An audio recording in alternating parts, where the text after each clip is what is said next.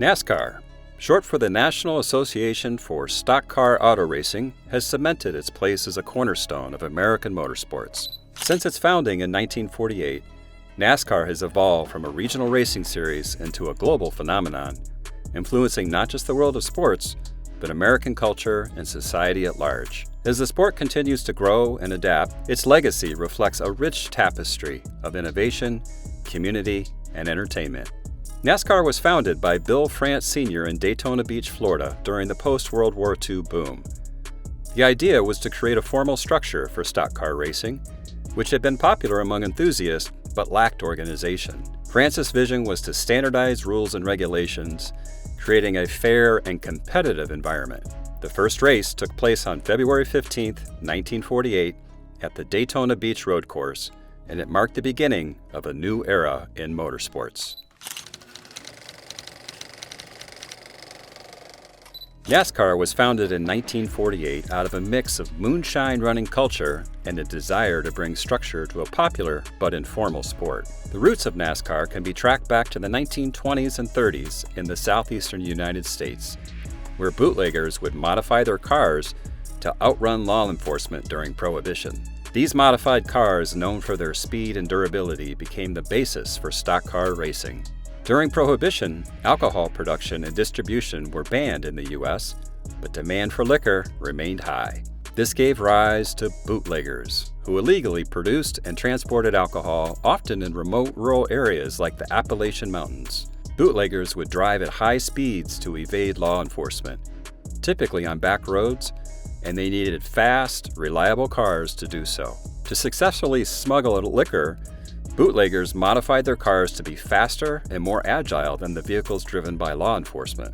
They would soup up the engines to increase horsepower, reinforce the suspension for handling the extra weight of the booze, and install hidden compartments to stash the moonshine. These modified cars, often ordinary looking on the outside but finely tuned for speed and handling, became legendary for their performance. Drivers, often young men, became highly skilled at high-speed, evasive driving, taking sharp turns, speeding through unpaved roads, and outwitting the police. Even after Prohibition ended in 1933, moonshining remained a lucrative business in the South, and bootleggers continued transporting illegal liquor, particularly in dry counties, where alcohol remained illegal or in counties where taxes made legal liquor expensive. During their downtime, many of these drivers started racing their cars for fun and bragging rights, often on makeshift dirt tracks and rural fields. This practice laid the groundwork for the birth of organized stock car racing. Stock car racing became increasingly popular, especially in the South in the 1940s. Races would be held on dirt tracks, and many of the participants were former or active bootleggers who already had the driving skills and fast cars. While many early NASCAR drivers like Junior Johnson had bootlegging backgrounds, others came from different walks of life, including mechanics, farmers, and war veterans. Johnson himself was a second-generation moonshiner who honed his driving skills while running moonshine in North Carolina. He went on to become one of the sport's most successful drivers and was later inducted into the NASCAR Hall of Fame. Bootleggers turned racing drivers brought more than just fast cars to the sport. They brought a unique driving style, mechanical expertise, and a culture of rugged individualism. These early drivers had spent years perfecting their cars and evading the law, which made them natural competitors on the track.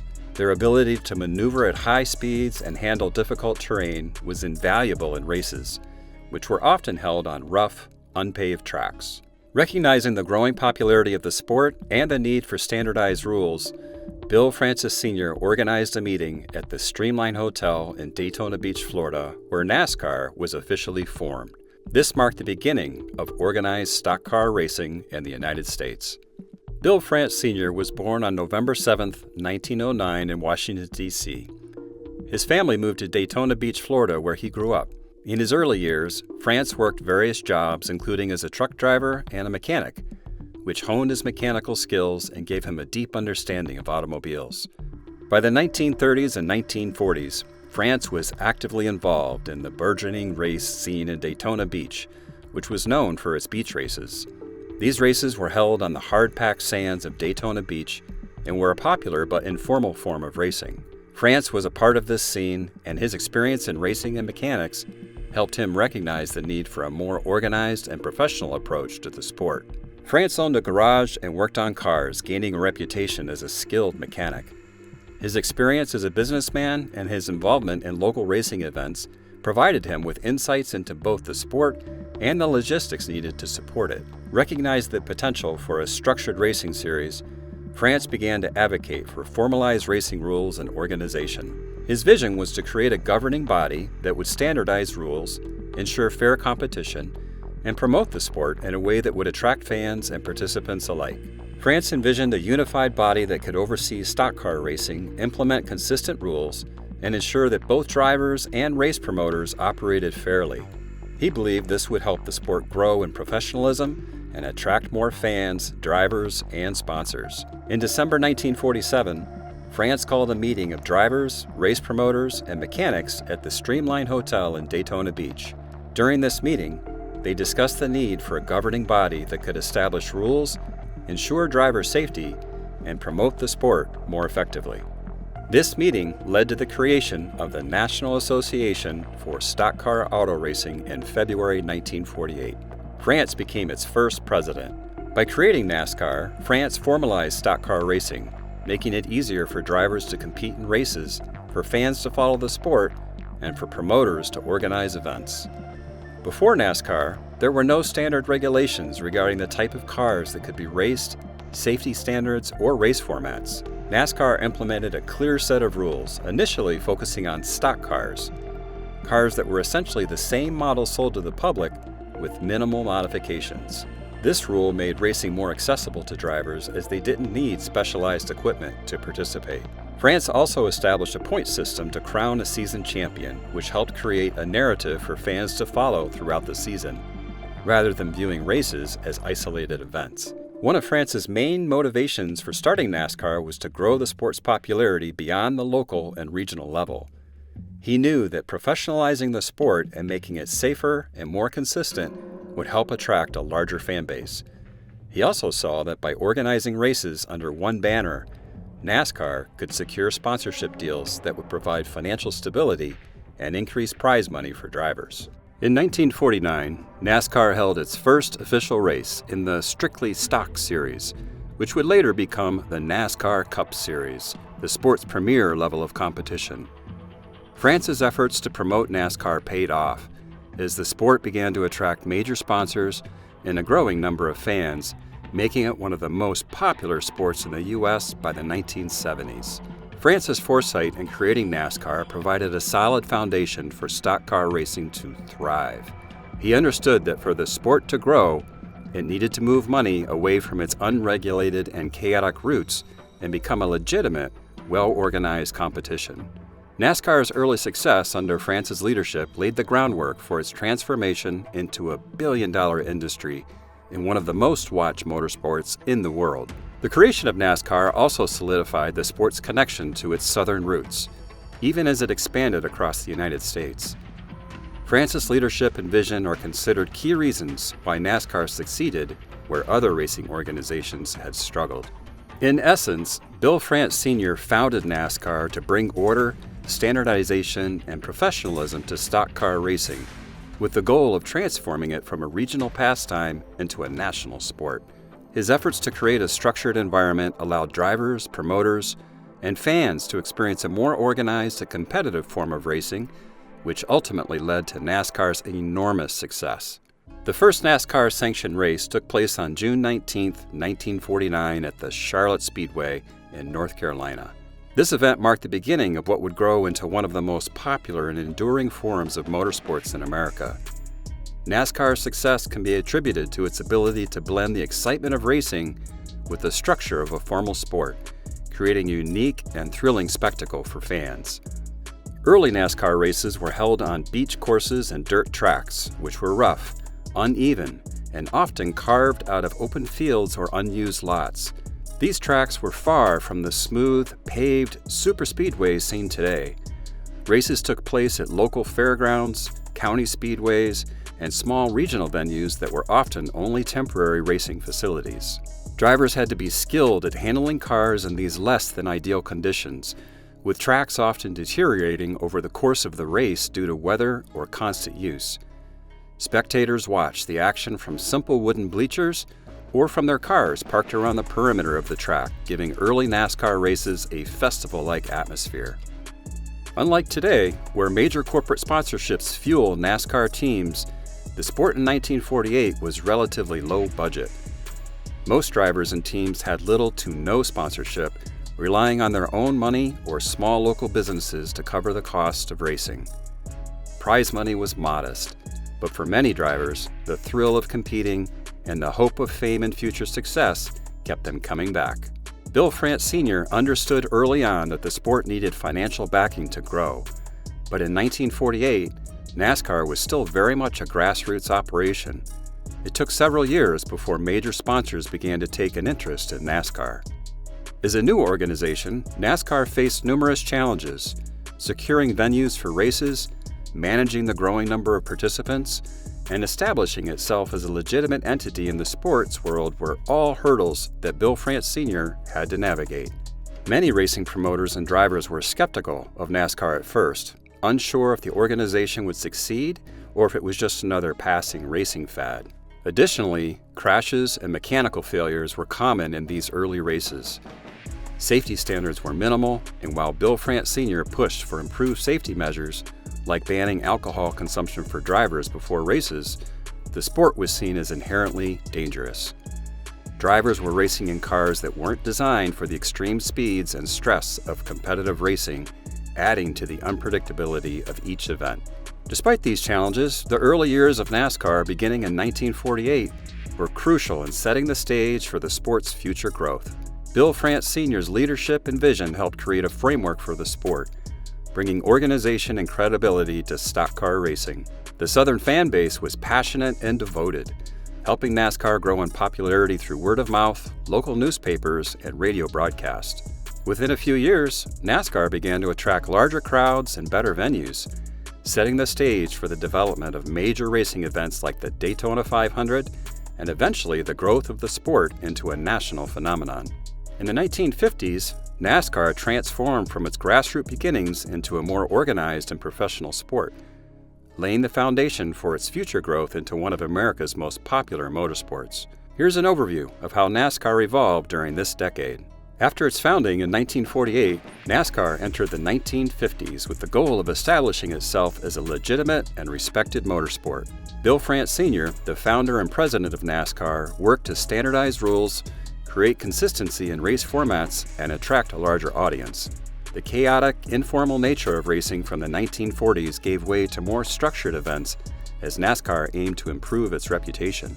France saw the potential for NASCAR to grow beyond its southern roots and sought to professionalize the sport, establishing a formal point system for determining champions, promoting safety measures, and enforcing technical regulations for cars. One of the major milestones of the 1950s was the introduction of the NASCAR Grand National Series, which began in 1950. This series was considered NASCAR's top level of competition and attracted some of the best drivers and teams in the sport. The inaugural Grand National race took place on February 5, 1950, at Daytona Beach Road Course, with Red Byron winning the first championship. This series solidified NASCAR's status as a serious motorsport, helping to attract larger crowds, sponsors, and media attention. During the early 1950s, the cars raced in NASCAR were still largely stock, meaning they were based on the same cars available to the public in showrooms. Drivers raced models from manufacturers like Ford, Chevrolet, Oldsmobile, Plymouth, and Hudson. These vehicles had limited modifications, making the sport accessible to a broader range of drivers who could buy and race relatively affordable cars. The Hudson Hornet was one of the most dominant cars of the early 1950s, thanks to its low center of gravity and excellent handling. The Hornet, driven by legends like Herb Thomas, was a major force in NASCAR from 1951 to 1954. Thomas himself became a two-time Grand National champion and helped solidify the idea that manufacturer support could greatly influence a driver's success. In the 1950s, NASCAR began expanding its schedule and moving races to larger, more permanent tracks. Early races were still held on dirt tracks, but as the sport grew, more paved speedways were introduced. The decade saw the construction of some iconic tracks that would play key roles in NASCAR's future. Opened in 1950 in South Carolina, Darlington was NASCAR's first superspeedway and represented a significant upgrade in racing infrastructure. The Southern 500 at Darlington quickly became one of the sport's premier events. Perhaps the most important development came in 1959 with the opening of Daytona International Speedway, designed and built by Bill France Sr. Daytona became the home of the Daytona 500, NASCAR's most prestigious race, and helped launch NASCAR into the national spotlight. Other notable tracks, like Charlotte Motor Speedway, were developed as the sport gained momentum. These new tracks offered higher speeds, better facilities, and a more professional racing environment than the smaller dirt tracks of the 1940s. NASCAR's growth in the 1950s also attracted the attention of manufacturers and sponsors. As the sport gained a more prominent place in American culture, car manufacturers began to recognize the marketing value of stock car racing. Brands like Ford, Chevrolet, and Hudson competed to have their cars featured in NASCAR, realizing that winning races could translate into consumer sales. Sponsorship deals became more common, though they were not yet at the level they would reach in later decades.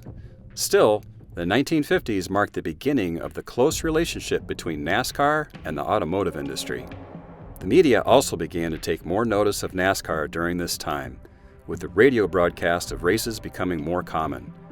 Local newspapers covered races, and by the end of the decade, television broadcasts started to introduce stock car racing to a wider audience, helping to grow the sport's fan base beyond the southeastern U.S. The 1950s saw the development of rivalries between drivers and teams that added drama to the races. These rivalries were often fierce, with drivers like Lee Petty, Herb Thomas, and Buck Baker battling for supremacy on the track. Fans loved these competitive clashes, and they helped create storylines that kept people invested in the sport. However, the decade was not without its controversies. The aggressive driving styles of some racers often led to on-track confrontations, crashes, and disputes. Additionally, NASCAR faced occasional criticism for inconsistent enforcement of its rules and concerns about safety, as crashes were common and cars had few safety features at the time.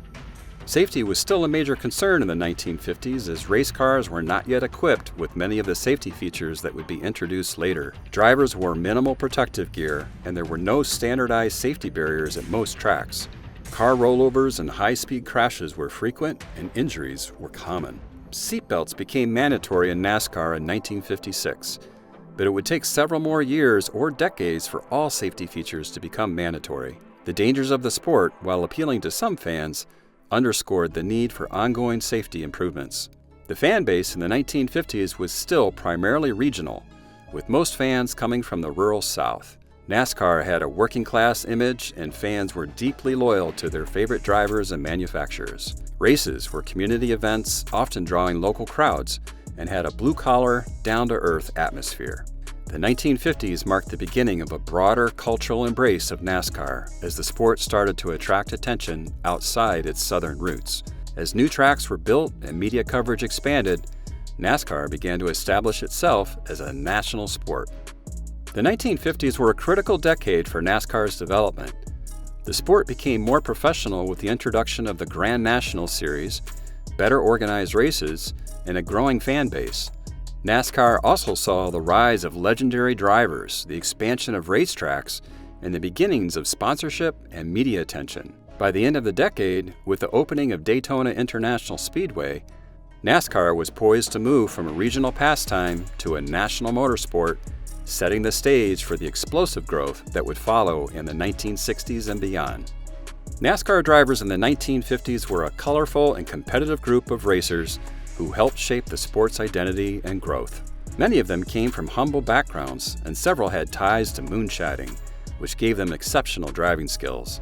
These drivers, along with their distinct personalities and intense rivalries, played a crucial role in NASCAR's rise to prominence during this decade. Here's a look at some of the most significant drivers of the 1950s and their contributions to the sport. Lee Petty was one of the most dominant and successful drivers of the 1950s, winning 3 Grand National Series championships in 1954, 1958, and 1959. He was also known for winning the first ever Daytona 500 in 1959. Petty was known for his smooth, calculated, and consistent driving style. He rarely took unnecessary risk and preferred to use strategies to outlast his competition. This approach earned him a reputation as one of NASCAR's smartest and most disciplined drivers. Lee Petty founded Petty Enterprises, one of the most successful teams in NASCAR history. He also passed on his racing legacy to his son, Richard Petty, who would go on to become one of NASCAR's greatest legends. But we'll come to that later. Herb Thomas was the first driver to win multiple NASCAR championships, securing titles in 1951 and 1953. He was one of the top drivers of the 1950s and won 48 races over his career, making him one of the winningest drivers of the era. Thomas was known for his aggressive but precise driving. He often raced the iconic Hudson Hornet, which was a dominant car in the early 1950s due to its low center of gravity and superior handling. Thomas helped establish the importance of manufacturer support in NASCAR, as his success with the Hudson Hornet demonstrated the power of a well-engineered stock car. His accomplishments cemented his place as one of the sport's early icons. Buck Baker became a major force in NASCAR in the mid to late 1950s, winning back-to-back Grand National Championships in 1956 and 1957. Over his career, he accumulated 46 wins and was known for his tenacity and toughness. Baker was a fierce competitor on the track and had a reputation for being aggressive. He wasn't afraid to push his car to the limit and often came out on top in close, hard-fought races. Buck Baker's career extended into the 1960s, and his competitive spirit made him a fan favorite. He is remembered for his gritty driving style and ability to win on both dirt and paved tracks. Although Junior Johnson only started racing in the 1950s, he quickly became one of the most exciting drivers to watch. He was known for his natural driving talent, honed from his days as a moonshiner in North Carolina, where he evaded law enforcement by driving fast and skillfully on back roads. Johnson was famous for his bold and aggressive driving style. He is credited with discovering the technique of drafting, where a car follows closely behind another to reduce air resistance, which later became a crucial tactic in NASCAR racing. Johnson's legacy extends beyond his driving career as he became a successful team owner and mentor to other drivers. He was inducted into the NASCAR Hall of Fame as one of the sport's pioneers. Tim Flock was one of NASCAR's top drivers during the 1950s, winning 2 Grand National Championships in 1952 and 1955. He won 39 races over his career and was known for his speed and versatility. Flock was known for his skill in handling various types of cars and track surfaces, making him a consistent threat on the NASCAR circuit. He was innovative and always looked for ways to gain an edge over his competition. Flock was part of a racing family that included his brothers Fonte and Bob Flock, both of whom also raced in NASCAR. His 1955 championship season was particularly memorable as he dominated the competition by winning 18 races that year. Fireball Roberts was one of the fastest and most charismatic drivers of the 1950s. Although he never won a championship, he earned 33 career wins and was known for his performance on superspeedways, including winning the Southern 500 in 1958. Roberts was known for his fearless driving style and incredible speed. He earned the nickname Fireball not from racing, but from his days as a baseball pitcher. However, his daring driving certainly fit the name. Fireball Roberts was one of NASCAR's first true superstars and helped popularize the sport beyond the Southeast. His tragic death in 1964 due to injuries from a crash contributed to increased safety measures in the sport. Another member of the Flock family, Fonte Flock, was a notable driver in the 1950s, winning 19 NASCAR races and finishing second in the 1951 Grand National standings. Fonte was known for his flamboyant style both on and off the track. He raced wearing Bermuda shorts in the early days, making him a unique figure in NASCAR's early years. Fonte was part of the first generation of NASCAR drivers who helped establish the sport's popularity. His achievements, along with those of his brother Tim, contributed to the Flock family's lasting legacy in the sport. Curtis Turner, often called the Babe Ruth of stock car racing, was one of the sport's most colorful and controversial figures. Though he never won a championship, he was an early pioneer of the sport and won 17 races during his career. Turner was known for his hard-charging, reckless style and for his ability to handle cars on dirt tracks. He was also a successful businessman, co-founding Charlotte Motor Speedway in 1960. Turner's larger-than-life personality and off-track exploits made him a fan favorite. He was instrumental in promoting NASCAR and stock car racing in its early years and helped build some of the sport's infrastructure. Joe Weatherly, known for his cheerful personality, began his NASCAR career in the 1950s. He didn't find his greatest success until the 1960s when he won back-to-back championships in 1962 and 1963. But he made a name for himself in the previous decade. Weatherly was known for his versatility and ability to race different types of vehicles, from stock cars to motorcycles. His adaptability on different tracks made him a consistent competitor. Weatherly's career was cut short by a fatal crash in 1964, but his contributions to NASCAR during the 1950s and early 1960s made him one of the sport's most beloved figures. One of the most important drivers to come to NASCAR in the sport's history was Wendell Scott. Wendell Scott was a groundbreaking figure in NASCAR, renowned for being the first African-American driver to compete in the sport at the highest level. His journey through NASCAR not only exemplifies talent and determination, but also represents a pivotal moment in the fight for racial equality in American motorsport. Wendell Scott was born on January 29, 1921 in Danville, Virginia. After serving in the United States Army during World War II, he returned home and became interested in racing, building and racing his own modified stock cars on local tracks in the late 1940s.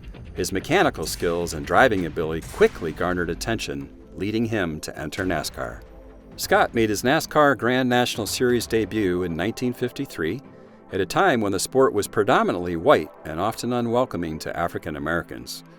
He faced significant obstacles, including racial discrimination and limited financial resources, but his talent as a driver allowed him to compete effectively against some of the best drivers of the era. He raced a variety of cars and often had to build and maintain his vehicles himself. Wendell Scott's most notable achievement came on December 1, 1963, when he won the Jacksonville 200 in Florida. This victory marked him as the first African-American driver to win a race in the NASCAR Grand National Series. However, the win was somewhat overshadowed by controversy. Scott was initially denied the recognition he deserved due to confusion over scoring and the prevailing racial attitudes of the time. Nevertheless, his triumph was a significant milestone in NASCAR history, symbolizing the breaking of racial barriers in a sport that had largely excluded black drivers. Throughout his racing career, which spanned from 1953 to 1973, Scott participated in over 500 races, earning respect as a skilled driver. He recorded numerous top 10 finishes, often competing against established names like Richard Petty, David Pearson, and Bobby Allison. Despite his talent, Scott often faced challenges such as limited sponsorship opportunities, making it difficult to compete at the highest levels consistently. Wendell Scott's impact on NASCAR extended beyond his on-track accomplishments. He became a symbol of perseverance and determination, paving the way for future generations of African American drivers in a sport that has historically lacked diversity. His story serves as an inspiration and a reminder of the importance of representation in motorsports. In recognition of his contributions, Scott was inducted into the NASCAR Hall of Fame in 2015 as part of the inaugural class, solidifying his legacy as a pioneer in the sport. NASCAR has also made efforts to honor his memory through various initiatives aimed at promoting diversity and inclusion.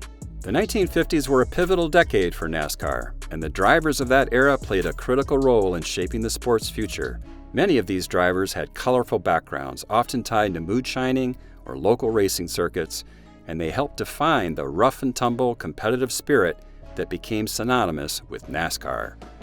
Drivers like Lee Petty, Herb Thomas, Buck Baker, and Junior Johnson not only became legends on the track, but also helped establish NASCAR as a professional motorsport.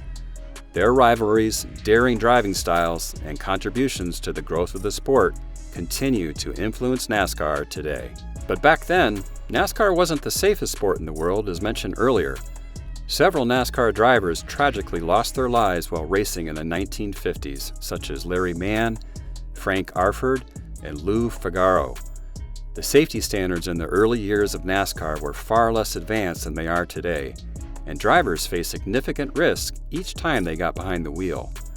The 1950s was an era when safety equipment, track conditions, and car construction were not as developed, leading to numerous fatal accidents. Safety measures were rudimentary, with cars lacking many of the features we take for granted today, such as roll cages, seat belts, fire-resistant suits, and other protective gear.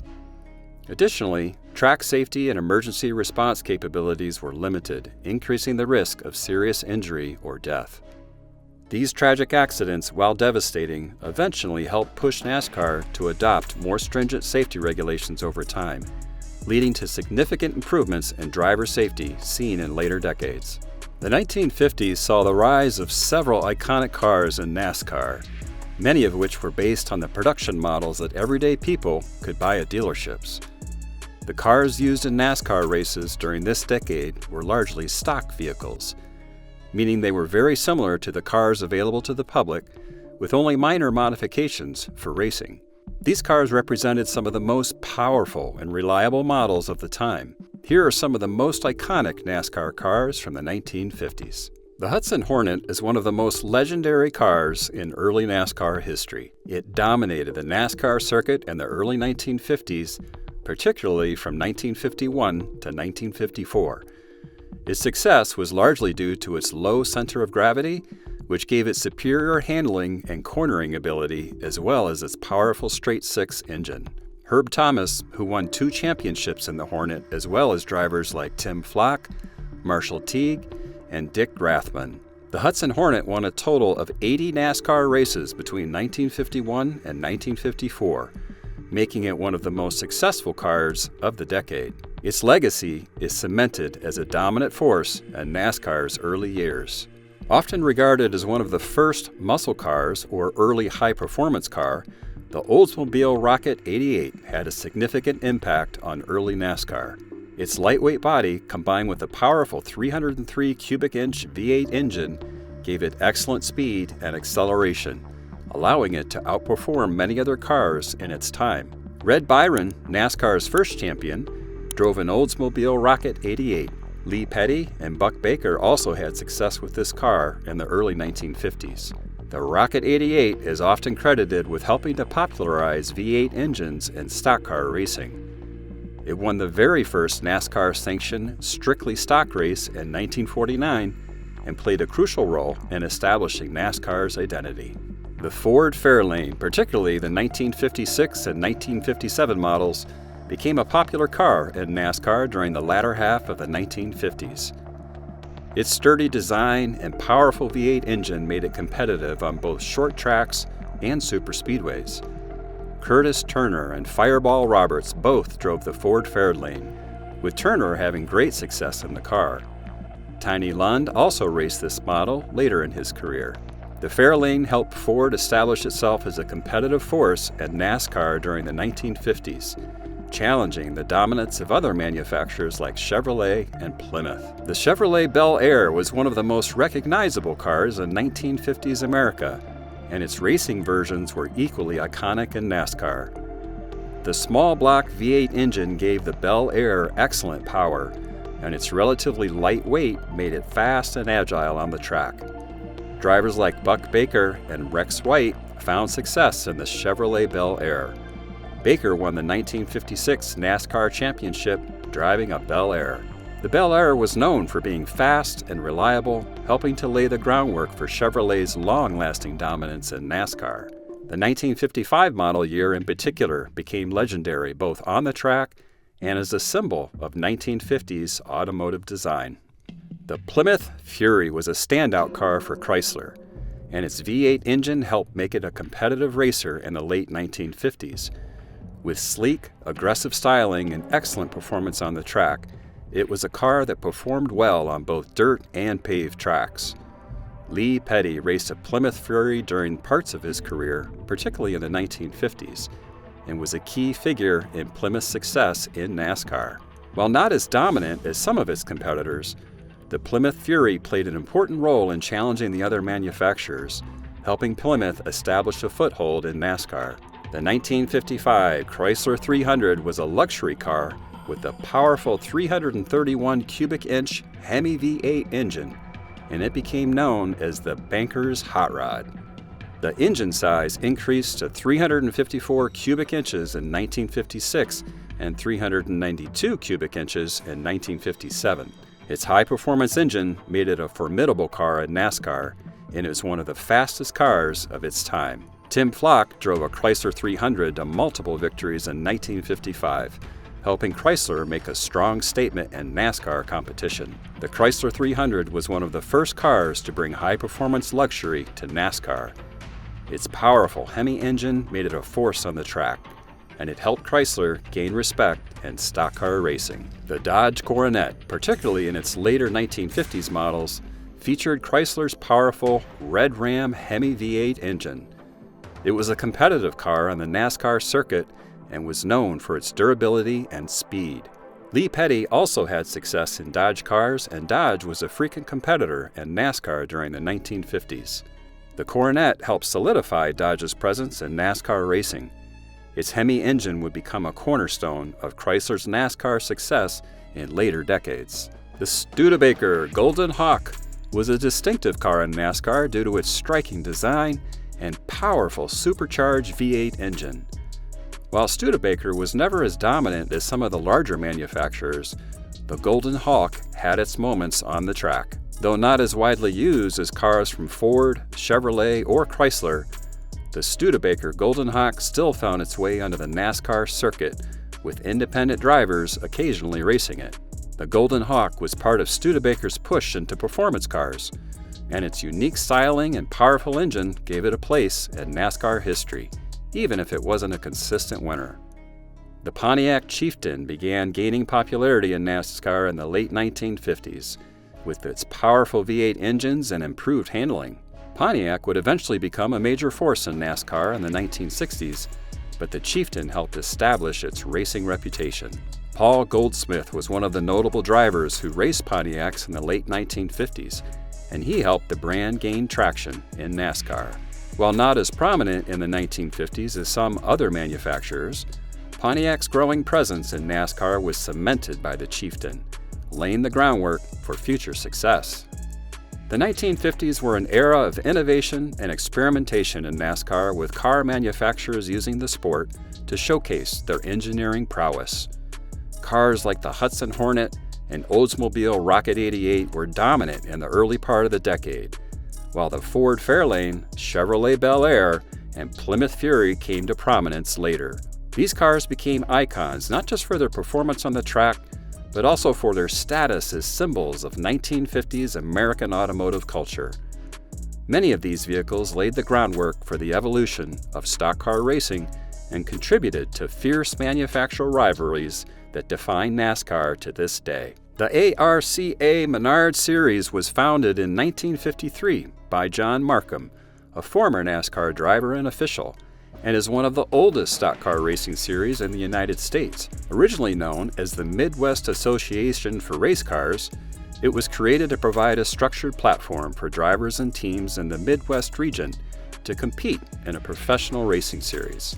Over time, MARC expanded and became the Automobile Racing Club of America, which allowed it to grow into a nationally recognized stock car series.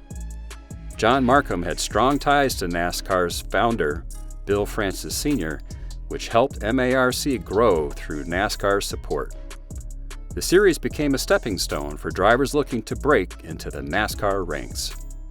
The series began with races primarily at small dirt tracks and paved short tracks across the Midwest, but it quickly expanded its reaches to larger venues.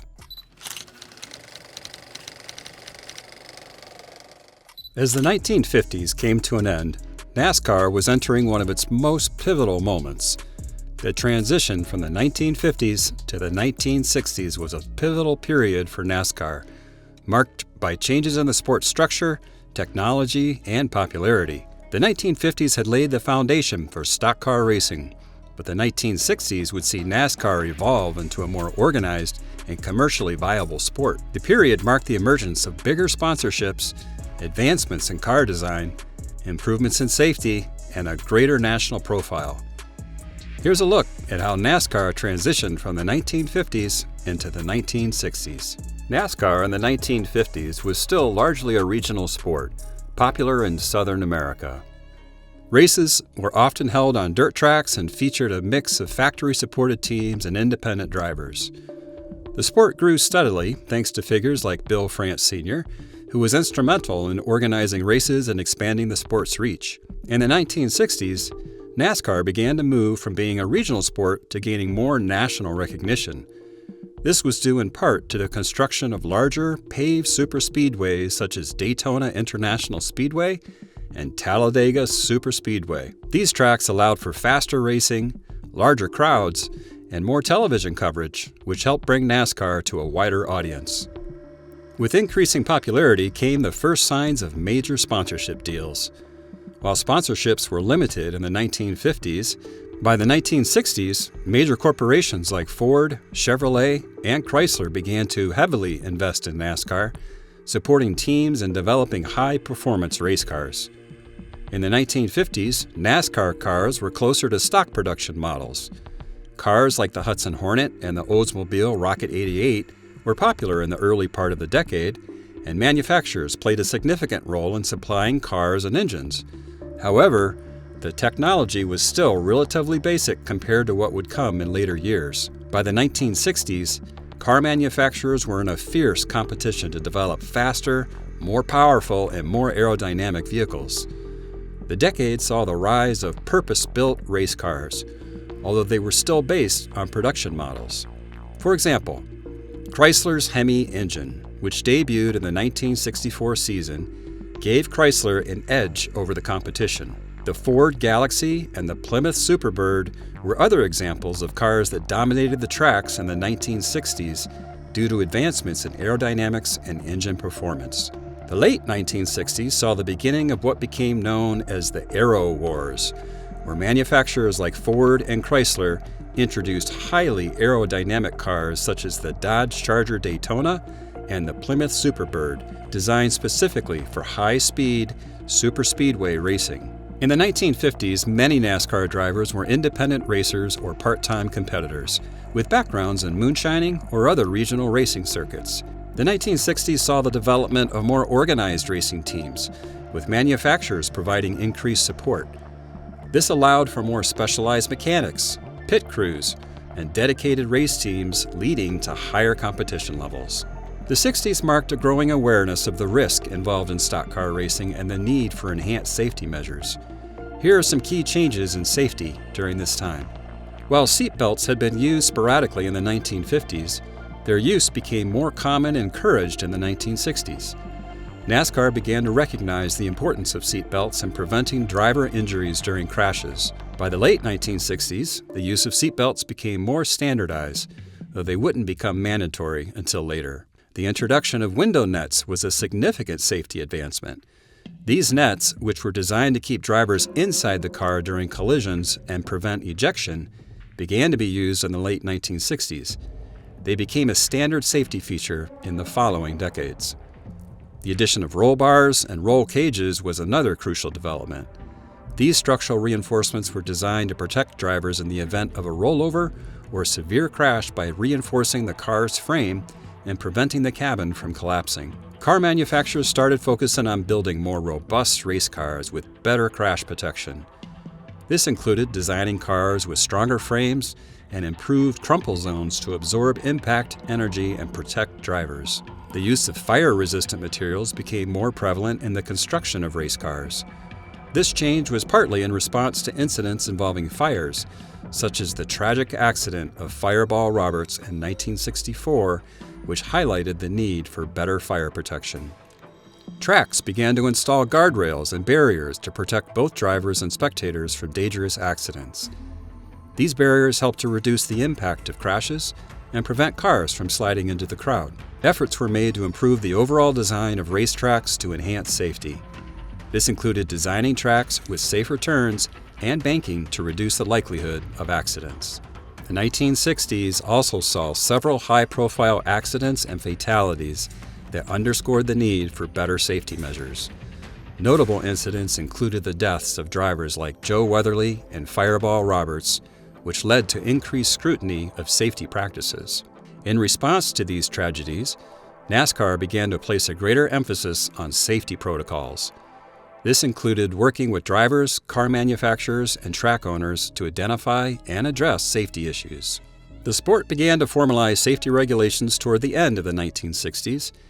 These regulations included guidelines for car safety features and track design, setting the stage for more comprehensive safety measures in the years to come. NASCAR started collaborating with engineers, car manufacturers, and safety experts to develop and implement new safety standards. This collaborative approach aimed to create a more systematic and effective framework for driver protection. The 1960s marked the beginning of ongoing evaluation and improvement of safety measures. NASCAR began to regularly assess safety practices and implement changes based on new insights and technological advancements. During the 1950s, NASCAR had limited television exposure. Races were primarily followed by dedicated fans in person or through radio broadcast, and media attention was mostly confined to local newspapers in the Southeast. By the 1960s, television began to play a larger role in broadcasting NASCAR races, particularly the Daytona 500, which helped increase national visibility. The 1960 Daytona 500 was the first race to be televised, though only on a delayed basis. The increased media exposure helped NASCAR grow from a regional sport into a national spectacle, attracting new fans from across the country. During the transition from the 1950s to the 1960s, NASCAR underwent significant changes in its rules and regulations to accommodate the sport's growth and to ensure fair competition and safety. These changes helped to standardize the sport and address emerging challenges as NASCAR expanded from regional to national prominence. Here's a detailed look at the major changes in NASCAR's rules and regulations during this period. During the late 1950s and early 1960s, NASCAR underwent a significant shift toward the standardization of car specifications. As the sport grew in popularity and technology advanced, the differences between the cars teams brought to the track became more pronounced. To ensure competitive fairness and address increasing safety concerns, NASCAR introduced more detailed and uniform car specifications. This period was critical in shaping the future of the sport, as NASCAR moved away from its origins of modified stock cars to more regulated, purpose-built machines. In the early years of NASCAR, the cars used in competition were largely modified versions of production vehicles, with few restrictions. Teams and drivers often raced cars that closely resembled those on dealership lots, a philosophy that was key to NASCAR's early appeal. However, as car manufacturers like Hudson, Ford, Chevrolet, and Chrysler began investing more in the sport, the technological disparity between cars grew. This led to significant performance gaps, with some teams having a clear advantage due to superior engineering or factory support. The differences in engine power, aerodynamics, and overall car design resulted in imbalanced competition, where certain teams consistently outpaced others. This created a need for NASCAR to step in and level the playing field by introducing more standardized car specifications. One of the first areas NASCAR sought to standardize was engine size and performance. During the 1950s, engines varied greatly in terms of displacement and horsepower, leading to wildly different speeds on the track. As speeds increased, so did the risk of accidents, prompting NASCAR to regulate engine sizes. NASCAR introduced limits on engine displacement in an effort to reduce the speed of cars and ensure competitive balance. By capping engines at around 430 cubic inches initially, NASCAR sought to prevent teams from developing engines that far exceeded the capabilities of production cars. These regulations forced teams to work within a specific framework, reducing the gap between factory-supported teams and independent teams. The engine restrictions also played a crucial role in keeping racing competitive and reducing the dangers associated with higher speeds. In addition to standardizing engines, NASCAR introduced regulations governing the bodies and chassis of cars. The goal was to create more uniformity in car designs to reduce aerodynamic advantages that some manufacturers had been exploiting. NASCAR mandated specific body dimensions for cars, including wheelbase length, overall weight, and height. These rules were designed to ensure that all cars had a similar aerodynamic profile, reducing the impact of manufacturer-specific designs that could give one team a substantial advantage over another. While NASCAR allowed teams to modify cars for racing, the governing bodies still required cars to maintain the general appearance of production models. This meant that teams had to work within the confines of stock body shapes, preventing the creation of highly specialized race cars that bore no resemblance to consumer vehicles. By regulating body dimensions and enforcing the stock look of cars, NASCAR ensured that races remained true to their origins as a contest of stock car performance. This also helped maintain fan interest, as spectators could still relate the cars on the track to the vehicles they drove. NASCAR introduced rules to regulate the weight and balance of cars during this period. Lighter cars with better weight distribution had a clear performance advantage, especially on the high-speed superspeedways like Daytona and Talladega. To prevent teams from stripping down cars too much in pursuit of speed, NASCAR set minimum weight requirements. This ensured that all cars had a baseline weight, reducing the likelihood that one team could dominate simply by creating a much lighter car. NASCAR also began enforcing rules around weight distribution, mandating that cars maintain a balanced setup to improve safety and prevent the kind of instability that led to crashes. Weight and balance regulations played a key role in keeping competition fair and reducing the risk of accidents due to unbalanced cars. These regulations were part of NASCAR's larger focus on creating safer, more predictable racing environments. As speeds increased in the late 1950s and early 1960s, so did the dangers of stock car racing. High-profile crashes and fatalities led NASCAR to focus not only on competitive fairness, but also on improving driver safety through standardized car specifications. NASCAR mandated the use of roll cages in all cars, a crucial safety feature designed to protect drivers in the event of a rollover or crash. These roll cages were built to specific standards to ensure they were strong enough to withstand impacts. As part of its growing focus on safety, NASCAR also began requiring drivers to use seatbelts and later, fire-resistant suits. The standardization of safety equipment was a critical step in improving driver survival rates during accidents. These safety regulations were groundbreaking at the time and set the stage for the comprehensive safety measures that would come later. By standardizing safety equipment and structural elements of cars, NASCAR reduced the risk associated with high-speed racing.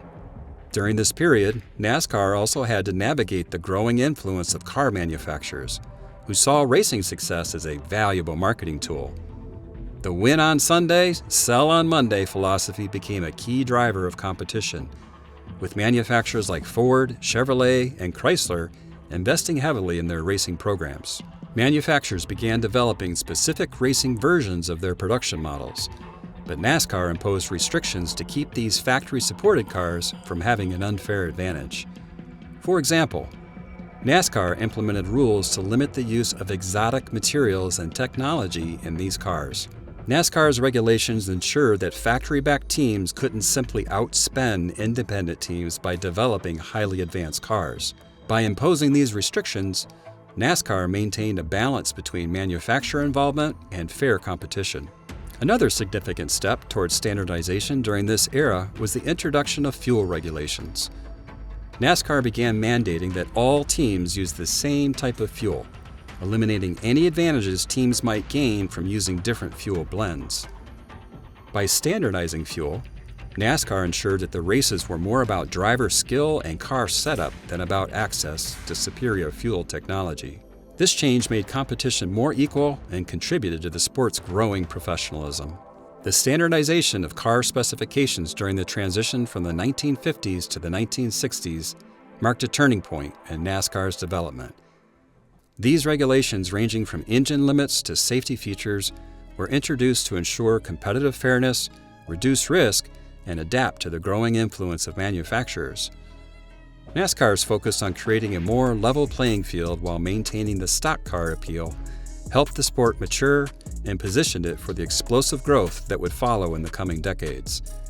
These foundational changes paved the way for the modern era of NASCAR, where safety, competition, and technology continue to evolve under carefully regulated standards.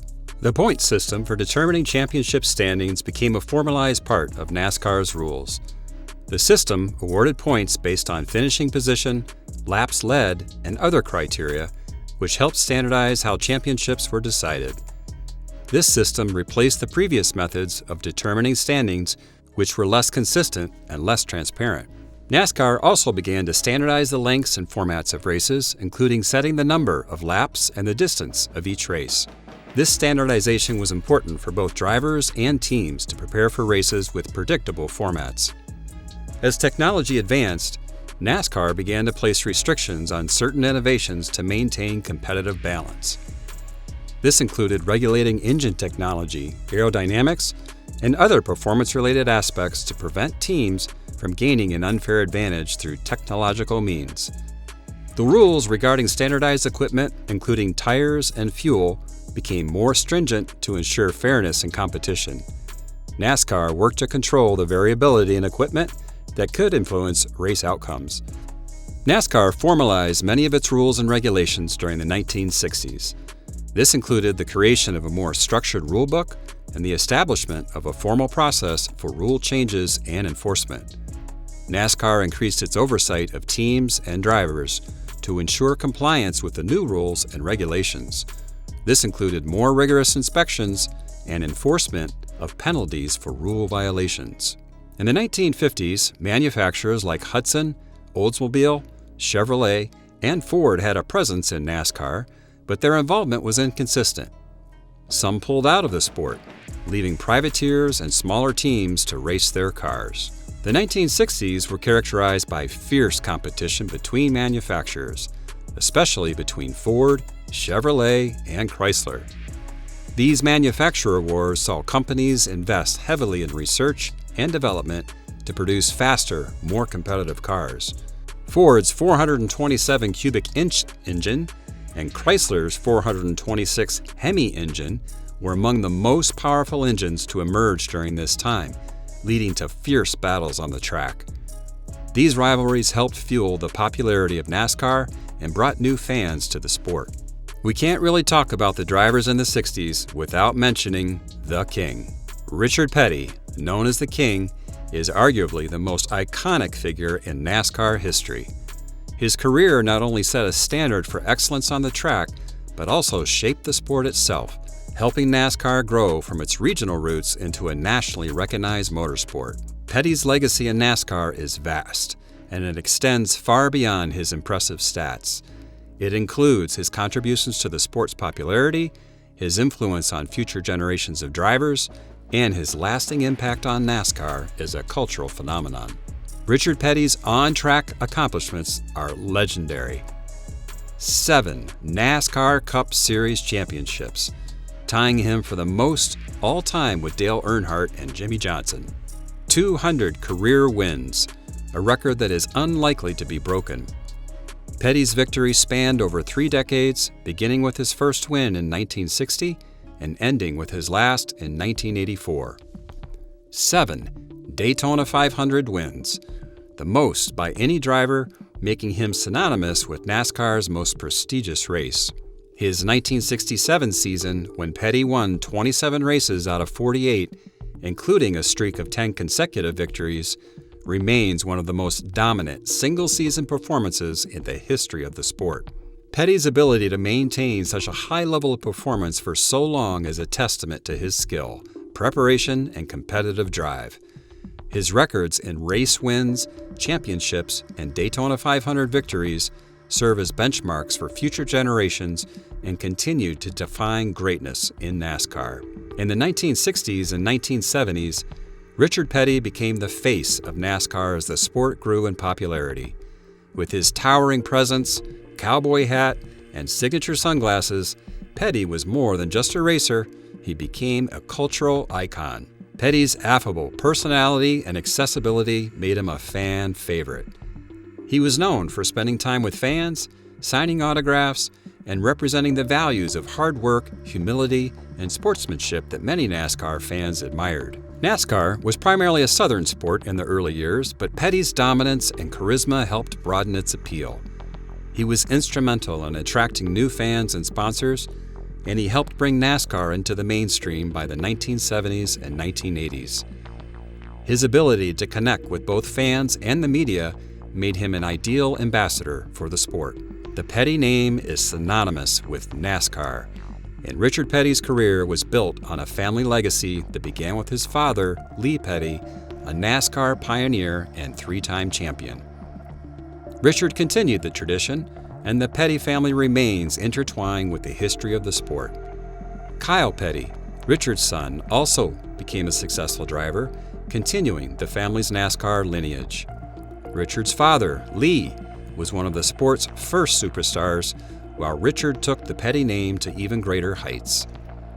The Petty family legacy remains alive through their work in NASCAR, from driver development to car ownership. Richard Petty Motorsports, founded after Richard's retirement, continued to compete in NASCAR, making Petty a lasting force in the sport even after his driving days were over. Richard Petty decided to sell Richard Petty Motorsports in 2021. Petty's contribution to NASCAR go beyond his success as a driver. Richard Petty was a member of the inaugural class of inductees into the NASCAR Hall of Fame in 2010, cementing his status as one of the sport's greatest figures. After his retirement, Petty transitioned to a successful role as a team owner. His leadership and experience helped develop future talent and ensured his ongoing influence on the sport. Petty was part of the generation that saw a rise in safety concerns with NASCAR. He was an advocate for improved safety measures, particularly after his serious crash at Darlington in 1970. This led to the introduction of innovations like window nets and more advanced seatbelt systems. Few athletes are as closely identified with their sport as Richard Petty is with NASCAR. His cowboy hat, aviator sunglasses, and blue and red number 43 car have become symbols of the sport. Petty has remained a visible figure in NASCAR events, and his influence continues to inspire new generations of fans and drivers alike. His name transcends NASCAR, and he is one of the few motorsports figures recognized across the world, representing the sport's tradition and evolution. Petty's legacy endures not only through his records, but through the way he helped NASCAR evolve. His contributions as a driver, team owner, and ambassador for the sport have had lasting impact on NASCAR's growth and popularity. Even in retirement, Petty continues to be a fixture in the sport, attending races, representing sponsors, and mentoring younger drivers. Richard Petty's legacy is one of dominance, leadership, and lasting influence. His unparalleled success on the track, combined with his contributions to NASCAR's rise as a national sport, ensures that he will forever be remembered as the king. To this day, Richard Petty remains a living symbol of NASCAR's heritage, embodying the spirit of stock car racing and the heart of the sport. His legacy is not just about victories, it's about the impact he's had on NASCAR and the way he helped shape the sport into what it is today. While Richard Petty often grabs the spotlight for his record-breaking achievements, many other drivers also left their mark on the sport during this era. Here's a look at some of the most important and notable drivers from the 1960s who helped shape the future of NASCAR. David Pearson, often referred to as the Silver Fox, was one of the most formidable drivers of the 1960s. Known for his calculated and patient approach to racing, Pearson mastered the art of strategic driving. He had an incredible ability to bide his time, often lying in wait until the perfect moment to make a move. His rivalry with Richard Petty became one of NASCAR's defining storylines, and the two battled for supremacy throughout the decade and into the 1970s. Pearson won his first NASCAR championship in 1966 and went on to claim 2 more titles by the end of the decade, in 1968 and 1969. Though quieter than some of his contemporaries, Pearson's talent and consistency earned him immense respect within the sport. Ned Jarrett, often called Gentleman Ned, due to his calm demeanor and clean driving style, was one of the most respected drivers of the 1960s. Jarrett was known for his consistency and sportsmanship, avoiding on-track altercations and treating his fellow drivers with respect. His approach to racing paid off with 2 NASCAR championships, the first in 1961 and the second in 1965. By the time he retired in 1966, he had amassed 50 career wins. Jarrett's mechanical knowledge and ability to extract the most from his cars contributed to his success, and his early retirement only added to his mystique as one of NASCAR's true gentlemen. Among the rising stars of the 1960s was Fred Lorenzen, often called the Golden Boy. Lorenzen became one of the first drivers to achieve widespread fame, thanks in part to his good looks and his aggressive, winning style on the track. Driving for Ford's factory team, Lorenzen was particularly successful on superspeedways and short tracks alike. His biggest achievement came in 1963 when he won 6 races and became the first NASCAR driver to earn more than $100,000 in a single season. Though he never won a championship, Lorenzen's impressive winning percentage and high-profile victories made him a household name in the racing world. Bobby Allison, who would go on to become one of NASCAR's most celebrated drivers, began making a name for himself in the late 1960s. As a member of the famed Alabama Gang, a group of drivers from Hueytown, Alabama, Allison quickly established himself as a tough, versatile competitor. Though his career would peak in the 1970s and 1980s, Allison's success in the latter part of the 1960s laid the groundwork for his future stardom. By the end of the decade, he had already started winning races and was seen as one of the sport's rising stars. While Richard Petty dominated much of the era, figures like David Pearson, Junior Johnson, Ned Jarrett, and Fred Lorenzen also left their mark on the sport, each contributing to NASCAR's growth in unique ways. Even drivers whose careers were tragically cut short, like Joe Weatherly and Fireball Roberts, are remembered for their passion, skill, and contributions to NASCAR's rise. As the sport expanded in popularity and professionalized during the 1960s, these drivers helped set the stage for the future of stock car racing in America. The transition of NASCAR from the 1960s to the 1970s was characterized by advancements in technology, increased media exposure, and a shift in the competitive landscape. The 1970s marked a significant shift towards aerodynamic design in NASCAR. The introduction of cars designed specifically with aerodynamics in mind, such as the Dodge Charger Daytona and the Ford Torino Talladega, changed the dynamics of racing. These vehicles featured sleek, streamlined shapes and prominent rear spoilers designed to reduce drag and increase downforce, leading to higher speeds and better stability on the track. Rear spoilers became a common feature in the 1970s. These spoilers helped to increase downforce, which improved traction and stability at high speeds. The use of rear spoilers was crucial in enabling cars to handle better on superspeedways like Daytona and Talladega. The 1970s saw a trend towards more powerful engines. Manufacturers focused on enhancing engine performance to achieve greater speed on the track. This included advancements in engine design, materials, and tuning to maximize horsepower and efficiency. Despite the push for increased power, NASCAR also implemented rules to limit engine displacement and other aspects to ensure a level playing field. The restrictions helped maintain competitive balance and prevent any single manufacturer from gaining a dominant technological advantage.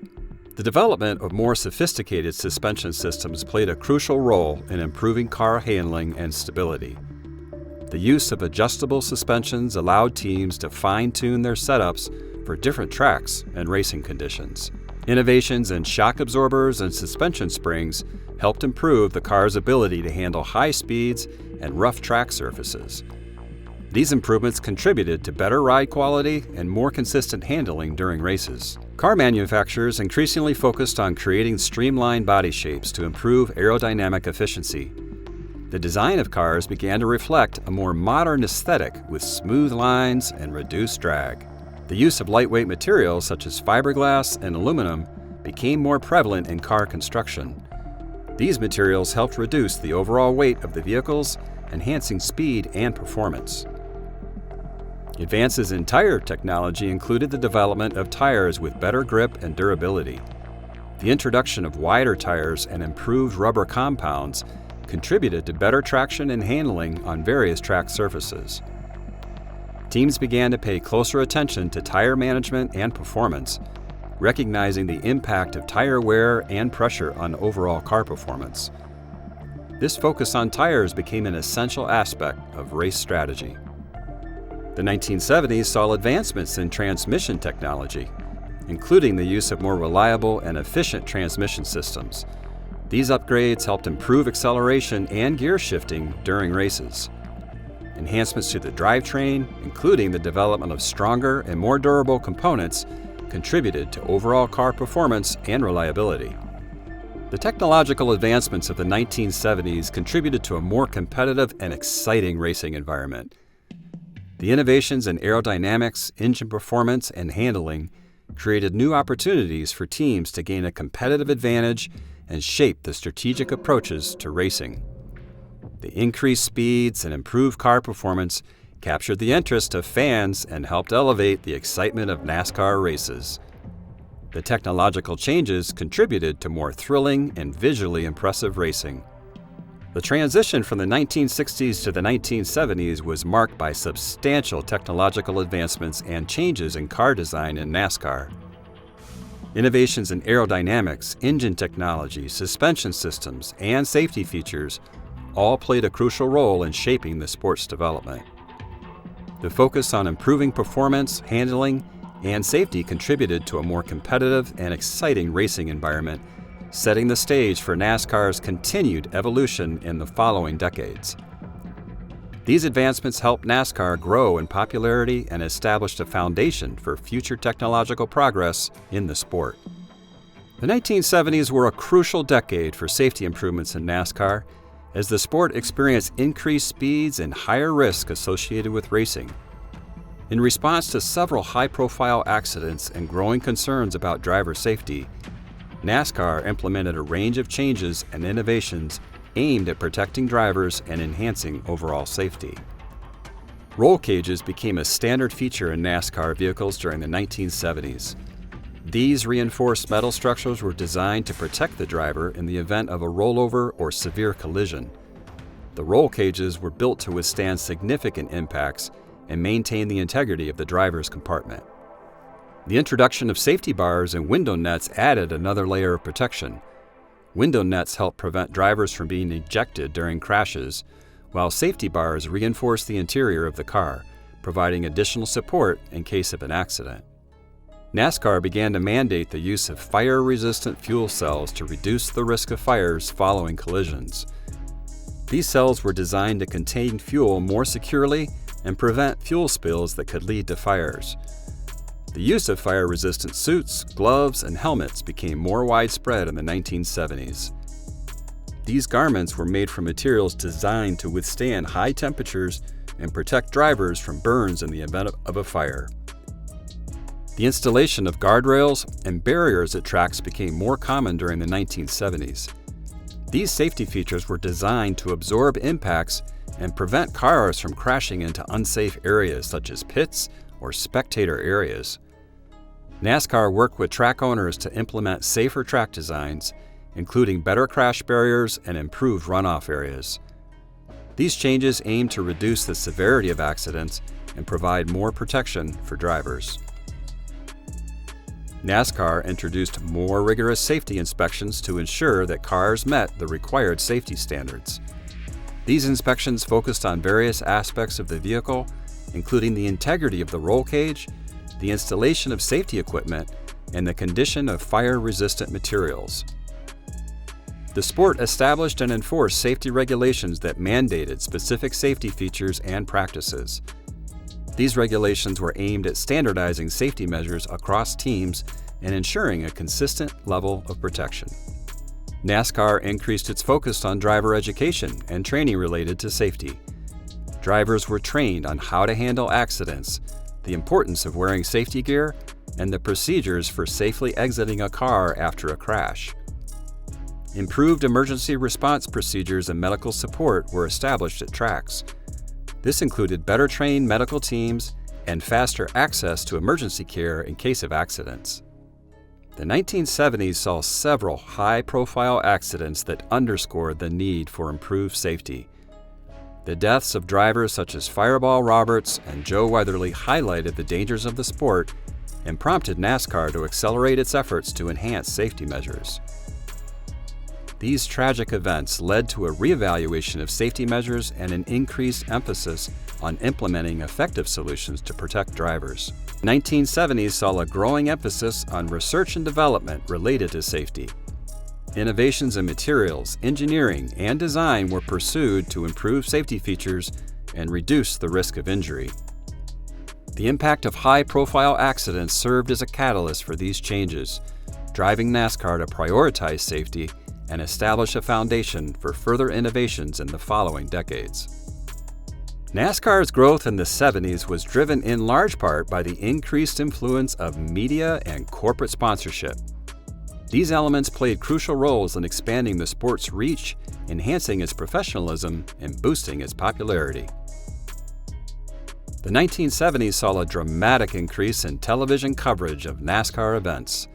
Networks like CBS and ABC began broadcasting races, which brought the sport into the living rooms of millions of viewers.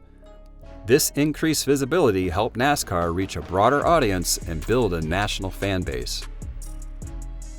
The introduction of live broadcasts and race highlights allowed fans to follow the action in real time and catch up on key moments. This enhanced engagement and provided a more immersive experience for viewers, contributing to the sport's growing popularity.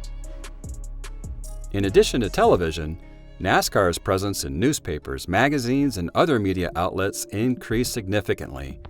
Coverage of races, driver profiles, and team stories helped to build interest and draw attention to the sport.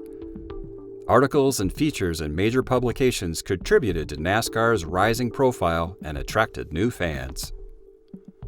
The 1970s marked the beginning of significant corporate sponsorship in NASCAR. Major companies began to invest heavily in the sport, providing financial support and contributing to its commercialization. Companies like STP, a major sponsor for Richard Petty, became closely associated with NASCAR and helped to shape its identity. Sponsorship deals often included branding on cars, uniforms, and promotional materials. This integration of brands into the NASCAR experience helped to enhance the visibility of sponsors and create a more professional image for the sport. The presence of corporate logos on cars and driver uniforms became a hallmark of NASCAR. Corporate sponsorship provided critical funding for teams, tracks, and the sport as a whole. This financial support allowed teams to invest in better equipment, improve car performance, and enhance their overall competitiveness. It also contributed to the development of new tracks and the expansion of the race schedule. The influx of media and sponsorship money contributed to the professionalization of NASCAR. This included improvements in race production, such as better camera coverage, more sophisticated broadcast technology, and enhanced graphics. These changes helped to create a more polished and engaging viewing experience. The growth of media coverage and sponsorship helped to increase fan engagement. With more access to races and information, fans developed a stronger connection to the sport and its personalities. This engagement was crucial in building a loyal fan base and driving the sport's growth. Corporate sponsors and media outlets launched promotional campaigns to boost interest in NASCAR. These campaigns included advertising, special events, and marketing initiatives that helped to attract new fans and increase awareness of the sport. Sponsorship deals also created new merchandising opportunities. Brands associated with NASCAR often produced branded merchandise, such as apparel and memorabilia, which became popular among fans. This helped to further embed NASCAR into popular culture and increase its commercial appeal. The financial support from sponsors facilitated the expansion of NASCAR's race schedule and the addition of new tracks. The increased revenue allowed for the construction and upgrading of tracks, which in turn provided more opportunities for races and attracted larger crowds. With more tracks and a broader race schedule, NASCAR was able to reach new regions and expand its geographic footprint. This helped to grow the sports fan base and increase its national presence. The media and sponsorship developments of the 1970s laid the groundwork for NASCAR's continued growth in the following decades. The increased visibility and commercial success set the stage for further expansion and professionalization of the sport. The rise of corporate sponsorship and media coverage helped to integrate NASCAR into American popular culture. The sport's growing presence in media and its association with major brands contributed to its status as a major American pastime. NASCAR in the 70s was driven by the significant impact of media and sponsorship. Increased television coverage, expanded media presence, and major corporate sponsorship deals played crucial roles in elevating the sport's profile, enhancing its professionalization, and expanding its fan base. The financial support and promotional efforts provided by sponsors, combined with the broader media exposure, helped to propel NASCAR into the national spotlight. The 1970s were a vibrant decade for NASCAR, marked by the emergence of several new stars who would go on to become legends in the sport. These drivers brought fresh talent and charisma to NASCAR, contributing to the sport's growth and shaping its competitive landscape. During the 70s, there were some stars who had been racing since the 50s and 60s, but there were also some who were new to the sport but became popular within no time. Cale Yarborough made a significant impact in the 1970s after transitioning from his earlier career in the NASCAR Grand National Series. Known for his aggressive driving style and competitive spirit, Yarborough quickly established himself as one of the top drivers of the decade. Yarborough's most notable achievements included winning the NASCAR Winston Cup Series Championship in 1976, 1977, and 1978, making him the first driver to win 3 consecutive championships. His success during this period cemented his reputation as one of NASCAR's greats. Yarborough was known for his fierce racing style and his ability to perform under pressure. His success in the 1970s helped elevate NASCAR's profile and set the stage for future stars. Darrell Waltrip began making waves in NASCAR during the 1970s with his dynamic driving and charismatic personality. Although he started his career in the late 1960s, it was the 1970s that marked his rise to prominence. Waltrip's notable wins in the 1970s included his first major victories and strong performances that showcased his talent and potential. His success during this period set the stage for his eventual dominance in the sport. Waltrip became known for his aggressive driving and strategic acumen. His presence in NASCAR helped to build the sport's excitement and competitive edge. Bobby Allison emerged as a top driver in the 1970s with a series of impressive performances and victories. His driving skills and consistency made him a formidable competitor on the track. Allison won several races during the 1970s and became a key figure in NASCAR. His notable achievements included his victory in the 1978 Daytona 500, one of the most prestigious races in NASCAR. Allison was known for his determination and skill, and his success in the 1970s solidified his place as one of NASCAR's prominent figures. His contributions helped to enhance the sport's competitiveness and appeal. Although Richard Petty was already an established star by the 1970s, his continued dominance during this decade further solidified his legendary status. Petty's success in the 1970s included multiple championships and race wins. Petty won the NASCAR Winston Cup Series championships in 71, 72, 74, 75, and 1979. His performance in the 1970s helped to maintain his position as one of the sport's greatest drivers. Richard Petty's success during the 1970s reinforced his reputation as the King of NASCAR.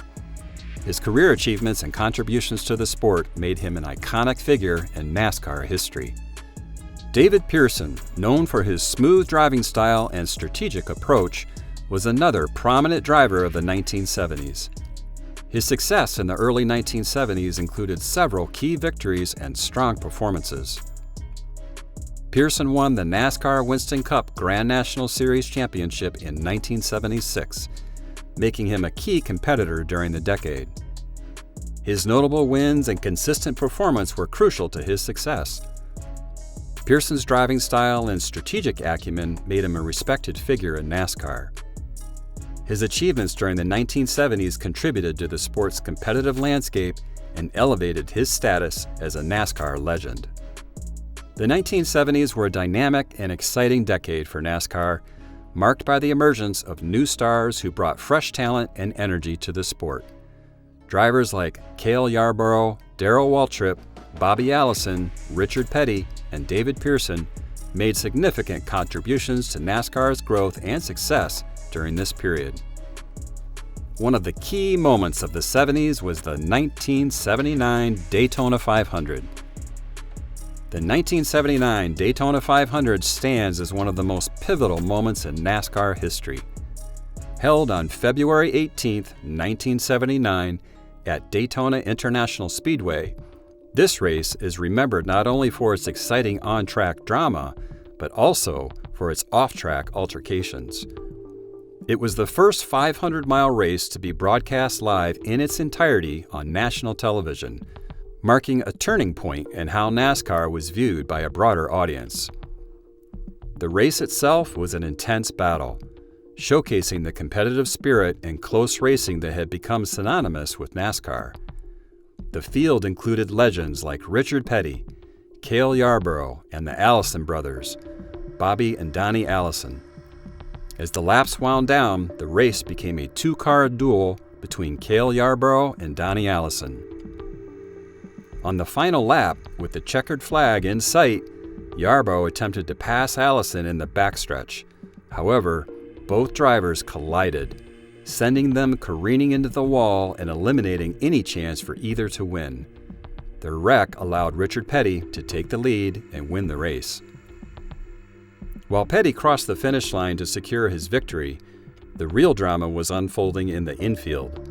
Following the crash, Cale Yarborough and Donnie Allison were furious with each other, and as the cars stopped, a fistfight broke out. Adding to the chaos, Bobby Allison, who was trying to assist his brother, got involved in the scuffle with Yarborough. The altercation, which took place in front of the packed grandstands and millions of television viewers, turned into one of the most iconic moments in motorsports history. The sight of drivers, helmets still on, swinging punches after a dramatic finish captivated audiences and became a defining moment for NASCAR. The 1979 Daytona 500 was the first time a major stock car race was broadcast live from start to finish on network television thanks to CBS Sports. Prior to this race, NASCAR had primarily been a regional sport with limited television exposure. CBS's decision to air the race in its entirety came at a time when a snowstorm across much of the eastern United States kept millions of people indoors, leading to a massive captive audience.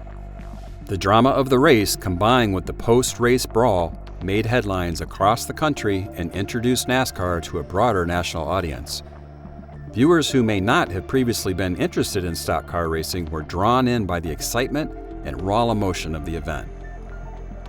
The 1979 Daytona 500 marked the beginning of NASCAR's rise to mainstream prominence in American sports.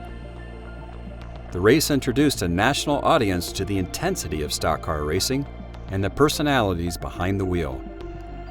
NASCAR's mix of high-speed action, unpredictability, and personal rivalries became a formula for success, helping it grow in popularity throughout the 1980s and 1990s. It also showcased the potential of live television for NASCAR, leading to more races being broadcast and greater media coverage. The race is often credited with helping to transform NASCAR from a largely regional sport into a national phenomenon.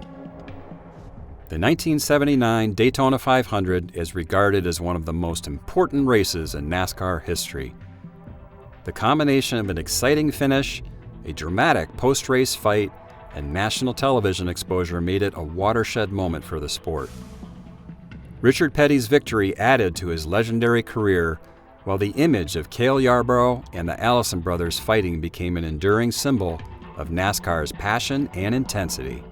The success of the broadcast helped solidify NASCAR's relationship with television, leading to increased exposure and helping to grow the sport's fan base. Today, the 1979 Daytona 500 is remembered not just as a thrilling race, but as a moment when NASCAR truly arrived on the national stage.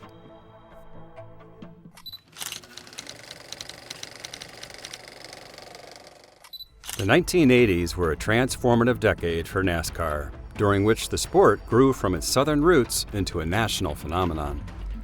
Key developments in technology, safety, media coverage, and the rise of new drivers and rivalries made the 1980s one of the most defining eras for stock car racing.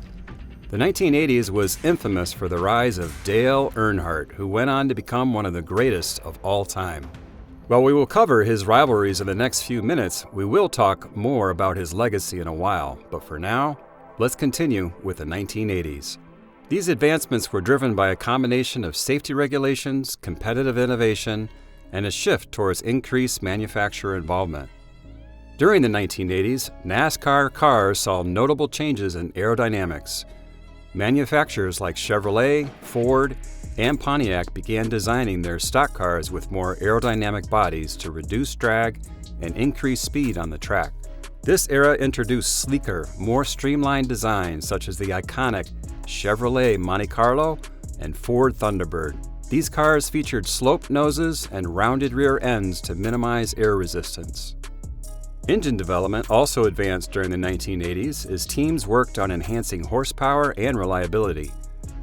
NASCAR's 358 cubic inch V8 engine configuration became the standard during this time, offering more consistent power across various teams.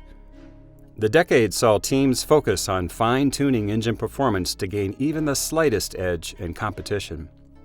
Engine builders experimented with carburetors and airflow management to maximize output while balancing fuel efficiency during long races. Despite a push for speed, teams had to comply with NASCAR's strict regulations to maintain parity among competitors.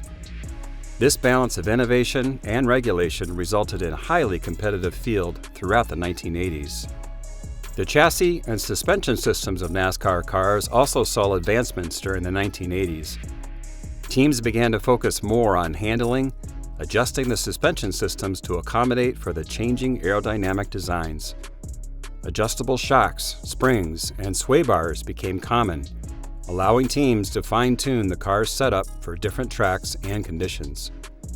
Teams also learned how to better balance the weight of the car, shifting weight distribution to improve cornering and stability, which was crucial for the tighter tracks of the NASCAR circuit. In the 1980s, NASCAR's competitive landscape was heavily influenced by the involvement of several key American automakers. The big three manufacturers, Chevrolet, Ford, and Pontiac, were the dominant forces on the track, each vying for supremacy. Their investments in the sport were rooted in the belief that success in NASCAR would translate to consumer demand, encapsulated in the win on Sunday, sell on Monday mentality. Chevrolet was a powerhouse in NASCAR during the 1980s, primarily fielding the Chevrolet Monte Carlo, a car that became synonymous with the brand's success. The Monte Carlo's distinctive aerodynamic shape, particularly in the SS version, gave it a significant advantage on NASCAR's superspeedways. The car's sloped rear window and sleek design helped reduce drag, allowing for higher speeds and better stability, especially at high-speed tracks like Daytona and Talladega. Chevrolet's prominence in the decade was highlighted by the success of drivers like Dale Earnhardt, who won his first NASCAR Winston Cup Series championship in 1980 driving a Chevrolet.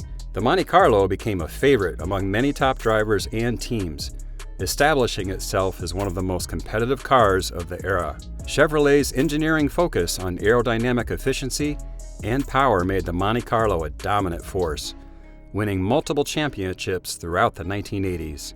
Ford, another key player in NASCAR during the 1980s, was fiercely competitive with its Ford Thunderbird. The Thunderbird underwent several redesigns during the decade, most notably in 1983, when it adopted a more aerodynamic shape, which allowed it to compete directly with Chevrolet's Monte Carlo.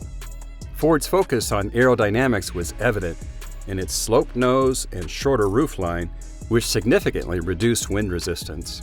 One of the defining moments for Ford in the 1980s came in 1985, when Bill Elliott, driving a Ford Thunderbird for Melling Racing, won the Winston Million, a $1 million bonus for winning 3 of the sport's 4 major races in a single season. Elliott, nicknamed Awesome Bill from Dawsonville, became a NASCAR legend in the 1980s, setting speed records and winning the 1988 NASCAR Winston Cup Series championship in his Thunderbird.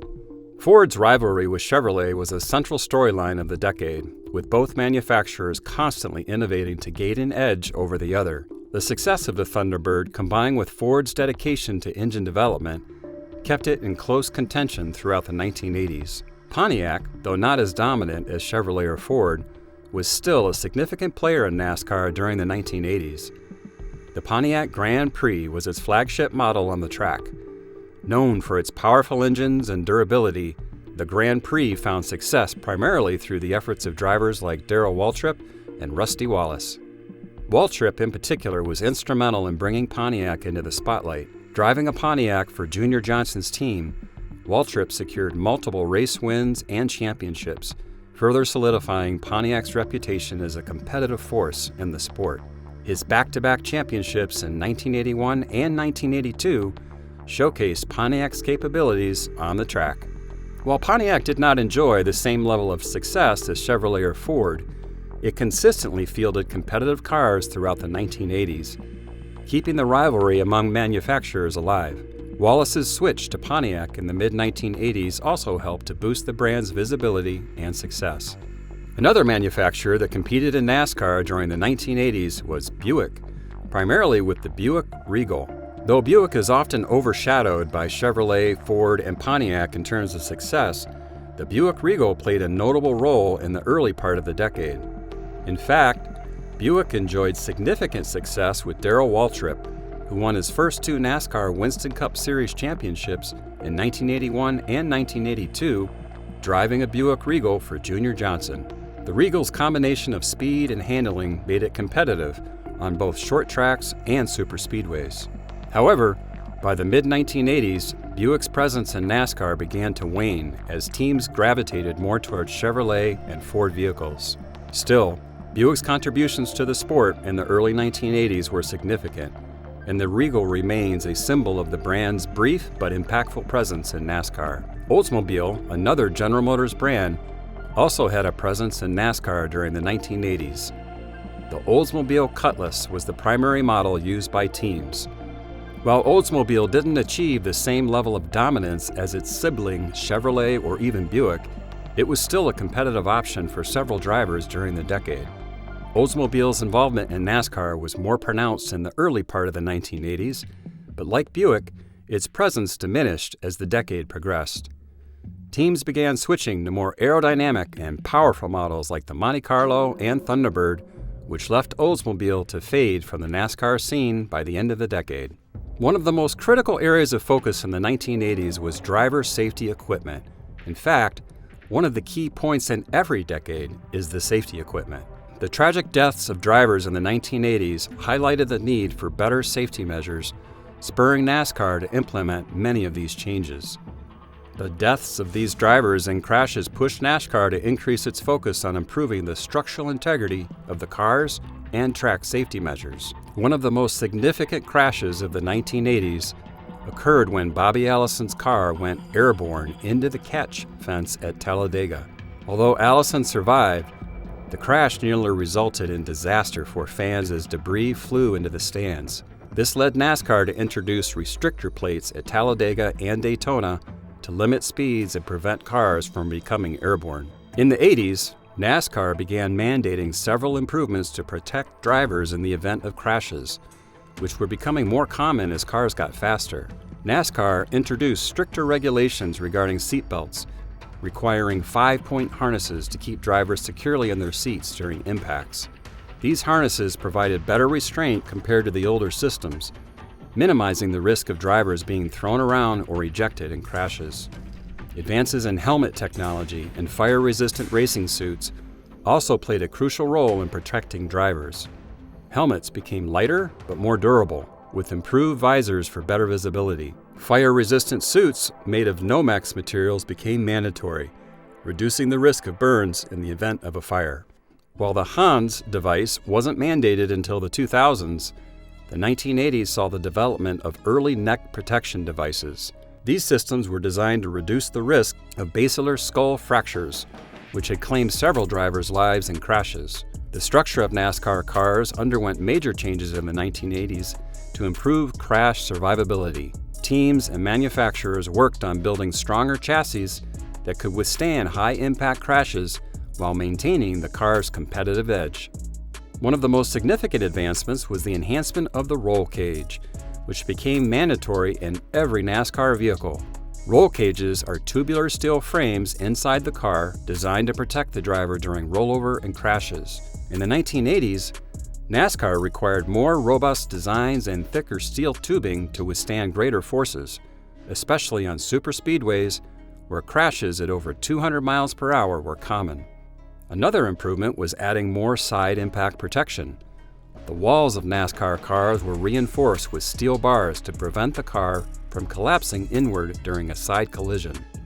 This was particularly important given the close, aggressive racing style of NASCAR, where side-to-side contact often led to wrecks. Window nets became a standard safety feature in NASCAR during the 1980s. These nets, placed over the driver's side window, prevented drivers' arms from being thrown out of the car in the event of a crash and also provided an extra layer of protection from debris. NASCAR made window nets mandatory after Richard Petty's violent crash at the 1970 Rebel 400, and by the 1980s, their design had been refined to ensure they could be deployed and released quickly. Fuel-related fires were a major concern in the early years of NASCAR, and the 1980s saw important improvements in this area. One of the most crucial safety upgrades was the development and mandatory use of safer fuel cells. Traditional fuel tanks were replaced by rubber bladder fuel cells, which were encased in a steel or aluminum shell to prevent fuel from leaking in the event of a crash. These fuel cells significantly reduced the risk of fire, a major hazard in high-speed crashes. Along with safer fuel cells, NASCAR cars in the 1980s were equipped with better fire suppression systems.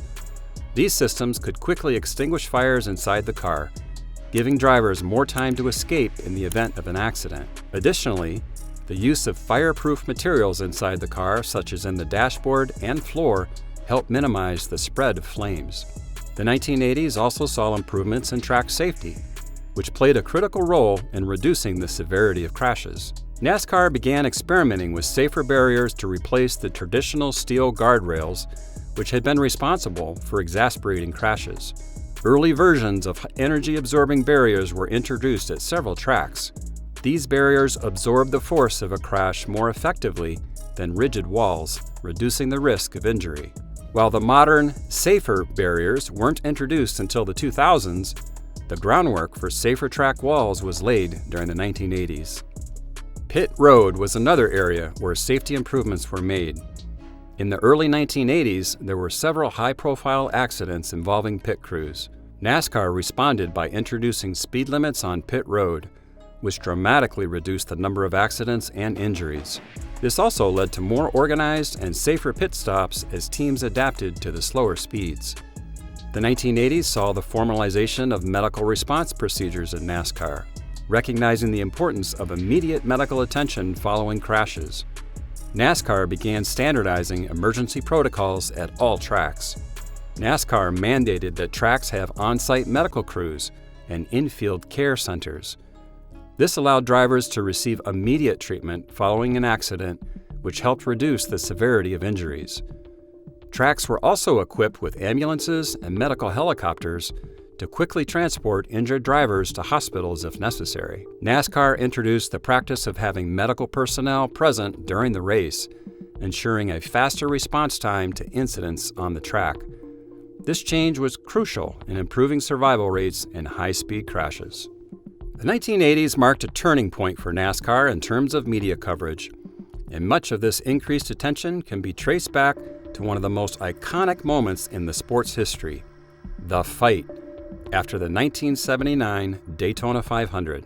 This single event not only drew millions of viewers, but also opened the door for NASCAR to become a mainstream sport, paving the way for unprecedented growth in media coverage throughout the 1980s.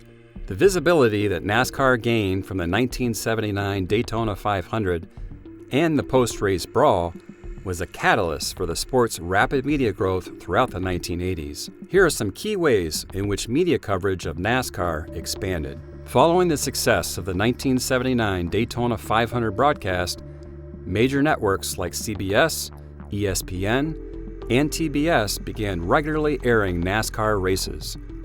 The live broadcast of races was a game changer for the sport, helping it reach a much wider audience. For the first time, NASCAR races were being shown nationwide, allowing fans from all regions to follow their favorite drivers throughout the entire season.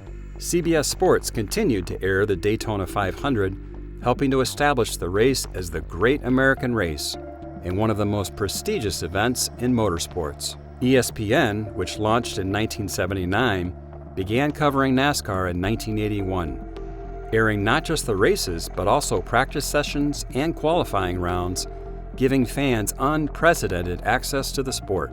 By the mid-1980s, NASCAR had become a staple of sports television, with networks regularly broadcasting races and providing race recaps and driver interviews on highlight shows. The emergence of cable television in the 1980s played a huge role in increasing NASCAR's visibility. TBS was one of the first cable networks to broadcast NASCAR races regularly. TBS's coverage of events like the Coca-Cola 600 and the Atlanta 500 allowed NASCAR to reach millions of viewers beyond the traditional Southern fan base, helping to grow its audience in other regions, particularly the Midwest and the Northeast. Cable television's ability to air more races meant fans could watch NASCAR almost year-round.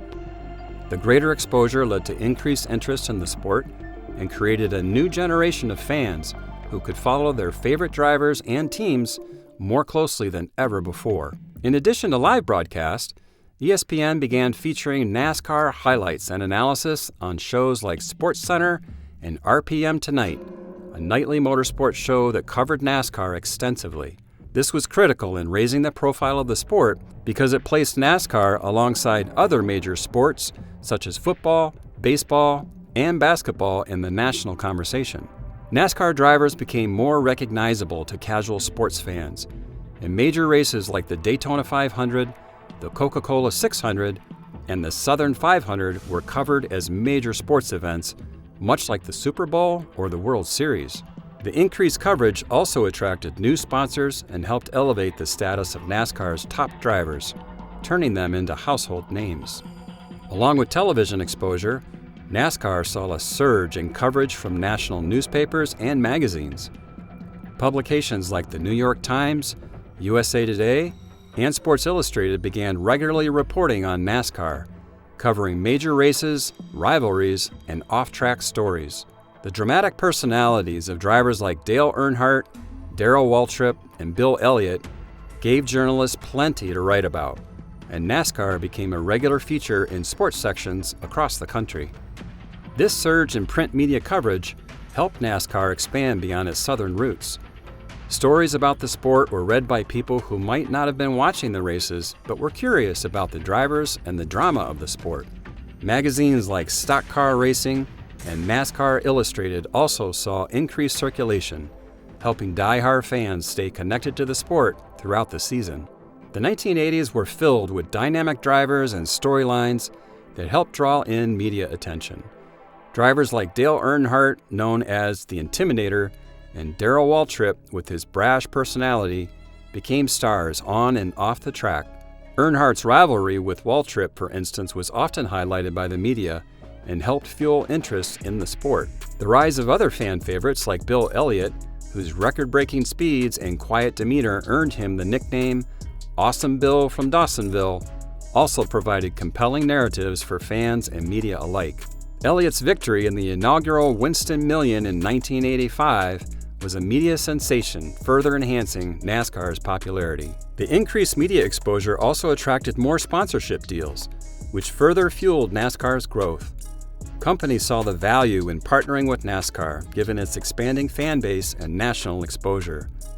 Iconic sponsors like Winston, STP, Goodwrench, and Budweiser became synonymous with the sport during this era.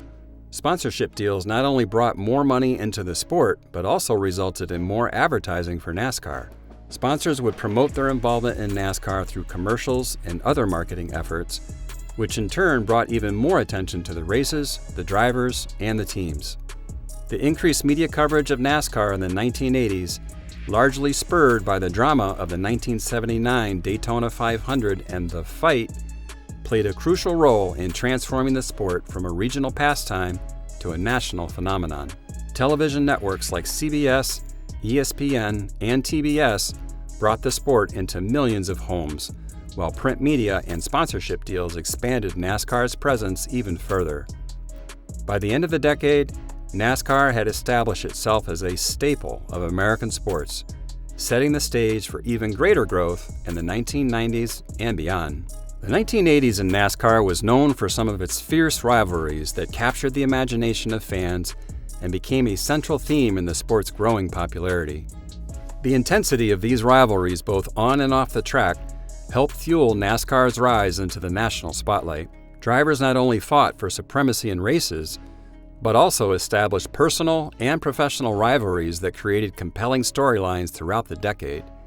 Here's a look at some of the most significant rivalries that shaped NASCAR in the 1980s. Perhaps the most famous rivalry of the 1980s was the intense and often hostile competition between Dale Earnhardt and Darrell Waltrip. Their contrasting personalities and driving styles created a perfect storm for one of the most talked about feuds in NASCAR history. Dale Earnhardt, known as the Intimidator, was aggressive, fearless, and willing to push his car and his competitors to the absolute limit. Earnhardt's driving style was hard-nosed, often bordering on reckless, as he used intimidation and contact to get ahead on the track. He made his presence felt immediately upon entering the NASCAR Winston Cup Series and quickly became a force to be reckoned with. Darrell Waltrip, on the other hand, was brash, outspoken, and strategic. He embraced his role as a polarizing figure, often taunting other drivers in interviews and playing mind games. Waltrip, who was already established as the top driver by the early 1980s, had a more calculated approach on the track, relying on his experience and skill to outwit competitors. Their rivalry reached its peak in the mid-1980s, with Earnhardt often bumping or spinning Waltrip out of the way to win races, which infuriated Waltrip and his team. In turn, Waltrip didn't shy away from retaliating, leading to numerous on-track incidents. The animosity was on full display during races, with heated exchanges in the media that only stoked the flames of their rivalry. The feud also highlighted the stark contrast in their fan bases.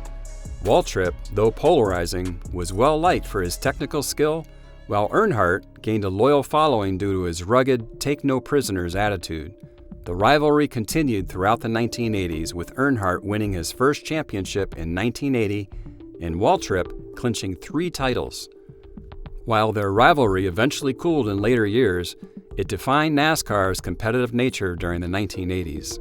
Another key rivalry that took shape in the 1980s was between Bill Elliott and Dale Earnhardt, though it was rooted more in contrasting styles and fan bases than personal animosity. Their rivalry represented a clash between Earnhardt's aggressive, blue-collar approach and Elliott's calm, reserved persona. Bill Elliott, known as Awesome Bill from Dawsonville, was a fan favorite for his down-to-earth personality and incredible driving skills. He dominated NASCAR superspeedways, setting speed records and earning a reputation for his smooth, calculated driving. Elliott's success reached a pinnacle in 1985 when he won the inaugural Winston Million, claiming 3 out of 4 crown jewel races and becoming the first driver to earn the $1 million bonus. Dale Earnhardt, on the other hand, was aggressive and relentless, often using physical contact to move competitors out of his way. Earnhardt's style stood in stark contrast to Elliott's measured approach, and fans loved the drama that ensued whenever the two faced off. Their rivalry came to a head during the 1987 NASCAR Winston Cup Series.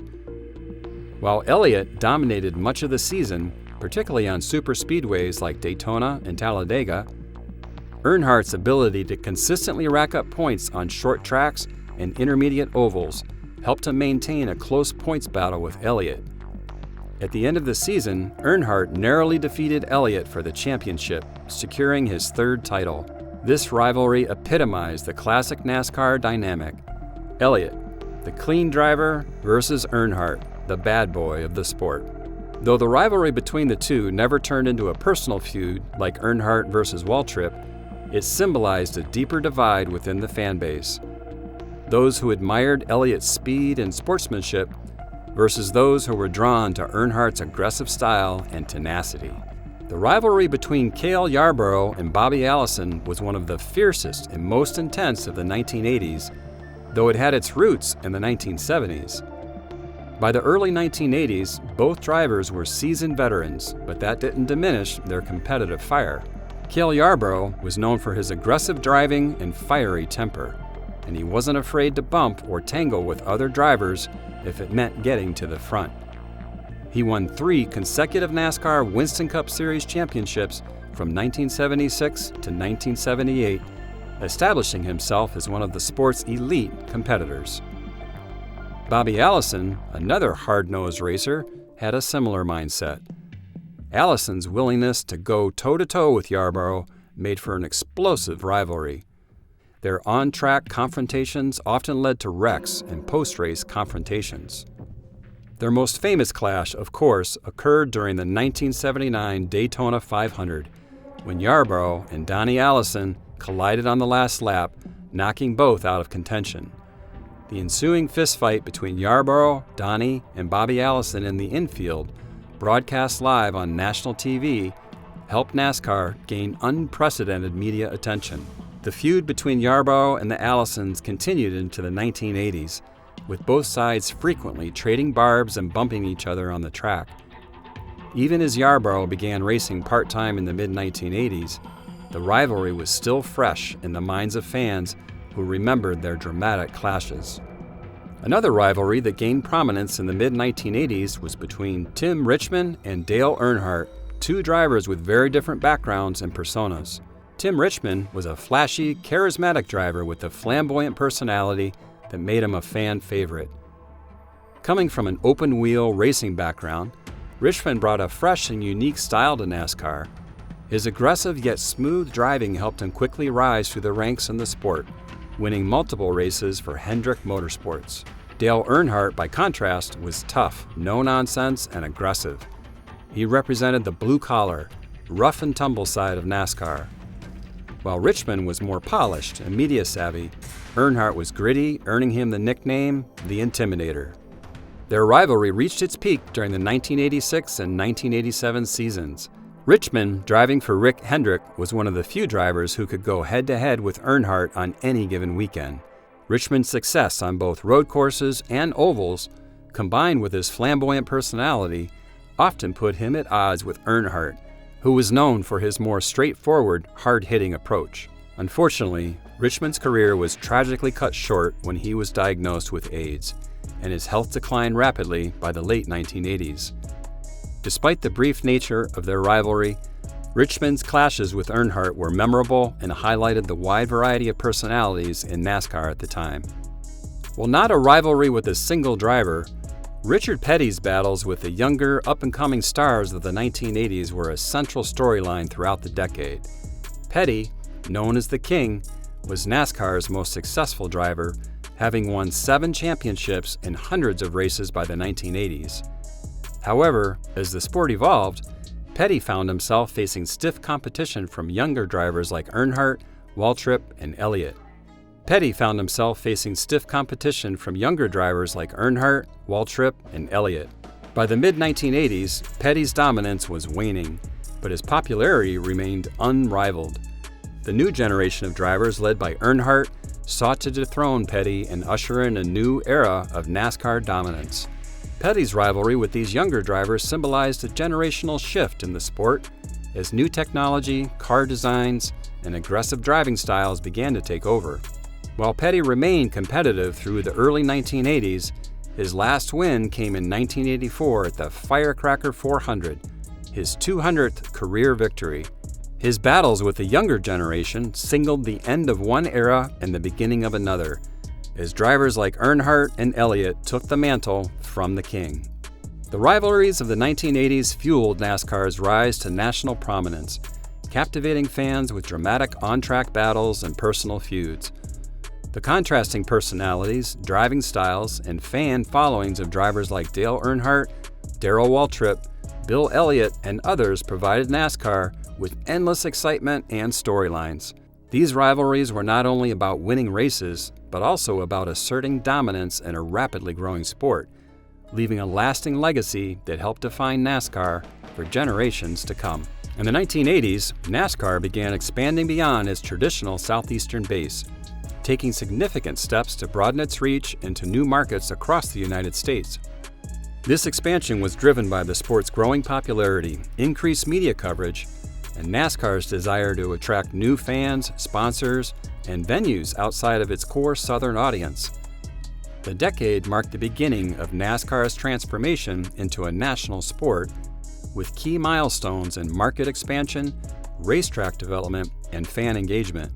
Historically, NASCAR had deep roots in the southeastern United States, with races primarily held in states like North Carolina, South Carolina, Florida, and Georgia. The sport's fan base was concentrated in these areas, and most of the major tracks were located in this region. However, in the 1980s, NASCAR leadership, led by Bill France Jr., began to strategically look for opportunities to expand into new, underserved regions. The goal was to bring NASCAR to a wider, more diverse audience. One of the key markets NASCAR targeted in the 1980s was the Midwest, an area known for its strong motorsports culture, particularly with open-wheel racing like IndyCar. The move into the Midwest was an important step for NASCAR as it sought to position itself alongside other forms of racing that were popular in the region. Michigan International Speedway played a pivotal role in NASCAR's Midwest expansion. While the track had hosted NASCAR races since the late 1960s, the 1980s saw its significance grow as NASCAR gained popularity in the region. Michigan became a key stop on the NASCAR circuit, with large crowds attending races like the Michigan 400 and the Champion Sparkplug 400. North Wilkesboro Speedway in North Carolina hosted NASCAR races for decades, but in the 1980s, NASCAR began exploring the possibility of holding races in cities like Chicago, Indianapolis, and Detroit. Though these markets were dominated by open-wheel racing, NASCAR's growing visibility attracted new fans and sponsors, laying the groundwork for future growth. In the 1980s, NASCAR made inroads into the Northeast, a region that traditionally focused on stick and ball sports like baseball, football, and basketball. The Northeast urban population and economic power made it an attractive target for NASCAR's expansion efforts. Pocono Raceway became a key venue for NASCAR in the Northeast. Known for its unique triangular layout, Pocono hosted 2 NASCAR Winston Cup Series races each year, attracting fans from major metropolitan areas like Philadelphia and New York City. This track helped introduce NASCAR to an audience that might not have been as familiar with stock car racing. New Hampshire Motor Speedway, which would later rise to prominence in the 1990s, began to emerge in the 1980s as NASCAR sought to gain a foothold in New England. Though NASCAR's relationship with New England started slowly, efforts to establish a presence there in the 1980s would pay off in the following decade. Perhaps the most ambitious and challenging aspect of NASCAR's 1980s expansion was its move toward the West Coast. With the region's cultural differences and focus on other types of motorsports like drag racing and IndyCar, NASCAR had to work harder to attract West Coast fans. However, the region's large population and growing economic influence made it a critical area for NASCAR's growth. Riverside International Raceway was one of NASCAR's earliest efforts to establish a West Coast presence. The road course had been part of the NASCAR schedule since the 1950s, but in the 1980s, the race at Riverside gained more attention due to the increasing popularity of the sport. Riverside hosted its final NASCAR Winston Cup Series race in 1988 before the track was closed, but its legacy helped pave the way for further expansion on the West Coast. California Speedway in Fontana, California, was another example of NASCAR's West Coast aspirations. Though the track wouldn't open until 1997, the seeds of its development were planted in the 1980s as NASCAR looked to establish a permanent foothold in California. In addition to the West Coast, NASCAR also focused on the Southwest, another untapped market. The region's growing urban centers and car culture made it a logical place for NASCAR to expand. Phoenix International Raceway became a key track for NASCAR's push into the Southwest. The track had hosted open-wheel racing since the 1960s, but in 1988, it hosted its first NASCAR Winston Cup Series race, making a significant milestone in NASCAR's expansion efforts. The track's desert location and unique layout made it an instant favorite among drivers and fans, and it played a central role in NASCAR's push into the Southwest. As NASCAR expanded into new markets, the 1980s also saw the development of new racetracks to accommodate the sport's growth. These new venues were designed to attract fans from regions that hadn't previously been exposed to NASCAR. The Brickyard 400, while it wouldn't host a NASCAR race until the 1990s, Indianapolis Motor Speedway, one of the most iconic tracks in motorsports, began exploring the possibility of hosting a NASCAR event during the 1980s. This move was part of NASCAR's broader strategy to break into markets dominated by open-wheel racing. Atlanta International Raceway. Though Atlanta had hosted NASCAR races for decades, the track underwent significant renovations in the 1980s to modernize its facilities and accommodate the growing fan base. These upgrades were part of NASCAR's overall push to improve the fan experience and make tracks more appealing to newer audiences. NASCAR also introduced the All-Star Race during the 1980s when it was originally known as the Winston. Began in the 1980s as a showcase event for the top drivers in NASCAR's Premier Series. First held in 1985, the Winston quickly became a fan-favorite exhibition race, offering a unique format where only recent race winners were eligible to compete. This race helped solidify NASCAR's growing popularity in the 1980s and added a new layer of excitement to the sports calendar. The idea for the Winston was introduced by R.J. Reynolds Tobacco Company, the title sponsor of the NASCAR Winston Cup Series at the time. The company wanted to create a special non-points race that would bring together the best drivers of the previous season in a one-off event with no championship implications. The goal was to create a high-stakes, action-packed race where drivers focused solely on winning. The inaugural The Winston was held on May 25, 1985 at Charlotte Motor Speedway in Concord, North Carolina. This first event was a 70-lap race split into two segments. Only race winners from the 1984 season were eligible to compete, limiting the field to the sport's top drivers. Darrell Waltrip won the inaugural race, driving for Junior Johnson. Waltrip's victory in this first ever The Winston set the stage for the event to become a key fixture on the NASCAR calendar.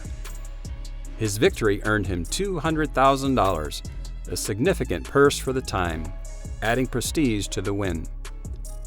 While the first, The Winston, didn't attract as much attention as hoped due to the low fan turnout and a somewhat underwhelming race format, it laid the groundwork for future editions, which would become far more popular. Interestingly, NASCAR did not hold the Winston in 1986. After the modest success of the inaugural event, the race was skipped that year. However, NASCAR officials and R.J. Reynolds remained committed to the idea and worked to bring the race back in a bigger and better format for 1987. The 1987 The Winston marked the event's return and cemented its place as one of the most thrilling races on the schedule. Held again at Charlotte Motor Speedway, this race is best remembered for one of the most iconic moments in NASCAR history: Dale Earnhardt's famous pass in the grass. In the final segment of the race, Dale Earnhardt and Bill Elliott were battling for the lead in what became one of the most aggressive and dramatic duels in NASCAR history. As Earnhardt defended his position, Elliott tried to overtake him, leading to intense side-by-side racing. At one point, Earnhardt was forced off the track and onto the infield grass, but miraculously, he maintained control of his car and stayed ahead of Elliott despite the excursion. Although it wasn't technically a pass, the moment became known as the pass in the grass, and Earnhardt's skillful driving to retain the lead was instantly legendary. Earnhardt went on to win the race, furthering his reputation as the Intimidator and adding to the Winston's growing mystique. This race helped solidify the Winston as a must-see event, especially as the format became more aggressive and with no points on the line, drivers took more risk. By the late 1980s, NASCAR was making significant changes to the format of the Winston to keep it fresh and exciting. One of the most significant changes came in 1989, when NASCAR moved the race to a night event held under the lights at Charlotte Motor Speedway. Night racing was still a relatively novel concept in NASCAR at the time, and the spectacle of the Winston at night added drama and excitement for fans. The race became a marquee event, drawing larger crowds and national television attention. The format was adjusted to emphasize short, high-intensity racing segments, encouraging drivers to push the limits. In 1989, the Winston format was divided into 3 segments. The first segment was a 30-lap race. The second segment was a 30-lap race with an inversion of the top 6 finishers. The final segment was a 10-lap shootout where only the race winner mattered. This format made the race highly competitive and unpredictable, with constant position changes and no time for drivers to hold back. Fans loved the intensity, and the event became known for its wild finishes and aggressive racing. The Winston in the 1980s featured NASCAR's biggest names, and the race became a battleground for some of the most intense rivalries of the era. Drivers like Dale Earnhardt, Darrell Waltrip, Bill Elliott, and Rusty Wallace all competed fiercely in these events, with many rivalries playing out on the track during the All-Star race. Dale Earnhardt was particularly dominant in the Winston, winning in both 1987 and 1990, solidifying his reputation as one of the most aggressive and successful drivers in NASCAR history. Darrell Waltrip, who won the inaugural race, remained a key contender in the event throughout the 1980s. Bill Elliott, known for his clean driving style, often found himself at odds with the more aggressive Earnhardt, and their clashes in the Winston only added to the drama of the event. By the end of the 1980s, the Winston had become one of the sport's most exciting and highly anticipated events. The move to a night race, combined with a unique format and the intense rivalries among NASCAR's top drivers, helped the Winston stand out from the regular season. The pass in the grass moment in 1987 became one of NASCAR's defining highlights and set the standard for the kind of excitement fans could expect from the event. The Winston in the 1980s also demonstrated NASCAR's willingness to innovate with race formats and adapt to fan preferences, helping the sport continue its rapid growth in popularity.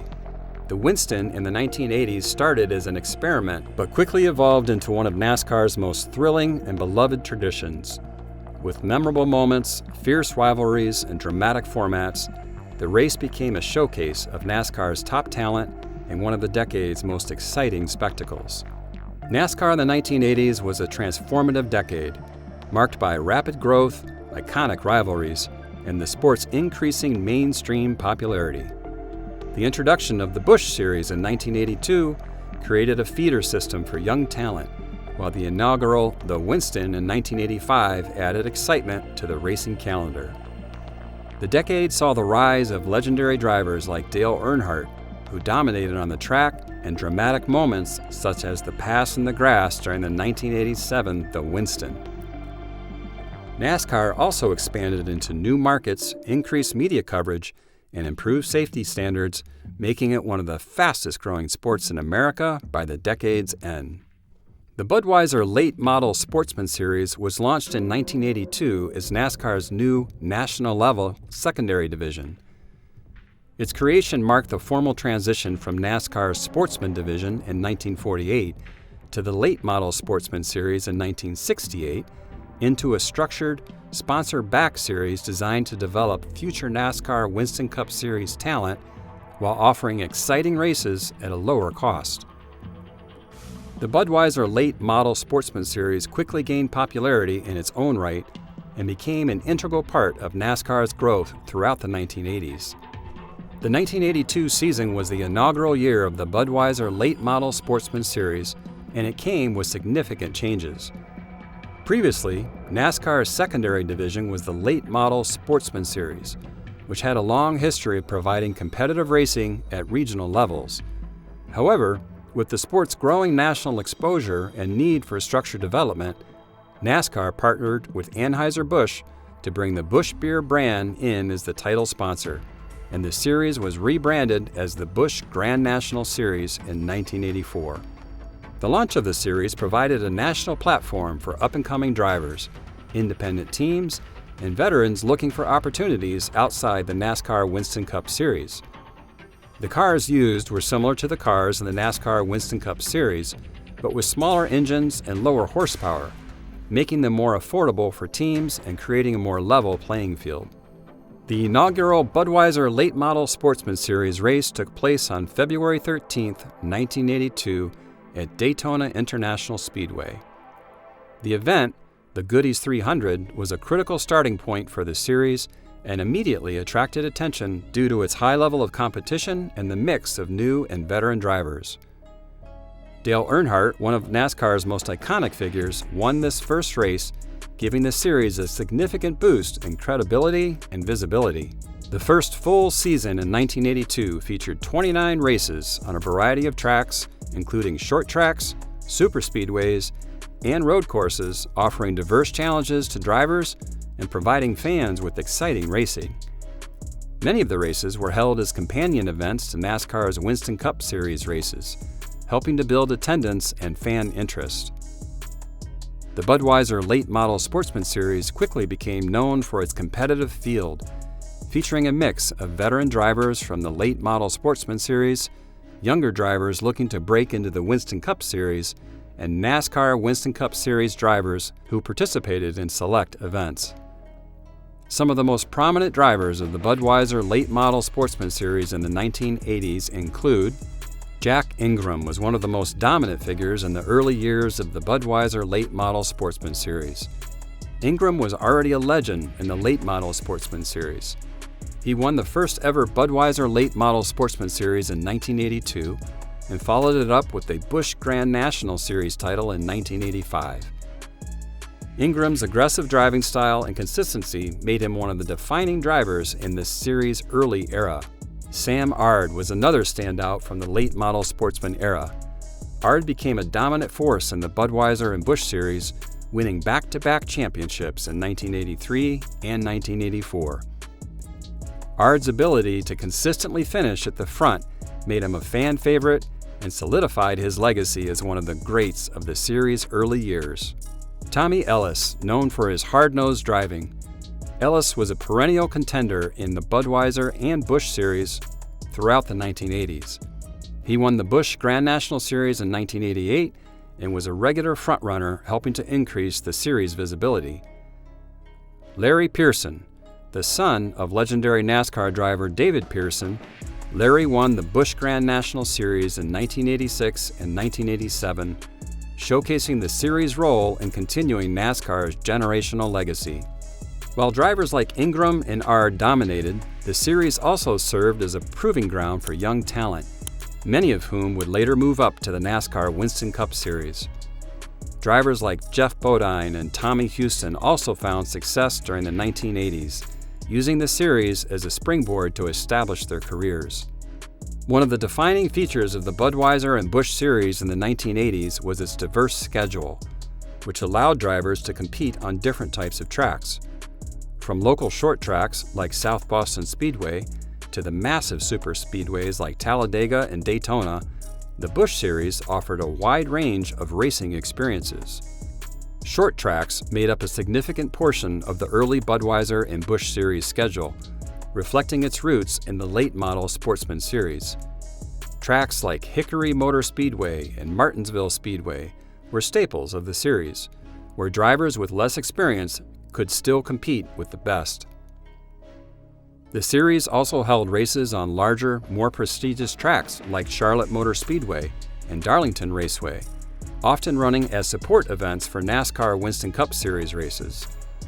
This not only helped to grow the series' visibility, but also gave drivers valuable experience on the same tracks as the NASCAR Winston Cup Series drivers. Road courses were another interesting element of the series. Races at tracks like Road Atlanta and Lime Rock Park added an extra layer of challenge for drivers used to oval racing. The involvement of Anheuser-Busch as the title sponsor provided the series with financial stability and national recognition. Busch Beer invested heavily in promoting the series, and the increased sponsorship led to a surge in popularity, not just for the Busch Grand National Series, but for NASCAR as a whole. The media coverage of the Busch Grand National Series also expanded during the 1980s. With networks like ESPN broadcasting many of the races, the series reached a broader audience than the regional late model sportsman races ever had. This national exposure was crucial for the growth of the series, and it helped bring more sponsors into the sport and gave young drivers a platform to showcase their talent. The Busch Grand National Series quickly became known as a feeder system for the NASCAR Winston Cup Series.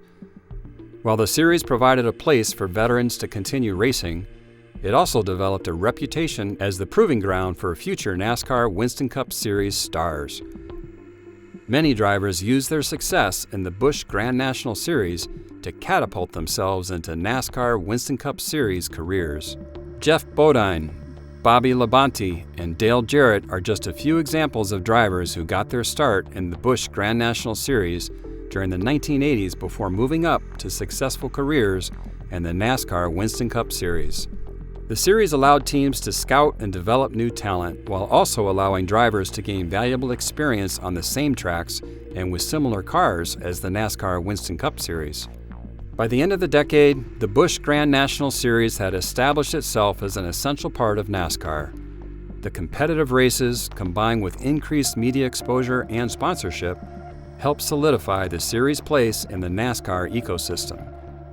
The 1980s set the foundation for what would become a developmental powerhouse for NASCAR, with many of its champions and front-runners moving on to star in the NASCAR Winston Cup Series.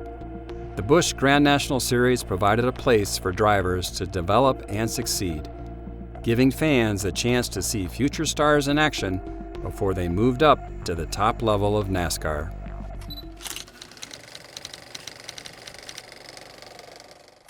In the early 1990s, NASCAR introduced the Generation 4 stock car, which would dominate the decade. These cars were much sleeker and more aerodynamically advanced than their predecessors. Key aerodynamic improvements included lower and wider bodies to create less drag and more downforce, improving cornering speeds. Rear spoilers were adjusted to increase downforce on the cars, keeping them stable at high speeds, especially on superspeedways like Daytona and Talladega. Front splitters and nose designs were streamlined to cut through the air better, offering greater speed on straightaways and improved handling in turns. These changes were particularly important for races on intermediate and superspeedways, where aerodynamics played a crucial role in top speed and handling. Throughout the 1990s, NASCAR saw intense competition between the leading manufacturers, Ford, Chevrolet, and Pontiac. Manufacturers designed cars with distinct aerodynamic features that provided competitive advantages at various tracks. Ford had success with the Thunderbird early in the decade, particularly with drivers like Bill Elliott and Davey Allison. Chevrolet introduced the Monte Carlo in 1995, which became dominant due to its superior aerodynamics, leading to a string of victories by Jeff Gordon, Terry Labonte, and others. Pontiac also remained competitive with the Grand Prix, which performed well on shorter tracks. NASCAR frequently adjusted rules on spoilers and body templates to maintain parity between manufacturers, resulting in the development of cars that were constantly fine-tuned for better performance. In the 1990s, NASCAR teams also focused heavily on improving the chassis and suspension systems. The goal was to create more rigid and responsive chassis designs that allowed for greater control, particularly at high speeds. Teams also worked on suspension systems to maximize grip through turns, optimizing shock absorbers and springs to handle various track types. These improvements enabled drivers to push the limits of their cars, contributing to faster and more competitive races, with the ability to maintain higher speeds through turns without losing control. Engine technology continued to evolve in the 1990s, with a focus on increasing horsepower and reliability. NASCAR teams invested heavily in engine development, using V8 engines that could produce over 700 horsepower by the mid to late 1990s. Engine builders worked on enhancing fuel efficiency and cooling systems to maintain performance over long races. Restrictor plates were used at tracks like Daytona and Talladega to limit speeds for safety reasons. These plates reduced airflow into the engine, thereby capping horsepower and top speeds to prevent dangerous conditions. This led to pack racing, where cars would run closely together, increasing the risk of multi-car crashes but adding excitement for fans. Advancements in braking systems were also a critical area of development during the 1990s. NASCAR cars moved towards better disc brakes, which provided more stopping power and improved heat dissipation. As speeds increased, especially at road courses and shorter tracks, the ability to brake effectively became essential. Tires, supplied by Goodyear, were continually improved with better compounds and construction. Goodyear worked to balance tire durability with performance, providing more grip and consistent handling throughout a race. The introduction of radial tires in the late 1980s continued into the 1990s, contributing to better overall vehicle performance and control. One of the most significant safety improvements during the 1990s was the reinforcement of the chassis and roll cages. The chassis, which forms the car's structural foundation, became more robust, incorporating stronger materials and improved designs to better withstand high-impact crashes. The roll cage was also enhanced, with more rigid bars added to surround and protect the driver in the event of a rollover or severe collision.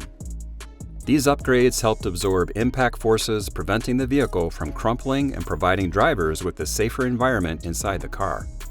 Driver restraint systems saw notable improvements in the 1990s. Earlier seatbelt designs were basic lap belts, but by the 1990s, NASCAR mandated the use of 5-point harnesses that included shoulder straps, a lap belt, and a crotch strap. This setup ensured that drivers were securely strapped into their seats and significantly reduced the risk of being ejected or excessively moving around inside the car during a crash. Better seat designs. Custom molded seats began to be used, which were designed to better fit the driver's body and provide more support, reducing injury risk in high-impact situations. The fuel system underwent crucial safety advancements, particularly with the introduction and refinement of fuel cells. Fuel cells were designed to prevent fuel spills and crashes by encasing the fuel in a bladder-lined tank surrounded by a steel outer shell, which helped prevent fires during impacts. In addition, NASCAR improved fire safety measures by mandating the use of onboard fire extinguishing systems that could automatically deploy in the event of a fire, implementing fire retardant driver suits, which were further improved with more advanced materials to give drivers more protection from burns. Although the Hans device wasn't fully mandated until the early 2000s, the 1990s saw increased awareness of head and neck injuries and crashes. Research into driver protection from whiplash and basilar skull fractures began in earnest. By the end of the decade, a growing number of drivers were voluntarily using devices to improve neck stability. The Hans device was being developed during this time, laying the groundwork for its eventual mandatory adoption after further testing in the following decade. Driver helmets saw considerable improvements throughout the 1990s. Helmets became more advanced with lighter materials, stronger shells, and better padding. These upgrades provided increased protection from head trauma during accidents. Full face helmets became standard, offering better coverage for the face and chin in addition to protecting the head. Drivers were also required to wear Nomex fire retardant suits, gloves, and shoes, which became more effective and breathable with the development of new materials. These suits provided extra seconds of protection from flames in the event of a fire, giving drivers more time to exit their vehicles safely. Track safety was another major focus in the 1990s, with improvements to track barriers. While safer barriers wouldn't be widely adopted until the early 2000s, the 1990s saw experimentation with various softer wall technologies to reduce the force of impacts for both cars and drivers. Standard concrete walls were still in use, but track owners began to explore alternative barrier materials. These efforts ultimately led to the development of the safer barrier, which would revolutionize track safety in the next decade. The 1990s also saw efforts to improve safety on pit road, where crew members worked in close proximity to fast-moving cars. Changes included speed limits on pit road, which were implemented to reduce the likelihood of accidents involving crew members or other vehicles. Enhanced training for pit crews and better helmets and fire-resistant gear for crew members, ensuring they were better protected during pit stops. NASCAR began enhancing the emergency response protocols at tracks in the 1990s. Medical crews stationed at tracks became better equipped to deal with injuries, and the standard of care improved significantly with faster response times to crashes and accidents. The presence of medical helicopters at larger events also ensured that drivers could receive immediate medical attention if they sustained serious injuries during a race. In an effort to reduce the danger of high-speed crashes, NASCAR implemented restrictor plates at superspeedways like Daytona and Talladega in the 1990s. These plates limited the airflow to the engine, reducing horsepower and slowing the cars down on these high-speed tracks. While the use of restrictor plates did not completely eliminate accidents, they reduced the risk of catastrophic high-speed crashes that could endanger drivers and fans alike. NASCAR's enforcement of strict car inspections became more rigorous in the 1990s, ensuring that teams adhered to safety standards. Inspections ensured that cars complied with rules regarding roll cages, seat belts, fuel systems, and other key safety components. NASCAR worked closely with teams to identify potential areas of risk and enforce penalties on teams that failed to meet these safety requirements. Jeff Gordon's rise in NASCAR during the 1990s was one of the most significant storylines of the decade, marking a turning point in the sport's history. His emergence as a dominant force brought a fresh face to NASCAR, broadening its appeal and helping elevate the sport to mainstream prominence. Gordon's combination of raw talent, charisma, and innovative team backing made him one of the most successful drivers of the era. Jeff Gordon's journey in NASCAR began at an early age. Born in 1971 in California and raised in Indiana, he grew up racing go-karts and sprint cars. His talent was quickly recognized, and after moving through various racing circuits, he attracted the attention of car owners in NASCAR. By the early 1990s, he was ready to take on the stock car world. Gordon's rise in the NASCAR Winston Cup Series began when he was hired by Rick Hendrick to drive for Hendrick Motorsports. He made his NASCAR Winston Cup Series debut at the Hooters 500 on November 15, 1992, at the season finale in Atlanta, the same race that marked the end of Richard Petty's career. The passing of the torch from the sport's past to its future was symbolic, as Gordon was about to make his mark. Gordon's full-time debut came in 1993, driving the now iconic number 24 DuPont Chevrolet. He showed flashes of brilliance early on, winning Rookie of the Year honors and securing multiple top 5 finishes.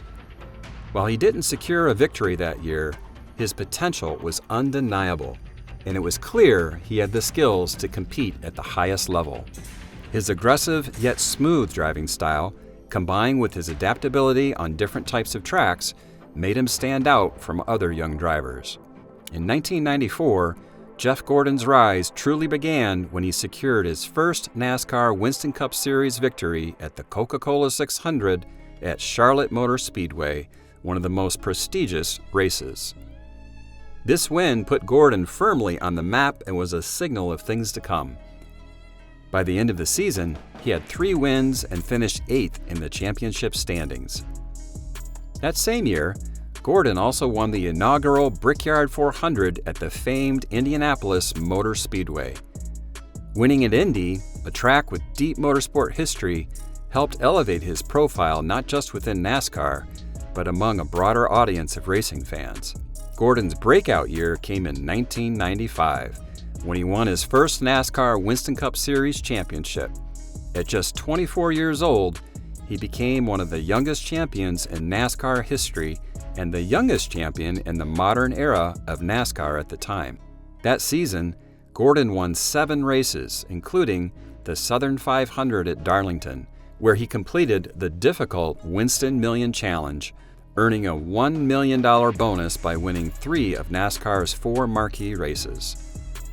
His success was backed by a strong team led by crew chief Ray Everham, who was instrumental in Gordon's rise. Together, they created a dynamic partnership that revolutionized the way teams approached race strategy and car setup, often being ahead of the competition in terms of technology and pit stop efficiency. Jeff Gordon reached new heights in 1997 and 1998, securing back-to-back championships and asserting himself as the top driver of the era. In 1997, Gordon won 10 races and claimed his second NASCAR Winston Cup Series title. In 1998, he followed it up with an even more dominant season, winning 13 races, including 4 straight victories at one point and his third championship in just 4 years. This stretch solidified Gordon's place among the greats, as his performance on both superspeedways and short tracks was unmatched. He was particularly strong at prestigious events, adding a Daytona 500 win to his resume in 1997. During his rise, Jeff Gordon developed notable rivalries, particularly with Dale Earnhardt, the most dominant driver of the early 1990s. Their contrasting personalities and driving styles played out both on the track and in the media. Earnhardt, known as the Intimidator, had a blue-collar, rough-around-the-edges persona, while Gordon was younger, clean-cut, and seen as part of NASCAR's new generation. Fans were polarized. Some were loyal to Earnhardt's old-school approach, while others embraced Gordon's modern image. This rivalry became a major talking point in NASCAR and helped increase the sport's visibility, as it was often compared to generational rivalries in other sports, like Magic Johnson versus Larry Bird in basketball. Beyond Earnhardt, Gordon also clashed with other top drivers like Rusty Wallace, Dale Jarrett, and Mark Martin, all of whom were competing for championships in the late 1990s. Jeff Gordon's rise in the 1990s helped NASCAR expand its audience beyond its traditional Southern roots. His appeal to younger fans, as well as his crossover into mainstream pop culture, contributed to NASCAR's growth during the decade. Gordon attracted major sponsors like DuPont, Pepsi, and others, helping NASCAR secure lucrative deals. As NASCAR expanded to new markets and tracks outside the southeastern U.S., Gordon's success and charisma played a key role in gaining new fans, particularly in regions like the West Coast and Midwest. NASCAR's rise in national prominence during the 1990s was bolstered by Gordon's success. His presence helped boost TV ratings, leading to larger television contracts and greater media exposure for the sport. Gordon also appeared on talk shows and commercials, and even guest hosted Saturday Night Live, increasing NASCAR's mainstream visibility. In 1999, while Gordon didn't win the championship, he remained a dominant force in the NASCAR Winston Cup Series, securing 7 victories. His second Daytona 500 win came in 1999, further solidifying his reputation as a big race driver. By the end of the decade, Gordon had amassed 49 wins, making him one of the most successful drivers in NASCAR history before even reaching his 30th birthday. By the end of the 1990s, Jeff Gordon had firmly established himself as one of the most successful and influential drivers in NASCAR history. His rise to dominance not only reshaped the competitive landscape of the sport, but also helped NASCAR grow into a mainstream American pastime. Gordon's combination of driving talent, marketability, and innovative team backing led to an unprecedented run of success, setting the stage for his continued success into the 2000s and beyond. Dale Earnhardt's success in the 1990s cemented his status as one of the greatest NASCAR drivers of all time. Known as the Intimidator, Earnhardt's aggressive driving style, fierce competitiveness, and ability to dominate on the track made him an iconic figure in NASCAR during this decade. He captured multiple championships, rivaled the rise of young drivers, and continued to thrill fans with his daring moves on the track. The decade began on a high note for Dale Earnhardt. In 1990, he was in contention for his fourth NASCAR Winston Cup Series championship, having already established himself as a dominant force in the 1980s. In 1990, Dale showed everyone that he was still the top dog in the league by winning the 1990 NASCAR Winston Cup Series championship. Earnhardt's competitiveness and relentless pursuit of victory set the tone for the decade. In 1991, Dale Earnhardt clinched his fifth NASCAR Winston Cup Series championship. He won 4 races that season, including at major tracks like Talladega and Darlington, where his ability to draft and make bold moves paid off. His consistency throughout the season and his knack for making the right moves at crucial moments made him nearly unbeatable in the points race. Earnhardt's performance reaffirmed his reputation as a master at intimidating competitors with his fearless driving and willingness to bump his way to victory. Although 1992 was less successful for Earnhardt compared to the previous year, it was a pivotal moment for NASCAR as a whole. While Earnhardt only managed to secure 1 victory at Charlotte Motor Speedway in 1992 and finished outside the top 5 in points, this season marked the beginning of a generational shift. Jeff Gordon made his debut in 1992, signaling the start of a rivalry that would shape NASCAR in the years to come. Despite the challenges, Earnhardt remained one of the sport's most feared and respected competitors. Even in a less than stellar year, he was always a factor on race day. Dale Earnhardt returned to the top in 1993, winning his 6th NASCAR Winston Cup Series championship. That season, he captured 6 wins, including key victories at tracks like Bristol and Talladega, where he was particularly strong. Earnhardt's aggressive, no-holds-barred racing style made him a force to be reckoned with, especially on superspeedways and short tracks where his ability to outmaneuver opponents in close quarters racing was unmatched.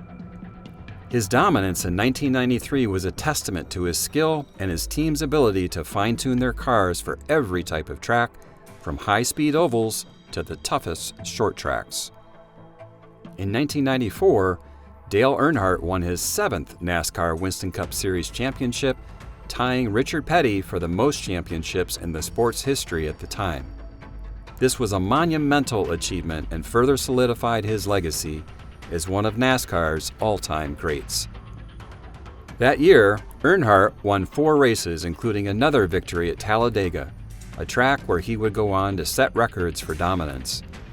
His performance throughout the season was marked by consistency and his typical hard-charging style, which left competitors wary whenever the black number 3 Chevrolet appeared in their rearview mirrors. In 1995, Dale Earnhardt faced a significant challenge from Jeff Gordon, who was rapidly becoming the sport's next big star. Gordon won the championship that year by just 34 points, marking the beginning of a rivalry between the veteran Earnhardt and the young rising star. Although Earnhardt finished second in the point standings, he remained highly competitive and won 5 races that season. This included victories at Martinsville and Talladega, where he continued to show his prowess on tracks that required both speed and precision. The rivalry with Gordon was both on and off the track, as Gordon's clean-cut, modern image contrasted sharply with Earnhardt's gritty, blue-collar persona. Fans were deeply divided, with some rooting for the young upstart and others fiercely loyal to the seasoned intimidator. The 1996 season was more difficult for Earnhardt. While he still managed to win 2 races, including a thrilling victory at Atlanta Motor Speedway, he finished 4th in the point standings. The rise of Jeff Gordon and the emergence of other young talents such as Terry Labonte added new challenges for Earnhardt. This season also marked the beginning of more intense competition within NASCAR, as rule changes and increased parity among teams made it harder for a single driver to dominate as Earnhardt had in previous years. In 1997, Earnhardt bounced back with a strong season, winning 2 races, including yet another victory at Daytona. His ability to perform at superspeedways remained a hallmark of his career, and his dominance at Daytona and Talladega became legendary. He finished 5th in the point standings that year, a testament to his enduring skill and competitiveness even as young drivers like Jeff Gordon and Bobby Labonte were rising to prominence. Despite not winning the championship, Earnhardt's hard-nosed driving style and his ability to remain a consistent contender kept him in the spotlight. The highlight of Dale Earnhardt's career in the 1990s, and arguably his entire career, came in 1998 when he finally won the Daytona 500, the most prestigious race in NASCAR. Until then, the Daytona 500 had been a frustrating thorn in his side, as he had come close to winning multiple times but had never sealed the deal. In 1998, Earnhardt broke through after 20 years of trying, securing a long-awaited victory at Daytona. The moment was one of the most emotional in NASCAR history, as every crew member from every team lined up on pit road to congratulate him on his victory. It was a crowning achievement for Earnhardt and fans, many of whom had followed him for years, celebrated the win as a defining moment of his career.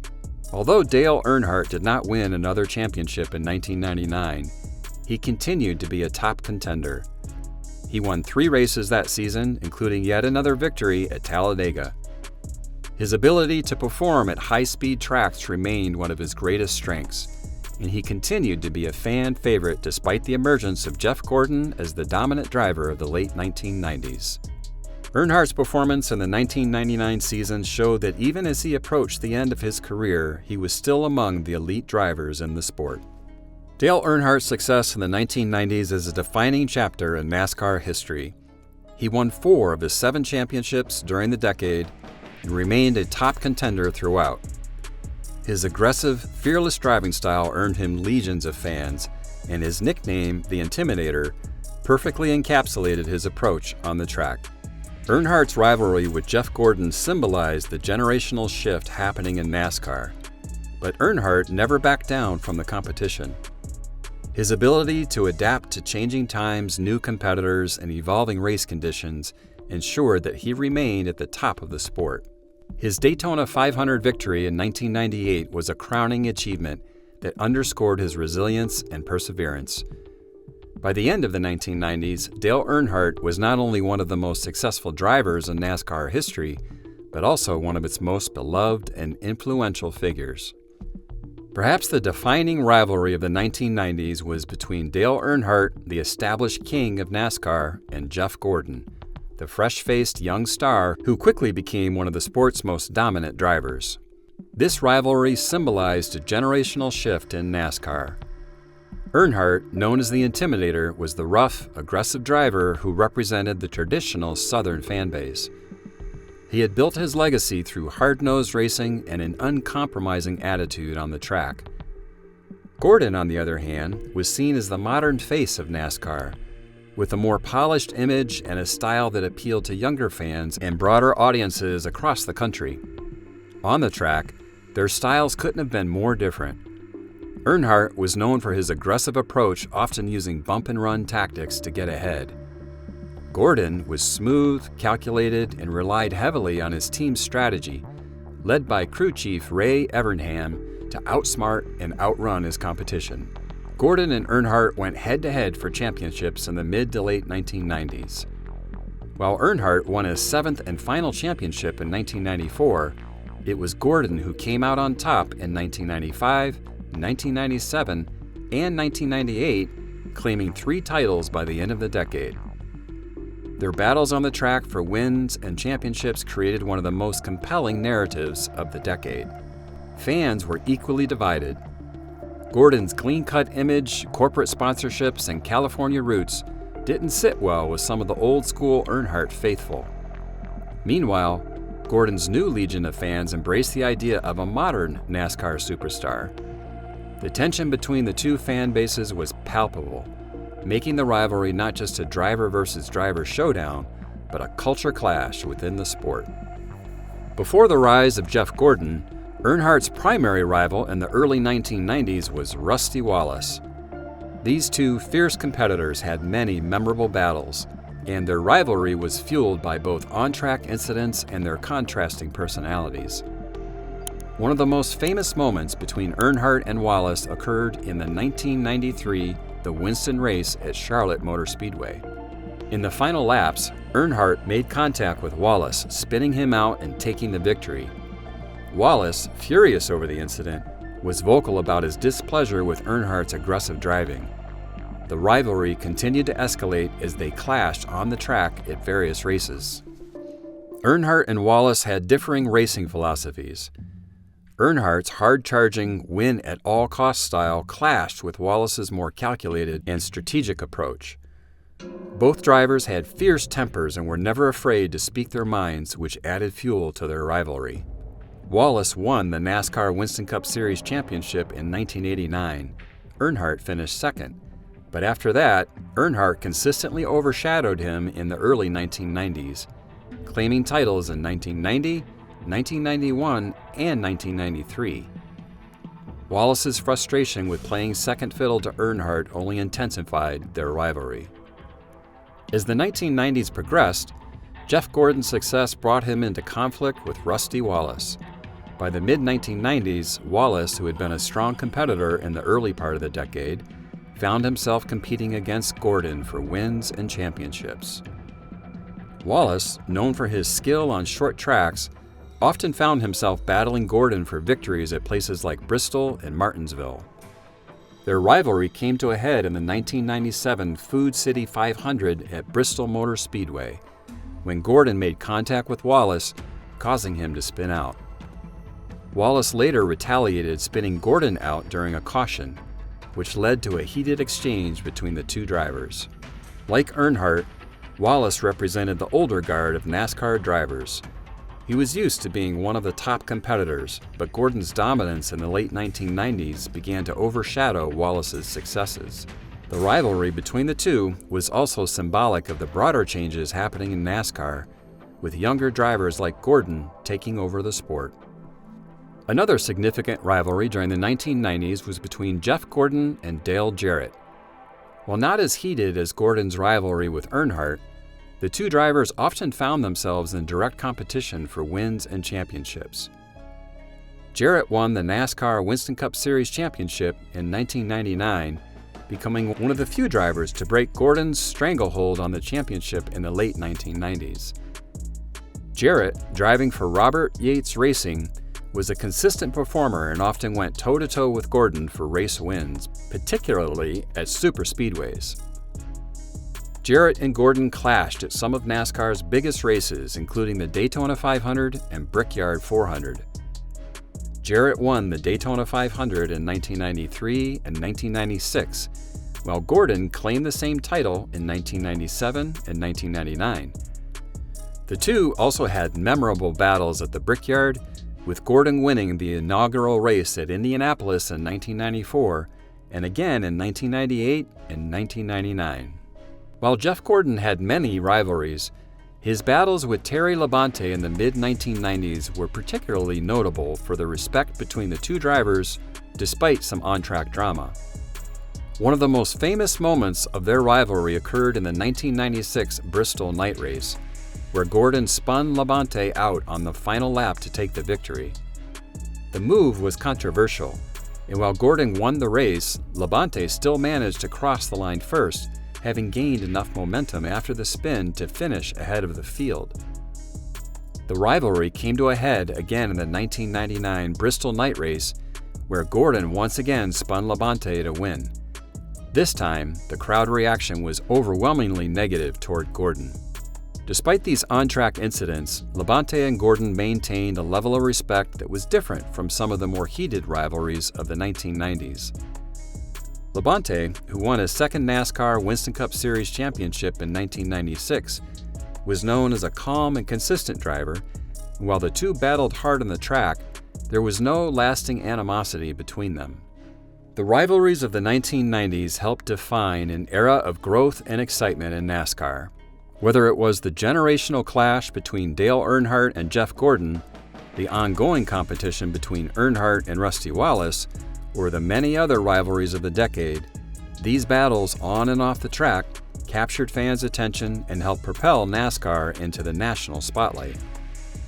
The intense competition, combined with the differing personalities of the drivers, made the 1990s one of the most memorable decades in the sport's history. The 1990s saw the emergence and rise of super teams in NASCAR, a trend that would reshape the competitive landscape of the sport.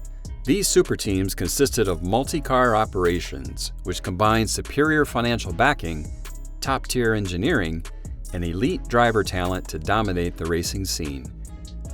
The rise of these powerhouse teams changed the dynamics of the sport as they introduced new strategies, cutting-edge technology, and a focus on collaboration between drivers. Before the 1990s, most NASCAR teams operated as single-car outfits, with each team fielding one driver and car. However, as the sport grew in popularity and sponsorship money flooded into NASCAR, many organizations realized the advantages of fielding multiple cars. This shift allowed teams to pool resources, share data, and create a collaborative environment that gave them a competitive edge. These super teams were backed by deep-pocketed sponsors, top-level engineers, and crew chiefs, which led to more successful operations compared to smaller single-car teams. The model for success changed as super teams often had one or two superstar drivers while developing young talent under the same umbrella. Hendrick Motorsports is one of the best examples of a NASCAR super team in the 1990s. Founded by Rick Hendrick, the team grew to become a dominant force during the decade, spearheaded by the incredible success of Jeff Gordon. Gordon joined Hendrick Motorsports in 1992, and by 1995 he won his first NASCAR Winston Cup Series championship. Gordon, paired with legendary crew chief Ray Evernham, quickly became a dominant force in the sport, capturing championships in 1995, 1997, and 1998. While Gordon was the standout star, Hendrick Motorsports fielded multiple cars, including teams for other top drivers like Terry Labonte and Ken Schrader. Labonte himself won a NASCAR Winston Cup Series championship in 1996, showcasing Hendrick's ability to manage multiple championship-caliber drivers. The collaboration within the team, with drivers sharing data and working together, helped make Hendrick Motorsports a perennial title contender. Roush Racing, founded by Jack Roush, was another super team that rose to prominence during the 1990s. Known for its engineering prowess and technical innovation, Roush Racing expanded from a single-car team into a multi-car operation that regularly competed for wins and championships. Mark Martin was the flagship driver for Roush Racing throughout the decade. Martin consistently finished near the top of the standings, although he never claimed a NASCAR Winston Cup Series championship. He finished second in points several times, including in 1990, 1994, and 1998, solidifying his reputation as one of the best drivers of the era. Roush Racing began fielding additional cars for drivers like Jeff Burton and Ted Musgrave, expanding its influence in the NASCAR Winston Cup Series. The team's engineering focus and driver development programs made Roush Racing a key player in the rise of multi-car teams. Though it was founded in the early 1990s, Joe Gibbs Racing quickly established itself as one of the most successful super teams in NASCAR by the end of the decade. The team's success began with Bobby Labonte, who joined in 1995. Labonte won multiple races and laid the foundation for JGR's future dominance. In 1999, the team added Tony Stewart, a talented rookie who would go on to win 3 races in his debut season, signaling the arrival of a new star. By the end of the decade, JGR had firmly positioned itself as a title contender, capable of competing with Hendrick Motorsports and Roush Racing. Though Richard Childress Racing had been successful in the 1980s, the 1990s saw the team continue to dominate, particularly with Dale Earnhardt at the wheel of the famous number 3 car. Earnhardt won his 6th and 7th NASCAR Winston Cup Series championships in 1993 and 1994. He was the face of RCR, and his success played a major role in keeping the team competitive as the era of super teams emerged. While Earnhardt was the star, RCR eventually expanded into a multi-car operation, fielding additional cars for drivers like Mike Skinner. This expansion allowed RCR to remain competitive with other super teams in NASCAR. The rise of super teams in the 1990s wasn't just about fielding multiple cars. It also represented a significant shift in how teams approached racing. One of the key benefits of having multiple cars in a single team was the ability to share data between drivers. Teams like Hendrick Motorsports and Roush Racing could use the data collected from one driver to improve the performance of another. This level of collaboration was new to NASCAR and gave super teams a significant competitive advantage over smaller teams that didn't have the same resources.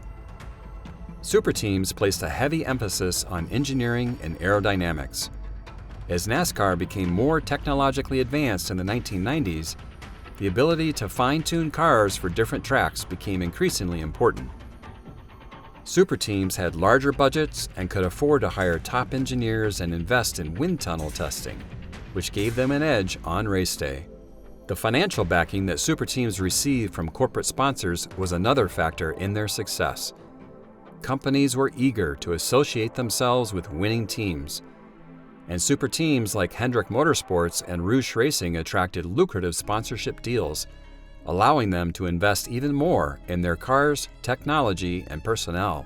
The rise of super teams in the 1990s had a profound impact on NASCAR. It raised the level of competition within the sport as smaller teams struggled to keep up with the well-funded, resource-rich operations of the super teams. This shift also contributed to the increased professionalism and commercialization of NASCAR, with big-name sponsors and corporate interests playing a larger role in the sport's operations. Super teams also helped to grow the popularity of NASCAR as their star drivers, like Jeff Gordon and Dale Earnhardt, became household names. The success of these teams led to an increase in media coverage, fan interest, and ultimately, NASCAR's reach beyond its traditional southern roots, helping to make it a national phenomenon. The rise of super teams in the 1990s changed NASCAR forever. With multi-car operations, cutting-edge engineering, and strong financial backing, teams like Hendrick Motorsports, Roush Racing, and Joe Gibbs Racing dominated the decade. These super teams redefined how success was achieved in NASCAR, and their influence is still felt in the sport today. The era of super teams not only led to exciting on-track competition, but also helped NASCAR reach new heights of popularity and professionalism. The NASCAR Super Truck Series was launched in 1995, making a significant expansion of NASCAR into a new type of racing. The series provided a platform for pickup truck racing, combining high-octane competition with NASCAR's traditional appeal. It quickly gained popularity and became a stepping stone for young drivers, a competitive venue for seasoned veterans, and a new outlet for fans who enjoyed seeing trucks compete on short tracks, speedways, and road courses. The idea for the NASCAR Super Truck Series originated in the early 1990s, when a group of off-road racers led by Baja 1000 champions Dick Landfield and Jim Venable, began brainstorming a racing series featuring pickup trucks. Their vision was to combine the appeal of off-road truck racing with NASCAR's oval racing format, creating a unique spectacle for fans. The concept gained traction, and in 1994, NASCAR officially announced the formation of the Super Truck Series, which would later become the NASCAR Craftsman Truck Series due to its sponsorship deal with the Craftsman brand, part of Sears. The first race of the NASCAR Super Truck Series was held on February 5, 1995, at Phoenix International Raceway. This race marked the beginning of what would become a long-standing series that blended the grit of truck racing with the polished professionalism of NASCAR. The series initially focused on short tracks, with the trucks being heavier and less aerodynamic than the NASCAR Winston Cup Series cars, creating exciting, close-quarters racing. Fans were quickly drawn to the series' aggressive, door-to-door action, which often led to bumping and trading paint on the track. Throughout the 1990s, the NASCAR Truck Series developed into a competitive and entertaining racing division with several notable milestones.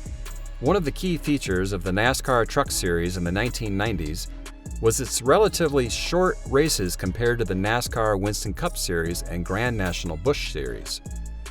The races were typically 150 to 200 miles long, and this shorter format made the action fast-paced and intense.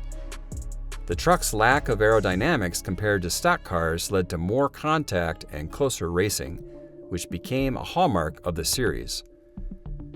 Additionally, the series initially emphasized short tracks and speedways, including many venues that weren't on the Cup or Busch Series schedules.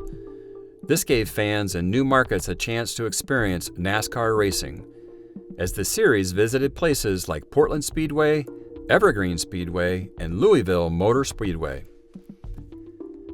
The NASCAR Truck Series provided opportunities for a wide range of drivers, including young up-and-comers, veterans looking to continue their careers, and even part-time racers. This mix created an interesting dynamic, with talented young drivers squaring off against seasoned veterans. Ron Hornaday Jr. became one of the first stars of the NASCAR Truck Series. Driving for Dale Earnhardt Inc., Hornaday was a dominant force in the series' early years, winning 2 Craftsman Truck Championships in 1996 and 1998. Mike Skinner, driving for Richard Childress Racing, won the inaugural Super Truck Championship in 1995. His success in the NASCAR Super Truck Series helped him transition to a full-time NASCAR Winston Cup Series career. Jack Sprague was another standout performer, winning his first NASCAR Craftsman Truck Series Championship in 1997 and becoming one of the most successful drivers in the series during its early years. These drivers, along with others, helped legitimize the NASCAR Truck Series as a competitive and serious platform for NASCAR racing. The NASCAR Truck Series' popularity grew rapidly in the late 1990s. As NASCAR's overall fan base expanded, the NASCAR Truck Series benefited from the sport's increased national exposure. The rough-and-tumble nature of truck racing, combined with the short race formats, made the series a hit with fans who craved action-packed, intense racing. Craftsman, a tool brand under Sears, played a pivotal role in the success of the series, investing heavily in the sport and helping NASCAR bring the series to a larger audience. Craftsman's sponsorship lasted for 14 years, making it one of the longest-running title sponsorships in NASCAR history. The rise of NASCAR's television deals in the 1990s brought more exposure to NASCAR Truck Series, allowing fans to follow their favorite drivers and races on TV. Networks like ESPN and TNN aired races, helping to elevate the series' profile. The NASCAR Truck Series quickly became known for its competitiveness with a diverse pool of winners and close championship battles. The combination of experienced drivers and emerging talent created a highly competitive environment, with races often being decided by narrow margins. Close championship finishes were common, such as in 1997, when Jack Sprague won the title by just 3 points over Rich Bickle, showcasing how tight the competition was. The series also featured unique challenges, with trucks racing on a variety of track types, from superspeedways to short tracks to road courses. This diversity of track types made the NASCAR Truck Series a test of driver versatility and team strategy. While drivers like Ron Hornaday Jr., Mike Skinner, and Jack Sprague were the early stars of the NASCAR Truck Series, several other notable drivers made their mark during the 1990s. Joe Ruttman, a veteran driver who found new life in NASCAR Truck Series, Ruttman was a consistent contender and won multiple races during the decade. Jay Sauter. Part of the Sauter racing family, Jay Sauter was a regular winner in the late 1990s and helped cement his family's legacy in NASCAR. Rick Corelli, known as the High Plains Drifter, Corelli was a fan favorite and frequent competitor in the NASCAR Truck Series, known for his aggressive driving style. The NASCAR Truck Series had a highly successful launch in the 1990s, quickly becoming an integral part of the NASCAR landscape.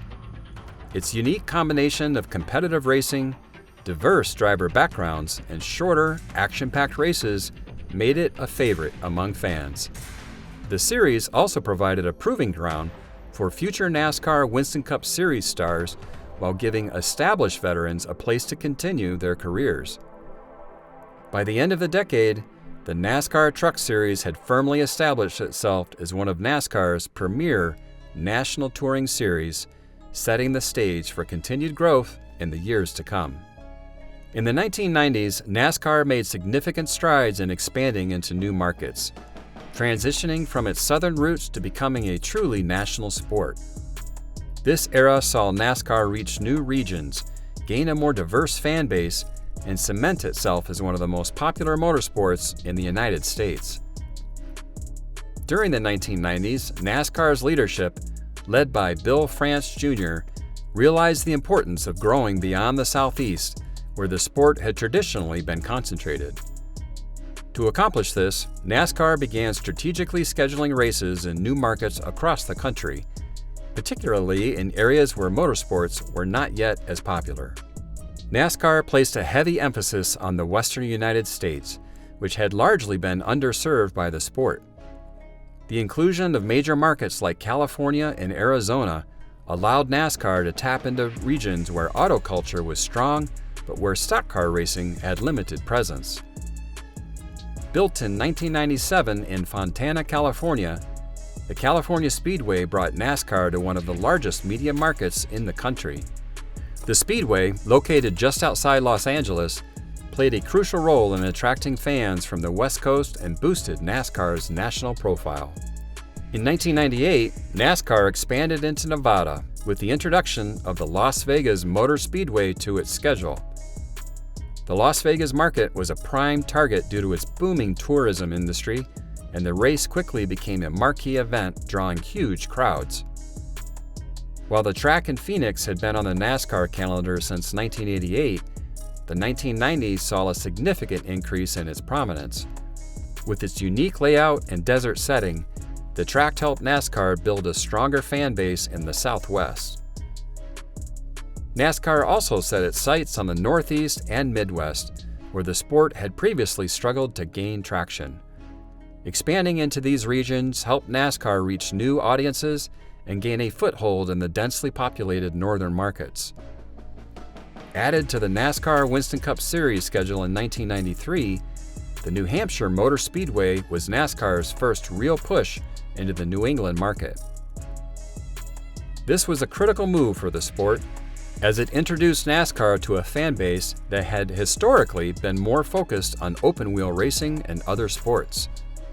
While the Chicagoland Speedway wasn't added to the NASCAR Winston Cup Series until 2001, the groundwork for NASCAR's expansion into the Midwest was laid in the late 1990s. As NASCAR's popularity grew, the demand for a track in the Chicago market increased, leading to the eventful construction of the Speedway.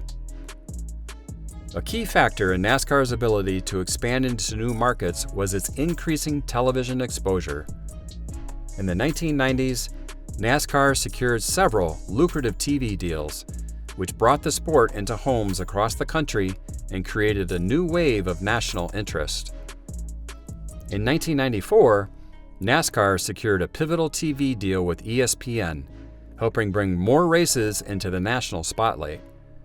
Later in the decade, NASCAR inked a major broadcast contract with Fox and NBC, which began in 2001 but was negotiated during the late 1990s.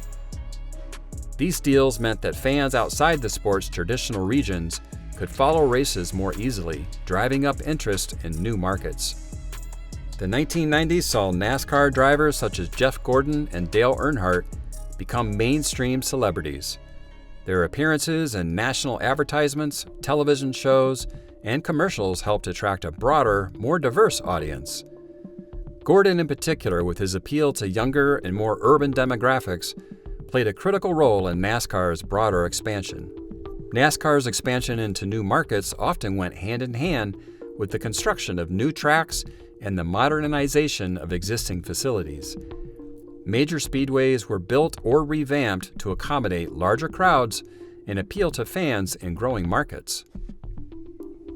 In 1997, the Texas Motor Speedway in Fort Worth hosted its first NASCAR Winston Cup Series race. This event signaled NASCAR's growing interest in tapping into the Texas market, which was home to a large and diverse fan base.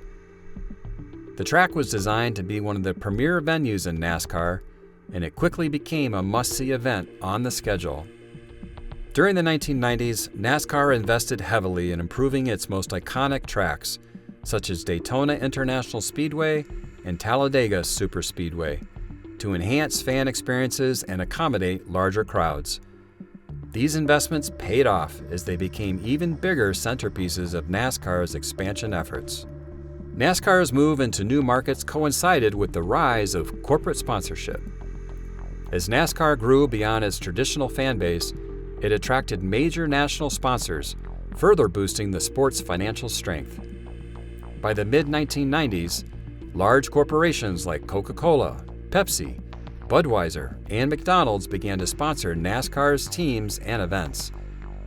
This level of corporate backing gave NASCAR the financial muscle to continue its expansion and invest in new markets. The influx of sponsorship from outside the automotive industry, such as technology companies, retail brands, and fast food chains, helped NASCAR appeal to a wider audience. These sponsors saw NASCAR as a way to market their products to a national rather than regional audience. As NASCAR entered new markets, its fan base grew more diverse. The sport's southern, rural, and working-class roots began to broaden, with more fans from urban areas, different parts of the country, and various socio-economic backgrounds. NASCAR's push into markets like Chicago, Los Angeles, and Las Vegas attracted fans from urban areas who may not have grown up watching stock car racing, but became interested due to the national exposure and presence of races near major cities. With the rise of stars like Jeff Gordon, NASCAR was able to attract younger fans and families. Gordon, with his more polished, cosmopolitan image compared to the more rugged drivers like Dale Earnhardt, helped bring in fans from diverse backgrounds, particularly in the new markets NASCAR was targeting.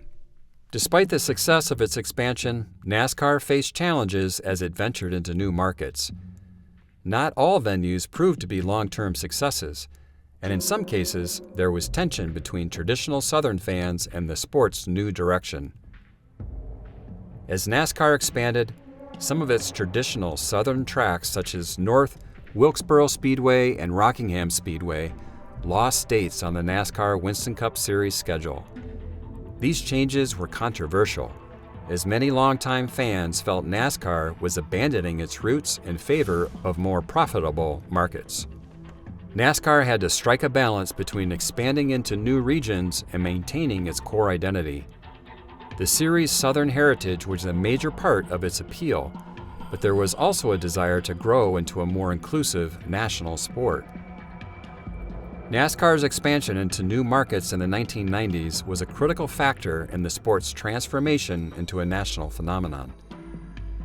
By strategically targeting key regions like the West Coast, Northeast, and Midwest, NASCAR successfully broadened its fan base and attracted major corporate sponsors. The increased media exposure, new tracks, and the rise of drivers like Jeff Gordon and Dale Earnhardt helped NASCAR reach new heights in popularity, setting the stage for even greater growth in the 2000s. The 1990s marked a turning point, as NASCAR moved from a predominantly Southern pastime to a sport with national appeal and influence. The 1990s saw a series of sporting rule changes in NASCAR that significantly impacted competition, safety, and the overall structure of the sport. As the series expanded its national presence and gained more attention, NASCAR leadership recognized the need for updates that would both improve the racing experience and ensure driver safety. Here are some of the major rule changes from the decade. One of the most notable developments during the 1990s was the introduction of new aerodynamic rules aimed at balancing competition between different manufacturers and ensuring closer racing. In 1998, the NASCAR introduced the 5-in-5 rule, which required teams to reduce the rear spoiler by 5 inches and increase the front air dam by 5 inches. The goal of this rule was to create more downforce at the front of the cars, making the vehicles more stable and handling easier, particularly in the corners. The hope was that by balancing the cars aerodynamically, NASCAR could level the playing field between Ford, Chevrolet, and Pontiac, all of which had different body styles and performance characteristics. This rule change was an important step in NASCAR's efforts to reduce the advantages of specific car models and ensure more competitive, closer racing. By altering the aerodynamic balance of the cars, NASCAR aimed to produce more lead changes and exciting on-track action. Pit road had long been a place where drivers could make up valuable time, but it was also a dangerous area due to the high speeds at which cars were entering and exiting. Prior to the 1990s, drivers could accelerate at will on pit road, leading to accidents and endangering crew members. In response to increasing concerns about safety, NASCAR introduced pit road speed limits in 1991. The rule mandated that drivers slow down to a specific speed limit when entering and exiting pit road. While the limit varied depending on the size and layout of the track, it typically ranged between 35 and 55 miles per hour. The pit road speed limit was a critical rule change that greatly enhanced the safety of pit crews, drivers, and officials. It also introduced new strategic elements to the sport, as teams now had to balance the need for quick pit stops with the risk of speeding penalties. The 1990s saw the continued development and refinement of restrictor plate racing, a controversial but necessary measure for controlling speeds on superspeedways like Daytona International Speedway and Talladega Superspeedway. NASCAR first implemented restrictor plates in 1988 at these two tracks in response to dangerously high speeds and serious accidents. The plates limited the amount of air and fuel that could enter the engine, thereby reducing horsepower and slowing the cars down. Given that restrictor plates became mandatory in Daytona and Talladega back in 1988, it resulted in pack racing, where cars would run in tightly grouped packs at high speeds. While this often produced thrilling, close racing, it also increased the likelihood of multi-car accidents, known as the Big One. Despite criticism from some drivers who felt that restrictor plates limited their ability to pass or pull away from the field, the rule remained in place throughout the 1990s and beyond as a necessary safety measure to control speeds at the fastest tracks on the circuit. In the early 1990s, many races ended under caution, which left fans and teams frustrated by the anticlimactic finishes. NASCAR sought to address this issue by experimenting with the green-white checkered finish rule, designed to ensure that races concluded under green flag racing conditions whenever possible. Although the official green-white checkered rule would not be fully implemented until 2004, the groundwork for the concept was laid during the 1990s. NASCAR occasionally extended races to allow for more competitive finishes under green conditions. This rule change would later become a defining feature of modern NASCAR racing, helping to ensure that races finish with on-track action rather than under caution. In 1998, NASCAR officially limited the number of cars in a race to 43. Before this rule, the number of cars in each race varied depending on the track and the number of teams able to qualify. Some tracks, particularly short tracks, had smaller starting fields, while larger speedways allowed for more entries. By standardizing the field at 43 cars, NASCAR created a more consistent racing format. This also enhanced the competitiveness of the sport, as teams had to qualify for a limited number of spots, making qualifying sessions more intense and meaningful. Safety was a major focus in NASCAR during the 1990s, driven in part by high-profile accidents that highlighted the need for better protective measures for drivers and teams. Some of the safety rule changes included: while not fully implemented until after Dale Earnhardt's fatal accident in 2001, NASCAR in the late 1990s began encouraging the use of HANS devices, as well as improving seatbelt technology and car safety features. Although safer barriers weren't installed until the early 2000s, NASCAR in the 1990s worked with tracks to introduce more safety features, such as energy-absorbing barriers and tire walls to reduce the impact of crashes. In 1994, NASCAR introduced a significant change in how fuel was delivered during pit stops, with the implementation of the catch can rule. The catch can was a tool used by teams to collect excess fuel that spilled during refueling. Prior to this, spilled fuel on pit road often posted a fire hazard, as it could ignite from hot engines or pit road equipment. The introduction of the catch can reduced the risk of fires and improved safety for pit crews. Later in the decade, NASCAR also banned traditional fuel cans in favor of standardized fueling systems to make the process safer and more efficient. These changes to refueling procedures were critical for enhancing the safety of pit stops and reducing the chances of accidents in the pits. In the late 1990s, NASCAR began putting limits on the amount of testing teams could perform at tracks. Prior to these rules, teams with larger budgets could afford to do more testing, which gave them a competitive advantage over smaller teams.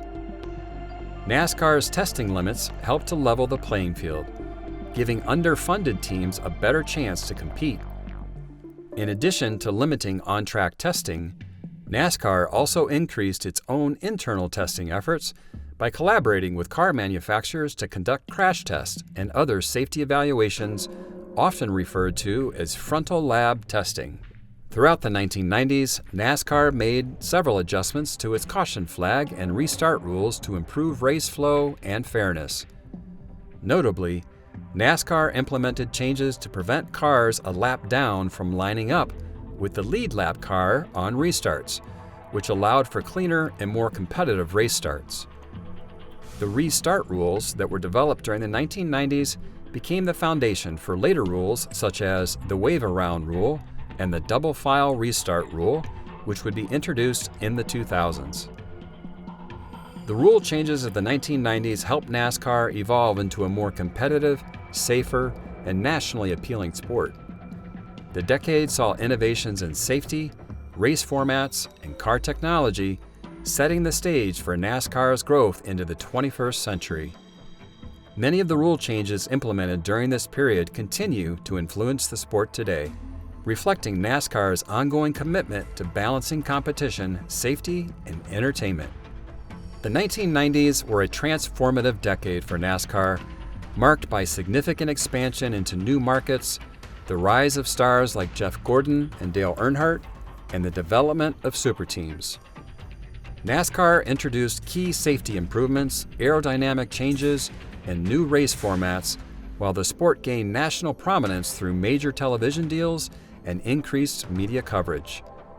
The decade also saw the establishment of the NASCAR Super Truck Series, the debut of restrictor plate racing at super speedways, and the rise of corporate sponsorships, solidifying NASCAR as a premier national motorsport. One of the key moments in NASCAR during the 1990s was the death of its founder, Bill France Sr. Bill France Sr. passed away on June 7, 1992, at the age of 82. His death marked the end of an era in American motorsports, as he was a visionary who transformed stock car racing from a regional pastime into one of the most popular sports in the United States. Following his death, tributes poured in from across the motorsports industry, praising Bill France Sr. for his foresight, tenacity, and contributions to the sport. Many considered him a pioneer who had laid the foundation for what would become a multi-billion-dollar industry. NASCAR and the Daytona International Speedway hosted numerous tributes to honor his life, and the France family name remains synonymous with NASCAR's growth and success. The organization continues to thrive, now under the leadership of his grandson, Brian France, and more recently, Jim France, Bill France Sr.'s younger son. Today, Bill France Sr. is remembered as one of the most influential figures in the history of American motorsport, having created a sporting institution that continues to grow and evolve more than 70 years after its founding. Coming to the 2000s, there was one event that completely changed NASCAR. This happened on the opening race in 2001. Dale Earnhardt's fatal accident on February 18, 2001, during the final lap of the Daytona 500, is one of the most tragic and pivotal moments in NASCAR history. Known as the Intimidator, Earnhardt was a 7-time NASCAR Winston Cup Series champion and one of the sport's most iconic and respected drivers. His death shocked the motorsports world and led to sweeping changes in NASCAR safety standards. The crash occurred on the last turn of the final lap of the 2001 Daytona 500 at Daytona International Speedway. Earnhardt was running in third place behind his drivers Michael Waltrip and Dale Earnhardt Jr. as they battled for the win. Heading into turn 4, Earnhardt's car made contact with Sterling Marlin's car, which caused him to veer up the track. As Earnhardt's car slid up, it collided with Ken Schrader's car, and both cars shot into the outside wall at around 160 miles per hour. Earnhardt's black number 3 Chevrolet hit the wall at a sharp angle, with the front end taking the full force of the impact. The car bounced off the wall and came to rest in the infield, with Schrader's car beside it. Schrader quickly exited his car and went to check on Earnhardt, but he signaled for help upon realizing the severity of the situation. Dale Earnhardt suffered a basilar skull fracture, which was ultimately determined to be the cause of his death. A basilar skull fracture is a fatal injury to the base of the skull that occurs when the head is subjected to extreme forces, causing fatal damage to the brainstem. Earnhardt had not been wearing a head and neck support device, which was not mandatory at the time, but was recommended for reducing the risk of such injuries. Despite the quick response of medical personnel, Earnhardt was pronounced dead shortly after the crash at Halifax Medical Center in Daytona Beach. Earnhardt's death sent shockwaves through the NASCAR community and the broader sports world. Fans, drivers, and officials mourned the loss of a legend. Earnhardt's passing, however, became a turning point for safety in NASCAR, prompting the sport to reevaluate its safety measures and implement major changes to protect drivers in the future. In the wake of Earnhardt's fatal crash, NASCAR undertook significant reforms, many of which were aimed at preventing the type of injury that killed him. NASCAR quickly mandated the use of the head and neck support device for all drivers. This device helps prevent basilar skull fractures by restraining the driver's head and limiting the violent forward movement that occurs in crashes. NASCAR also worked with racetracks to install safer barriers, which are energy-absorbing walls that reduce the impact force when cars collide with the barriers. These barriers were eventually installed at all major tracks. NASCAR implemented improvements to seatbelt and seat designs, including mandating 6-point harnesses and more secure seat mounting systems. Earnhardt's death was one of the factors that led to the development of the car of tomorrow, a new, safer car design introduced in 2007. The COT featured enhanced safety features, including larger cockpits, energy-absorbing materials, and more robust roll cages. The COT introduced several new design elements aimed at improving safety and leveling the playing field for teams. Some of the most notable features included: the COT featured a wider and taller cockpit, which provided more room for the driver and increased the distance between the driver's seat and the car's frame. This extra space helped reduce the risk of injury during crashes. The car was designed with more energy-absorbing materials, particularly in the doors and front end, to better protect drivers from side and head-on impacts. The COT replaced the traditional rear spoiler with a rear wing and added a front splitter. These aerodynamic changes altered the car's handling, making it more stable but also changing the dynamics of how cars race together in packs. A more robust roll cage design was implemented, featuring extra support bars and stronger materials to better protect the driver in the event of a rollover or high-impact crash. The rear bumpers were raised to reduce the chance of bump drafting accidents, a technique where one car bumps another from behind to gain speed. The new bumper height limited the likelihood of cars lifted off the ground. Being lifted off the ground, reducing the risk of dangerous airborne crashes. Dale Earnhardt's death, while tragic, resulted in life-saving advancements that reshaped the sport. His legacy endures not only through his incredible accomplishments on the track, but also in the safety improvements that have since protected countless drivers. The number 3 car became an iconic symbol of Earnhardt's career, and his memory remains a central part of NASCAR's history. The impact of his accident marked the end of an era, but ultimately led to a safer future for the sport. The introduction of NASCAR's playoff format, originally called the Chase for the Championship, in the 2000s, was one of the most significant changes in the sport's history. Introduced in 2004, this new format was designed to increase competition and excitement, especially towards the end of the season, and to give fans a more thrilling conclusion to the NASCAR Nextel Cup Series. The playoff system aimed to mirror the excitement of postseason formats in other sports and attract a broader audience. Before the introduction of the playoff system, the NASCAR Winston Cup Series Championship was decided based on a point system that accumulated throughout the season. While this system rewarded consistency, it sometimes led to anticlimactic finishes, where a driver could secure the championship weeks before the final race, making the end of the season less exciting for fans and broadcasters. NASCAR faced increased pressure from TV networks and sponsors to maintain fan engagement and excitement throughout the entire season. The idea was to implement a system that would keep the championship battle alive until the final race and create a postseason atmosphere similar to major sports like the NFL or NBA. This move was also part of NASCAR's broader efforts to expand its reach and continue its national growth. In 2004, NASCAR introduced the Chase for the Nextel Cup, which featured a 10-race playoff format. The top 10 drivers in the point standings after the first 26 races of the season would qualify for the chase, with their points being reset to a higher level to close the gap between them. This gave those 10 drivers an equal shot at winning the championship over the final 10 races. The points reset ensured that no driver would have an insurmountable lead going into the final races, keeping the championship battle tight. The remaining drivers would continue to compete in the final races, but they were no longer eligible for the championship. The system kept fans engaged, and the championship fight now extended to the very last race, adding tension and drama to the closing races of the season. In 2007, NASCAR expanded the playoff field from 10 to 12 drivers.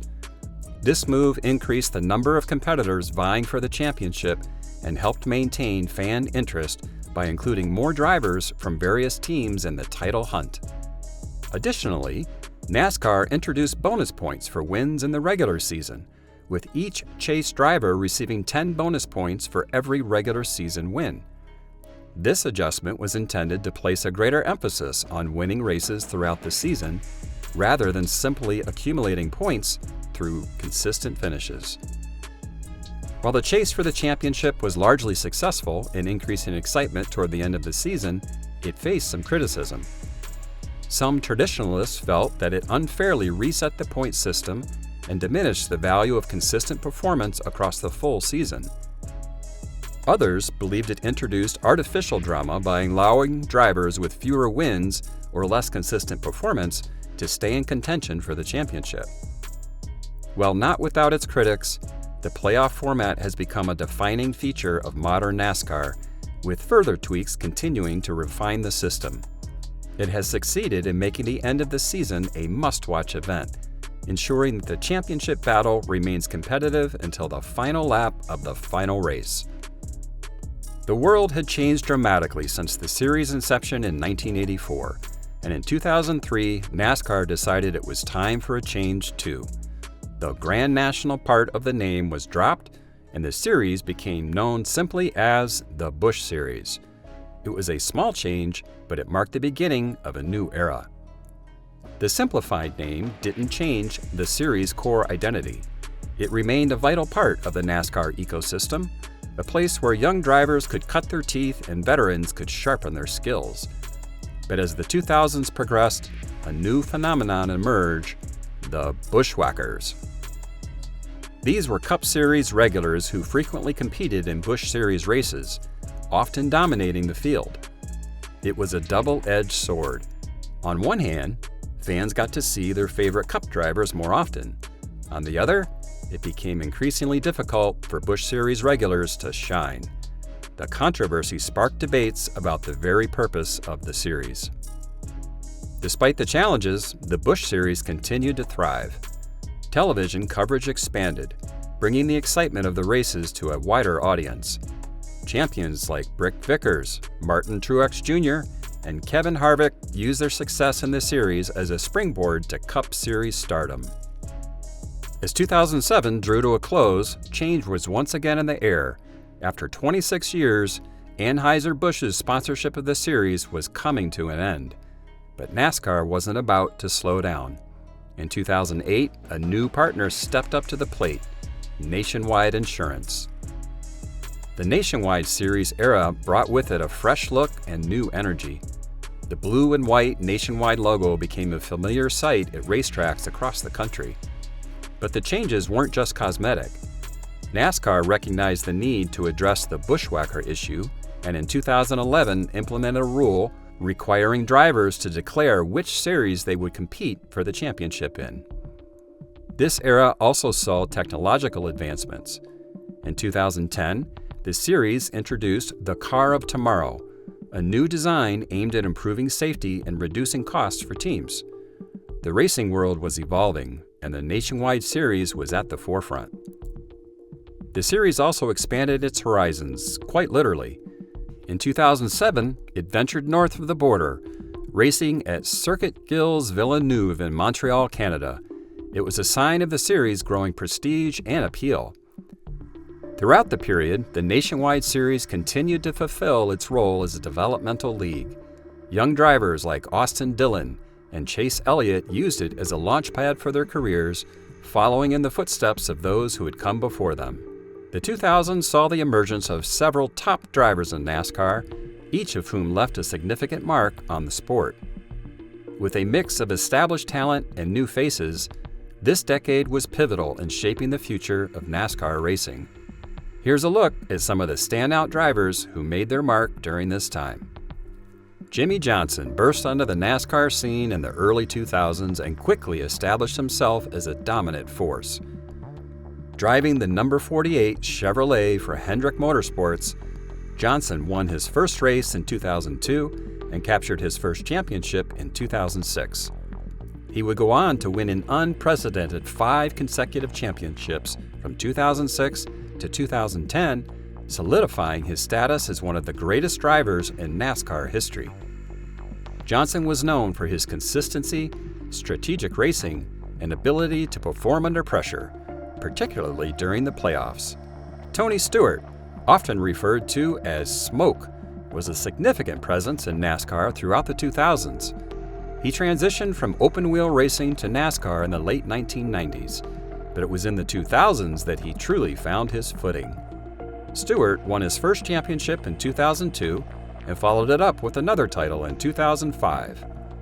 Known for his aggressive driving style and fierce competitiveness, Stewart was also recognized for his charisma and ability to connect with fans.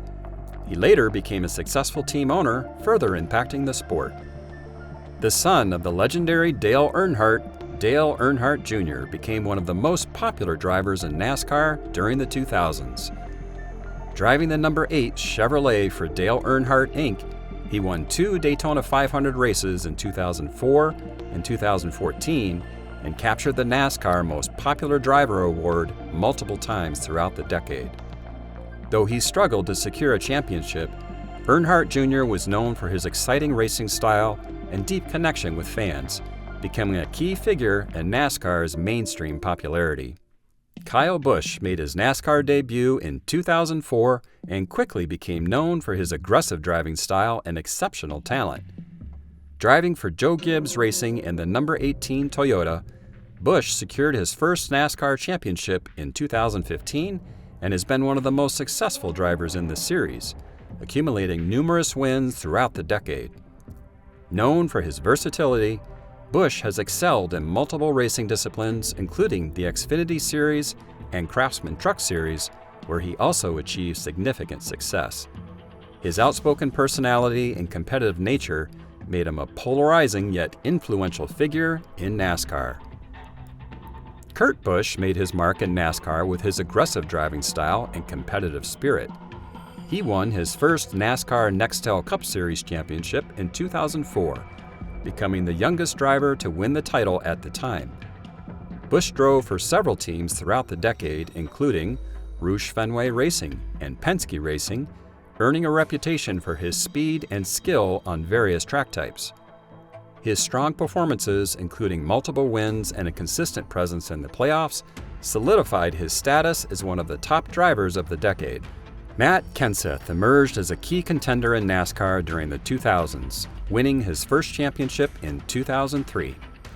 Driving the number 17 Ford for Roush Fenway Racing, Kenseth was known for his calculated and methodical approach to racing. He achieved a breakthrough season in 2002, winning 5 races and securing the championship the following year. Kenseth was recognized for his consistency and ability to perform well in high-pressure situations, making him a formidable competitor in the sport. Kevin Harvick joined NASCAR in the early 2000s as a replacement for Dale Earnhardt after his tragic death in 2001. Driving the number 29 Chevrolet for Richard Childress Racing, Harvick quickly proved his mettle, winning the 2001 NASCAR Rookie of the Year award. He secured his first NASCAR Sprint Cup Series championship in 2014 and became known for his versatility and competitiveness on the track. Harvick's success continued throughout the decade, solidifying his position as a top driver in NASCAR. Denny Hamlin made his debut in the NASCAR in 2006 and quickly established himself as a formidable contender. Driving the number 11 Toyota for Joe Gibbs Racing, Hamlin won several races and became known for his strong performances at major tracks, particularly at Daytona and Darlington. He reached the playoffs multiple times and has consistently been regarded as one of the top drivers in the sport. Carl Edwards entered the NASCAR Nextel Cup Series in 2004 and quickly made a name for himself with his charismatic personality and competitive spirit. He achieved notable success in the 2000s, including multiple wins and strong performances in the chase for the championship. Edwards was known for his impressive driving skills and his unique victory celebrations, which endeared him to fans. Ryan Newman, known for his engineering background and prowess in qualifying, made a significant impact in the 2000s as a driver for Penske Racing and later Stewart-Haas Racing. He won the 2008 Daytona 500 and was a consistent contender, known for his speed and technical knowledge of the sport. Newman was often seen as one of the best restrictor plate racers, regularly competing for wins in the biggest races. Greg Biffle was another prominent driver in the 2000s, driving for Roush Fenway Racing.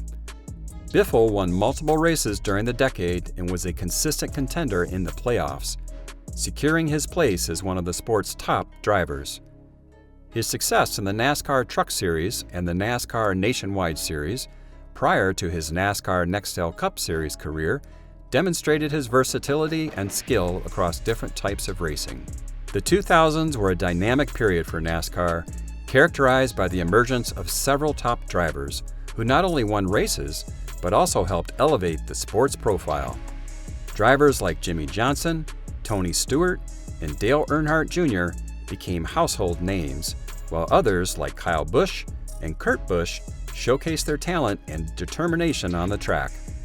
Their contributions during this decade helped shape the future of NASCAR and laid the groundwork for the sport's continued growth and popularity. Pontiac's exit from NASCAR in 2003 marked the end of a storied legacy for a manufacturer that had been a significant part of the sport since its early years. Known for fielding competitive cars and winning championships, Pontiac's departure came as part of broader corporate restructuring by its parent company, General Motors. Despite its success in the late 1990s and early 2000s, Pontiac faced increasing challenges. The competitive landscape of NASCAR was changing, and so was the automotive industry. General Motors made the strategic decision to consolidate its NASCAR efforts behind Chevrolet, which had become the flagship brand for the company in motorsports. As Chevrolet consistently outperformed other GM brands like Pontiac, Buick, and Oldsmobile, GM saw more value in focusing its NASCAR investment on Chevy. Pontiac, as an automotive brand, was experiencing declining sales in the consumer market by the early 2000s. This affected GM's willingness to continue funding Pontiac's NASCAR program as the return on investment was diminishing. By 2003, GM decided to cease support for Pontiac in NASCAR. This decision was part of a broader cost-cutting initiative as the automaker was undergoing financial struggles that would later lead to its bankruptcy filing in 2009. Without manufacturer support, it became unfeasible for teams to continue running Pontiacs, and most switched to Chevrolet or other manufacturers. The 2003 NASCAR season was Pontiac's last in the Cup Series. By then, Pontiac had only a small presence on the grid, with most top teams having already switched to Chevrolet or other brands. Despite the reduced support, Ricky Craven gave Pontiac one final moment of glory by winning the Carolina Dodge Dealers 400 at Darlington Raceway in March 2003 in one of the closest finishes in NASCAR history, beating Kurt Busch by just .002 seconds. This dramatic victory symbolized Pontiac's legacy as a fierce competitor in NASCAR, even in its final season. Craven's win would be Pontiac's last as the brand officially exited the sport at the end of 2003. Toyota's entry into NASCAR marked a significant shift in the landscape of the sport as it became the first foreign manufacturer to compete in NASCAR since the series' inception. Here's an overview of Toyota's journey into NASCAR, its challenges, and its impact on the sport.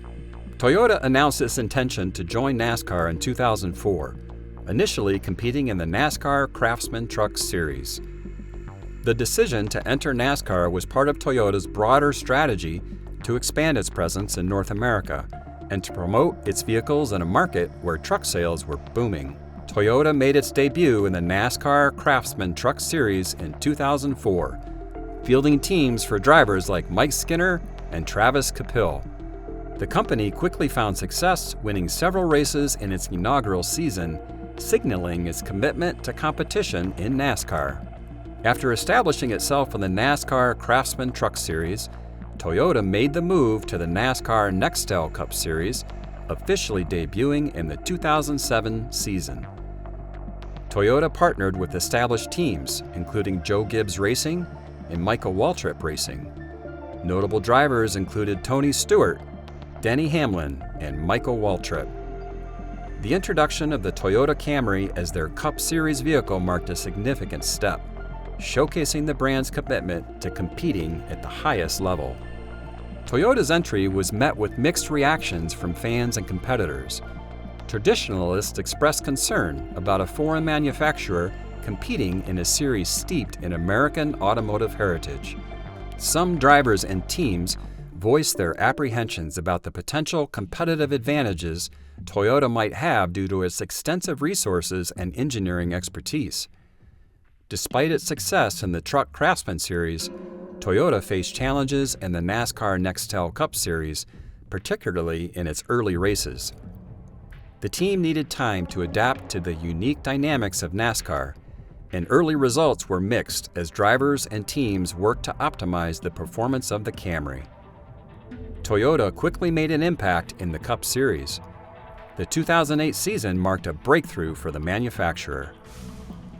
Denny Hamlin won the 2006 Rookie of the Year award, signaling Toyota's competitive viability.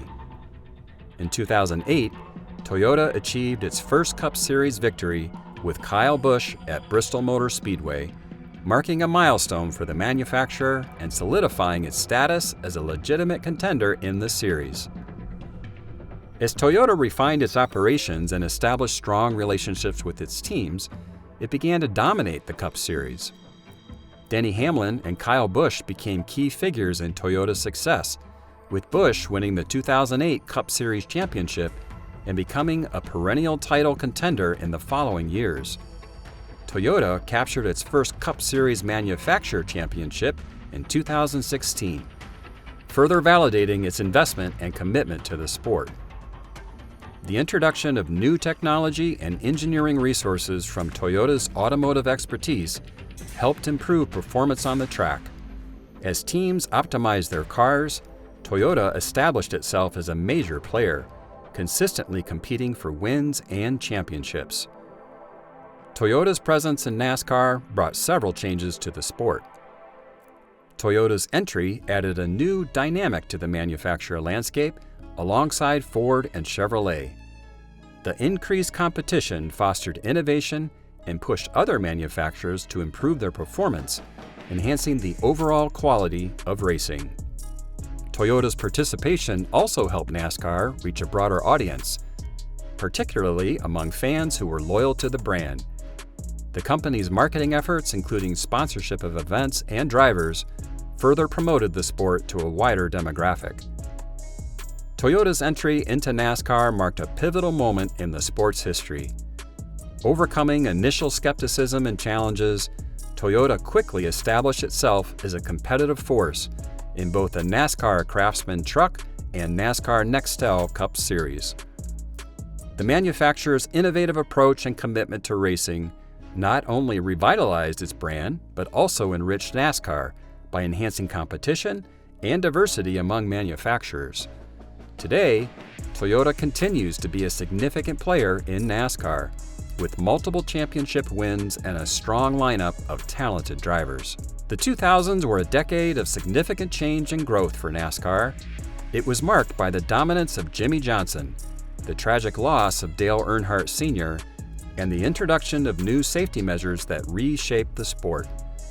The changes in NASCAR's second-tier series, the arrival of Toyota, the introduction of the Car of Tomorrow, and the chase for the Cup format reflected NASCAR's evolution as it adapted to a changing sporting and business environment. Expansion into new markets and the rise of new drivers ensured that NASCAR remained competitive and engaging, while the sport's focus on safety and technological advancement paved the way for future decades.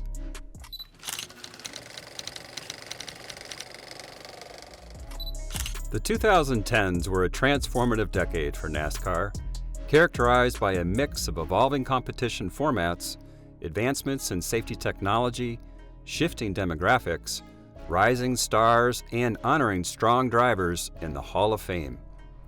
It was a period of both growth and challenges as NASCAR navigated changing fan interest and the continued evolution of motorsports. The NASCAR Hall of Fame, a crown jewel in the world of stock car racing, opened its doors on May 11, 2010 in Charlotte, North Carolina. This 150,000 square foot facility stands as a testament to the rich history and enduring legacy of NASCAR. Charlotte's selection as the home for this prestigious institution came after a competitive bidding process in 2006, where it outpaced strong contenders like Atlanta, Georgia, and Daytona Beach, Florida. Upon entering the Hall of Fame, visitors are immediately drawn into the world of high-speed racing and automotive innovation. The facility boasts several key attractions that bring NASCAR's history to life. Glory Road, a banked ramp showcasing historic race cars, offering a tangible timeline of the sport's technological evolution. The Hall of Honor serves as the heart of the facility, a sacred space where the legends of NASCAR are eternally enshrined. For those seeking a more immersive experience, the Race Week experience provides an interactive simulation of a NASCAR race week, giving fans a behind-the-scenes look at the preparation and excitement leading up to race day. The High Octane Theater, with its impressive 64-foot wide screen, brings the thunder of engines and the thrill of the race to life in vivid detail. Meanwhile, Heritage Speedway offers a comprehensive timeline of NASCAR's history, allowing visitors to trace the sport's roots from its humble beginnings to its current status as a national phenomenon.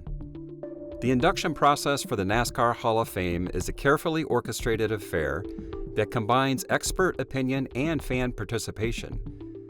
Each year, a committee comprising NASCAR representatives, manufacturers, and media members nominates a selection of individuals who have made significant contributions to the sport. A voting panel consisting of industry insiders, former competitors, and media personalities then makes the final selection. In a nod to the importance of the fan base, NASCAR also includes a fan vote, which counts as a single vote on the panel. Initially, the Hall of Fame inducted 5 new members each year. However, starting with the class of 2021, this number was reduced to 3, making the honor even more exclusive and prestigious. The inaugural class of 2010 set a high bar, featuring NASCAR titans Dale Earnhardt, Junior Johnson, Richard Petty, and the visionary father-son duo of Bill France Sr. and Bill France Jr. Over the years, the Hall of Fame has continued to honor the sport's greatest contributors, from legendary drivers like Jeff Gordon, Tony Stewart, and Jimmy Johnson to influential team owners, crew chiefs, and broadcasters. The Hall's inductees represent the full spectrum of talent and dedication that has shaped NASCAR. As of 2024 class, 61 individuals have received this highest honor in stock car racing. The NASCAR Hall of Fame serves multiple crucial roles within the racing community and beyond. It acts as a custodian of the sport's history, preserving artifacts and stories for future generations. As an educational resource, it provides valuable insights into the technical, business, and cultural aspects of NASCAR. The facility has also become a major tourist attraction, boosting Charlotte's economy and reinforcing the city's status as a hub of racing culture. Moreover, the Hall of Fame offers a platform for community engagement, hosting various events and programs that bring fans closer to the sport they love. It serves as a gathering place for the NASCAR community, where current stars can connect with the legends who paved the way before them. As NASCAR continues to evolve, so too does its Hall of Fame. The facility regularly updates its exhibits to include recent developments in the sport, ensuring that it remains relevant and engaging for repeat visitors. Embracing modern technology, the Hall has incorporated interactive and digital exhibits to appeal to younger audiences, ensuring that NASCAR's legacy continues to inspire new generations of fans and potential drivers. The NASCAR Hall of Fame stands as more than just a museum or a collection of memorabilia. It is a living, breathing chronicle of one of America's most popular sports. From the roar of engines echoing through its halls to the quiet reverence of the Hall of Honor, it encapsulates the speed, skill, and spirit that have defined NASCAR for decades. As the sport races into the future, the Hall of Fame ensures that its rich history and the individuals who shaped it will never be forgotten. Jimmy Johnson continued his dominance from the previous decade into the 2010s, solidifying his legacy as one of NASCAR's all-time greats. Driving the number 48 Chevrolet for Hendrick Motorsports, Johnson won his 6th championship in 2016, which made him one of the few drivers to achieve 7 championships in total. His consistency, strategic prowess, and ability to perform in high-pressure situations made him a fan favorite and a formidable competitor throughout the decade. Kevin Harvick emerged as a key figure in NASCAR during the 2010s, showcasing his talent and competitiveness. After moving to Stewart-Haas Racing in 2014, Harvick had an outstanding season, winning the championship that year with a remarkable 10 victories. Known for his versatility, Harvick excelled on various track types and became a consistent contender in the playoffs, earning respect from fans and competitors alike. Kyle Busch established himself as one of the most polarizing and talented drivers of the 2010s. Driving the number 18 Toyota for Joe Gibbs Racing, Busch won the 2015 Cup Series championship and became the first driver to win all 3 NASCAR National Series championships in a single season in 2015. His aggressive driving style, coupled with a fierce competitive spirit, made him a dominant force in the series, as he consistently collected wins and accolades throughout the decade. Brad Keselowski made a name for himself as a top contender in the 2010s, driving the number 2 Ford for Penske Racing.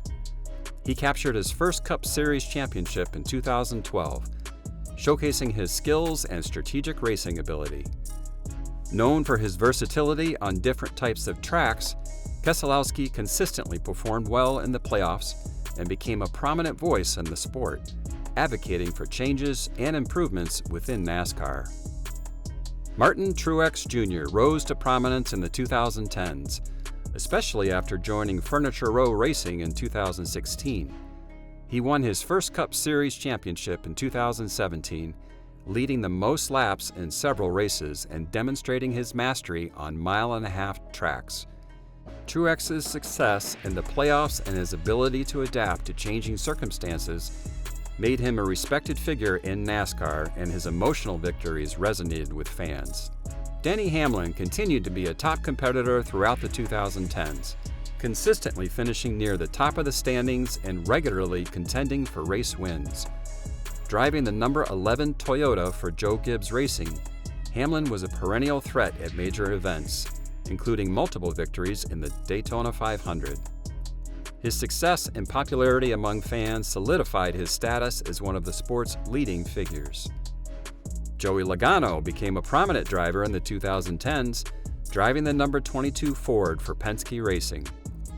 Known for his aggressive driving style, Logano secured his first Cup Series championship in 2018, showcasing his ability to perform under pressure during the playoffs. Logano's rivalry with other drivers, particularly his contentious battle with the likes of Kyle Busch and Denny Hamlin, added drama and excitement to the sport. Chase Elliott emerged as one of NASCAR's most popular drivers during the 2010s, driving the number 9 Chevrolet for Hendrick Motorsports.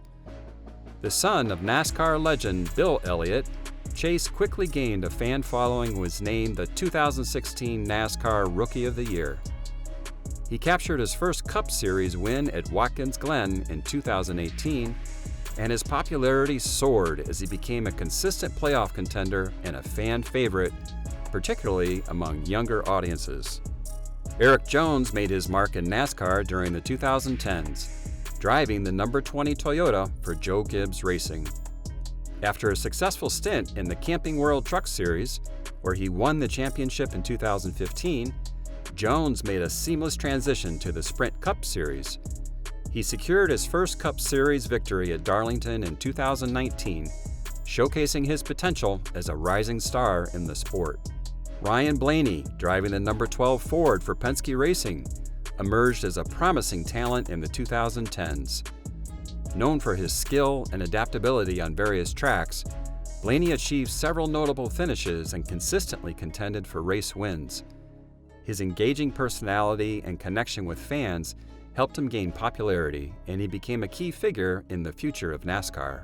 The 2010s were marked by a blend of established stars and rising talents who shaped the future of NASCAR.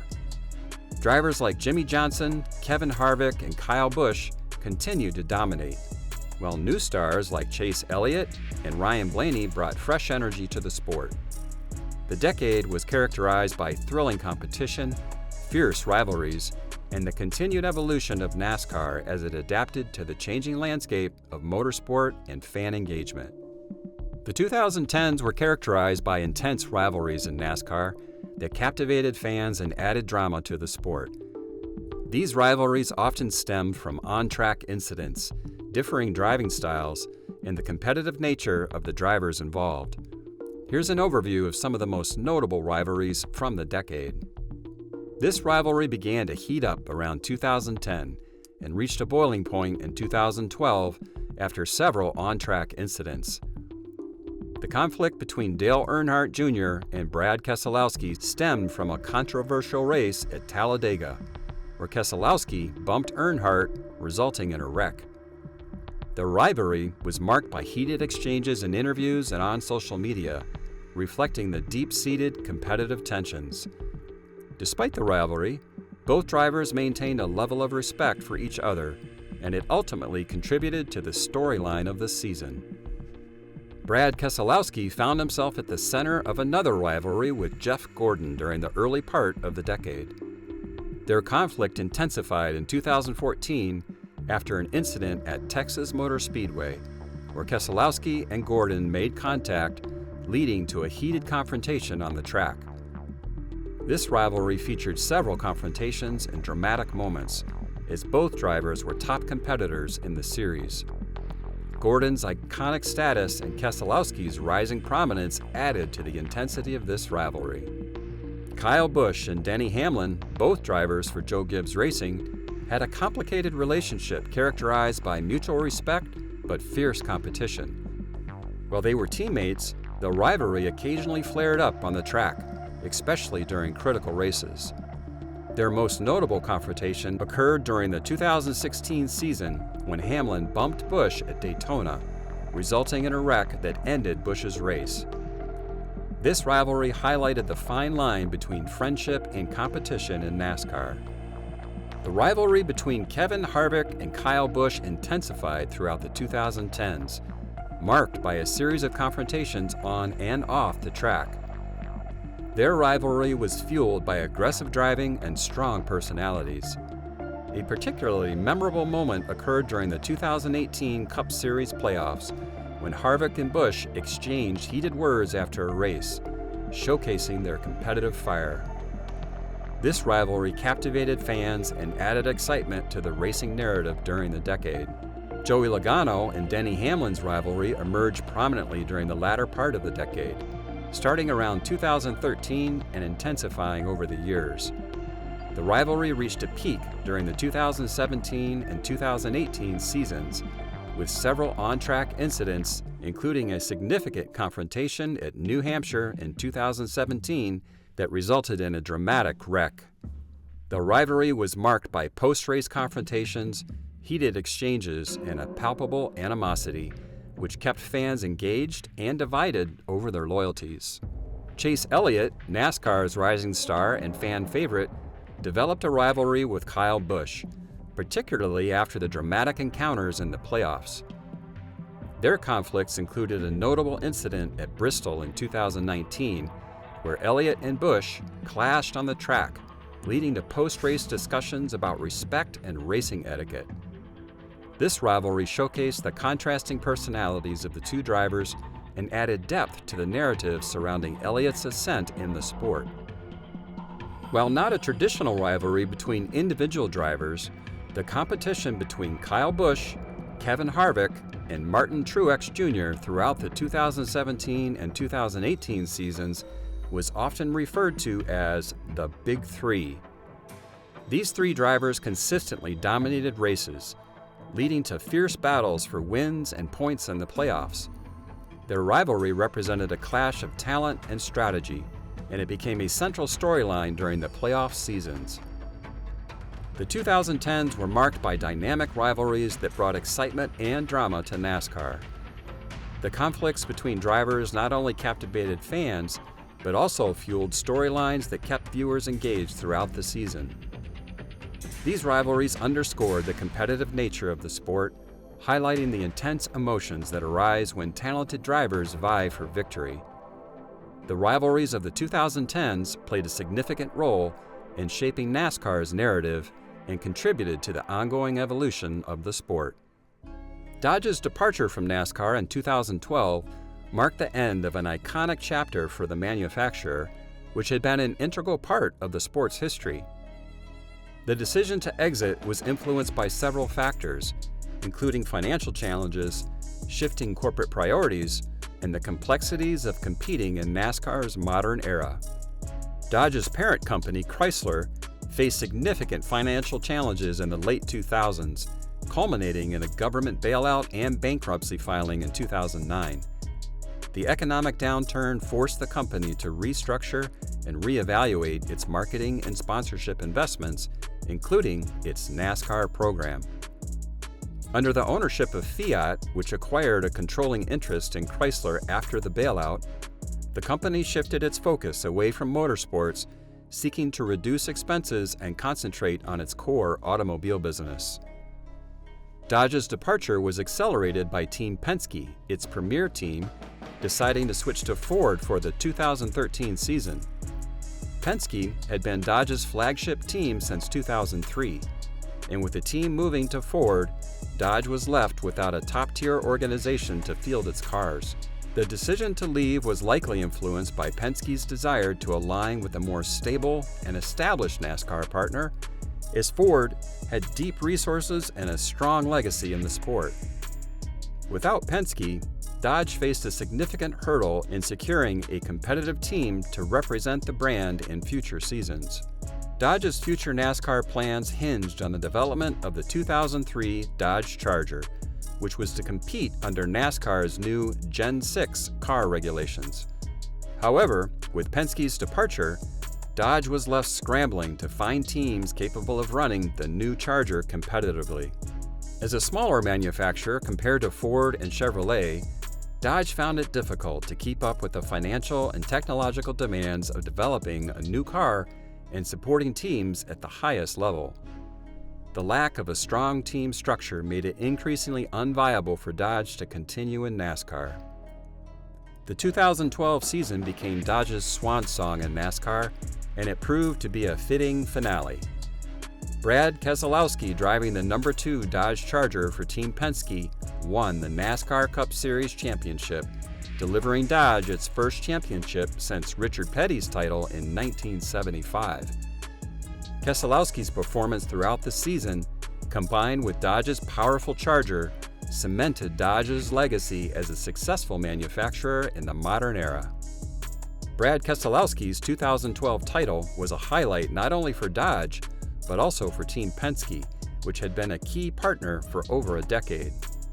Keselowski won 5 races that year, including critical victories in the playoffs, en route to clinching the championship.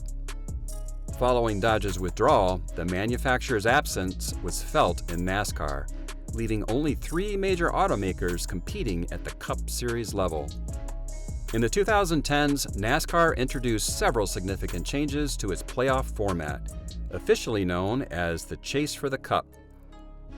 These changes were made in an effort to increase competition, excitement, and unpredictability as the sport sought to maintain fan engagement. Below are the key changes in the 2010s. In 2011, NASCAR added 2 wildcard spots to the playoff format.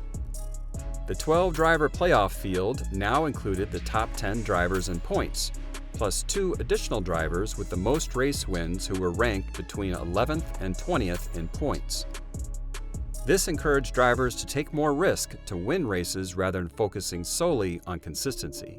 The most dramatic change came in 2014 when NASCAR introduced the elimination-style format, which remains largely in place today. The changes were meant to add intensity and make every race matter more, particularly in the playoffs.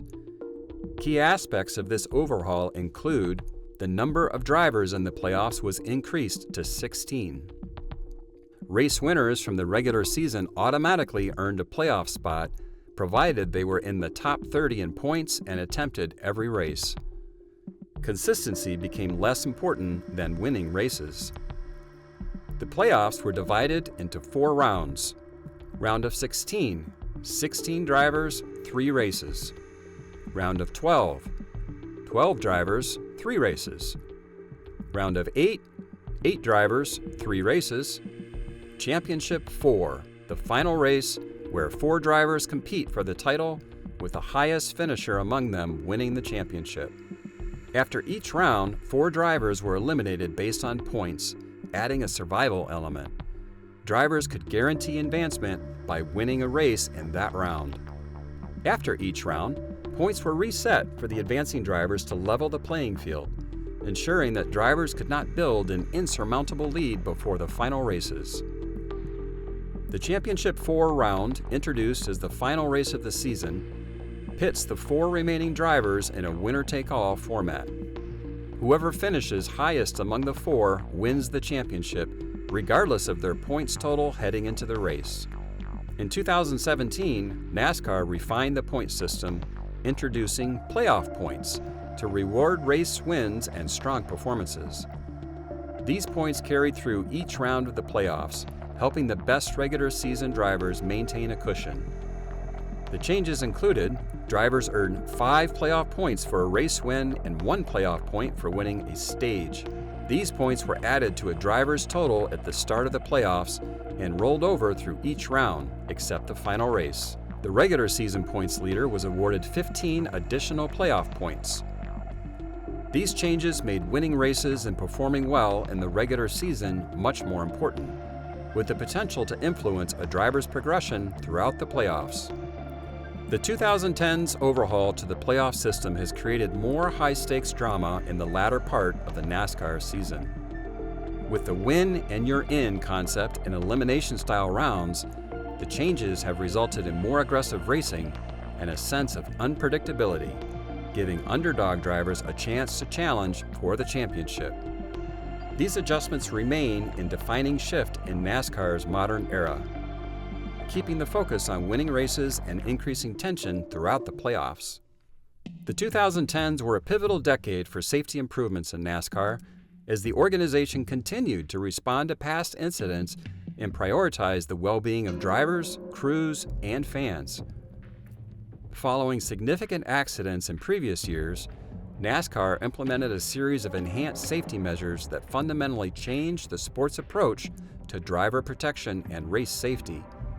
Here's an overview of key safety improvements made during the 2010s. NASCAR made substantial upgrades to the cars used in the Cup Series, focusing on driver safety. The decade saw the groundwork laid for the next-gen car, which was introduced in the 2022 season but was developed through the 2010s. The new design aimed to improve safety through a more robust chassis and updated crash structure with a focus on better energy absorption during impacts. NASCAR mandated improvements to roll cage designs to provide enhanced protection during side impacts. These modifications included the addition of more robust tubing and better reinforcement to protect drivers in various crash scenarios. The safer barrier continued to be installed at racetracks throughout the decade. This barrier, designed to absorb and reduce the force of impacts, became standard at many NASCAR tracks, helping to protect drivers during crashes. The use of head and neck restraint systems, such as the Hans device, became standard across the series. These devices help reduce the risk of head and neck injuries during crashes by keeping the driver's head stable and preventing excessive movement. NASCAR enforced strict rules regarding the use of these systems, making them mandatory for all drivers. In response to several incidents involving fire, NASCAR increased its focus on fire safety. The organization mandated the use of more advanced fire-resistant suits and gear for drivers. These materials improve the chances of survival in the event of a fire, allowing drivers to escape their vehicles more safely. Some teams began installing onboard fire suppression systems, designed to quickly extinguish fires that may occur in the cockpit. While not mandatory, these systems became more common, enhancing driver safety. NASCAR also worked with tracks to improve safety features and protocols. Enhanced protocols were implemented to ensure safety during pit stops, including stricter regulations on crew member behavior and positioning around pit stalls. Several tracks made modifications to their layouts and barriers to improve safety. Changes included modifying turns and installing additional, safer barriers in high-impact zones. NASCAR invested in research and development to further understand the dynamics of crashes and improve safety measures.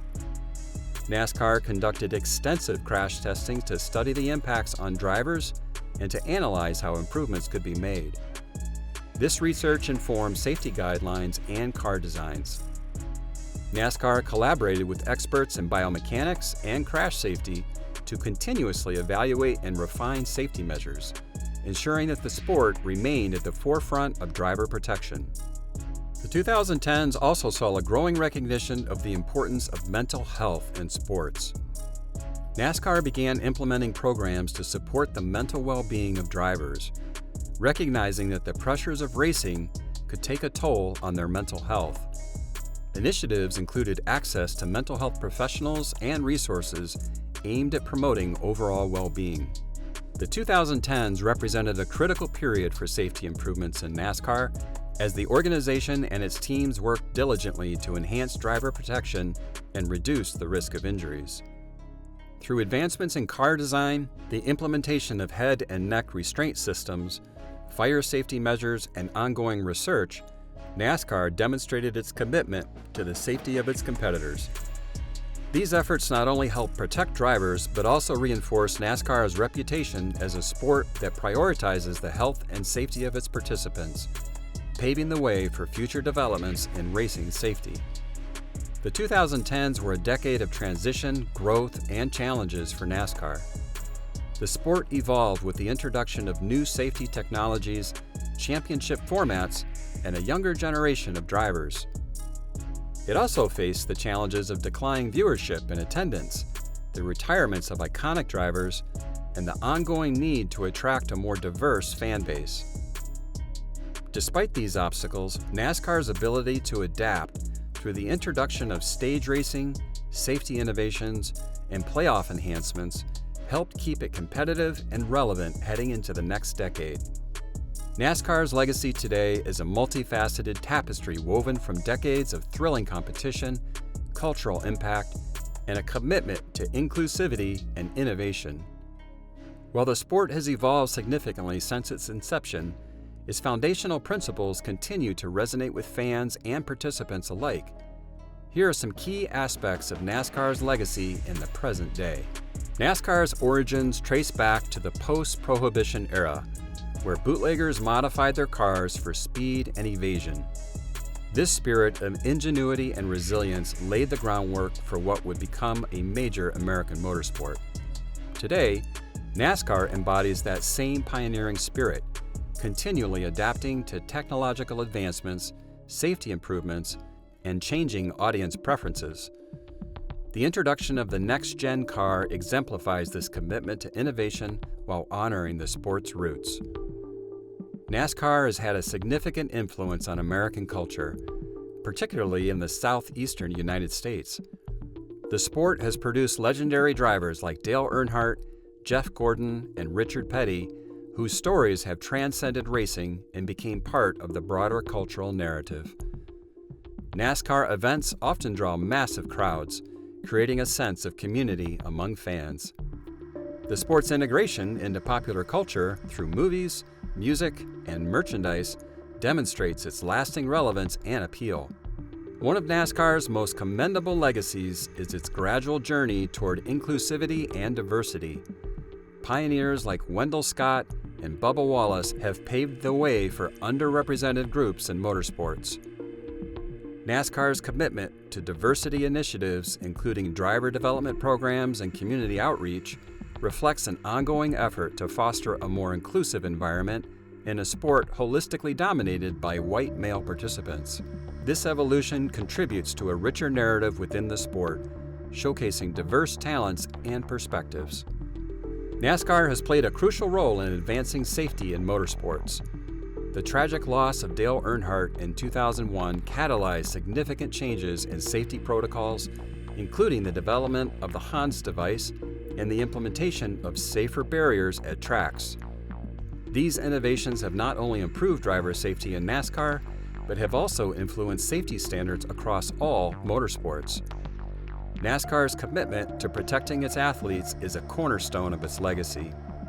NASCAR's evolution into the digital age has transformed how fans interact with the sport. Enhanced broadcasting, social media engagement, and mobile apps allow fans to experience races more interactively and accessibly than ever before. The growth of fantasy racing and online communities has deepened fans' connections to the sport, making it more relevant to younger audiences. By embracing technology, NASCAR has expanded its reach and solidified its legacy in the modern entertainment landscape. In response to growing concerns about environmental sustainability, NASCAR is actively working to reduce its ecological footprint. The adoption of biofuels and initiatives promoting sustainable practices at tracks and within teams signal a commitment to environmental stewardship. This focus on sustainability reflects broader societal trends and demonstrates NASCAR's adaptability to contemporary challenges, ensuring its legacy resonates with future generations. As the engines cooled on the 2014 NASCAR season, change was once again in the air for the sport's second-tier series. The nationwide era, which had begun in 2008, was coming to a close. But in the world of stock car racing, every ending is just a new beginning. Enter Comcast Xfinity brand, ready to usher in the next chapter of this storied series. When the green flag dropped on the 2015 season, the NASCAR Xfinity Series was born.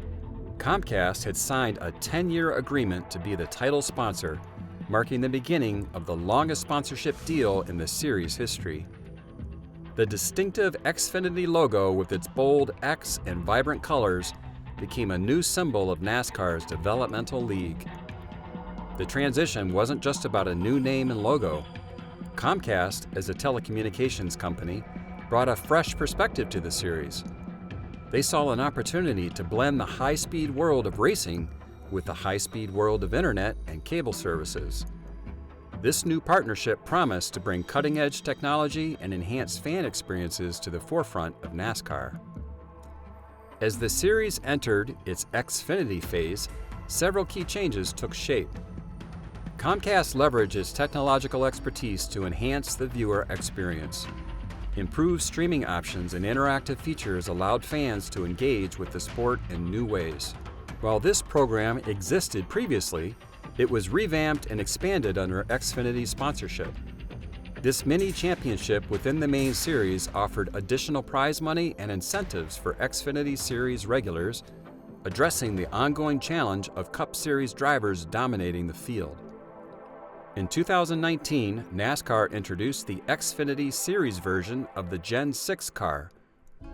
This move aligned the cars more closely with their Cup Series counterparts, providing a better training ground for aspiring Cup drivers while maintaining the series' unique identity. The Xfinity Series began to experiment with its schedule, adding more road courses and short tracks. This diversification of track types helped distinguish the series and provided drivers with a wider range of racing experiences. Throughout this transition, the series stayed true to its core mission of developing talent for NASCAR's top level. Drivers like Chase Elliott, William Byron, and Tyler Reddick used their Xfinity Series success as a springboard to Cup Series careers during this period. The series also saw an influx of young talent from diverse backgrounds, reflecting NASCAR's effort to broaden its appeal. Drivers like Daniel Suarez, the first Mexican-born driver to win a NASCAR National Series championship, showcased the series' role in fostering diversity in motorsports. The Xfinity era wasn't without its challenges. The COVID-19 pandemic in 2020 forced significant adaptations from races without fans to compressed schedules. Yet the series demonstrated remarkable resilience, becoming one of the first sports to return to competition during the pandemic. Another ongoing challenge was balancing the participation of Cup Series drivers. While their presence added star power, it sometimes overshadowed Xfinity regulars. NASCAR continued to refine rules limiting Cup drivers' participation, striving to find the right balance between star appeal and developmental opportunities. As the Xfinity Series rolled into the 2020s, it had firmly established itself as a vital part of the NASCAR ecosystem. The long-term commitment from Comcast provided stability, allowing for long-range planning and innovations. The series continued to evolve with discussions about hybrid technology and further schedule changes on the horizon. As NASCAR looked to the future, the Xfinity Series remained a crucial testing ground for new ideas and emerging talent. From Busch to Nationwide to Xfinity, NASCAR's second-tier series has continually adapted to changing times while maintaining its core identity. As it speeds into the future, the Xfinity Series carries with it the rich history of its predecessors, the excitement of present-day competition, and the promise of tomorrow's racing stars.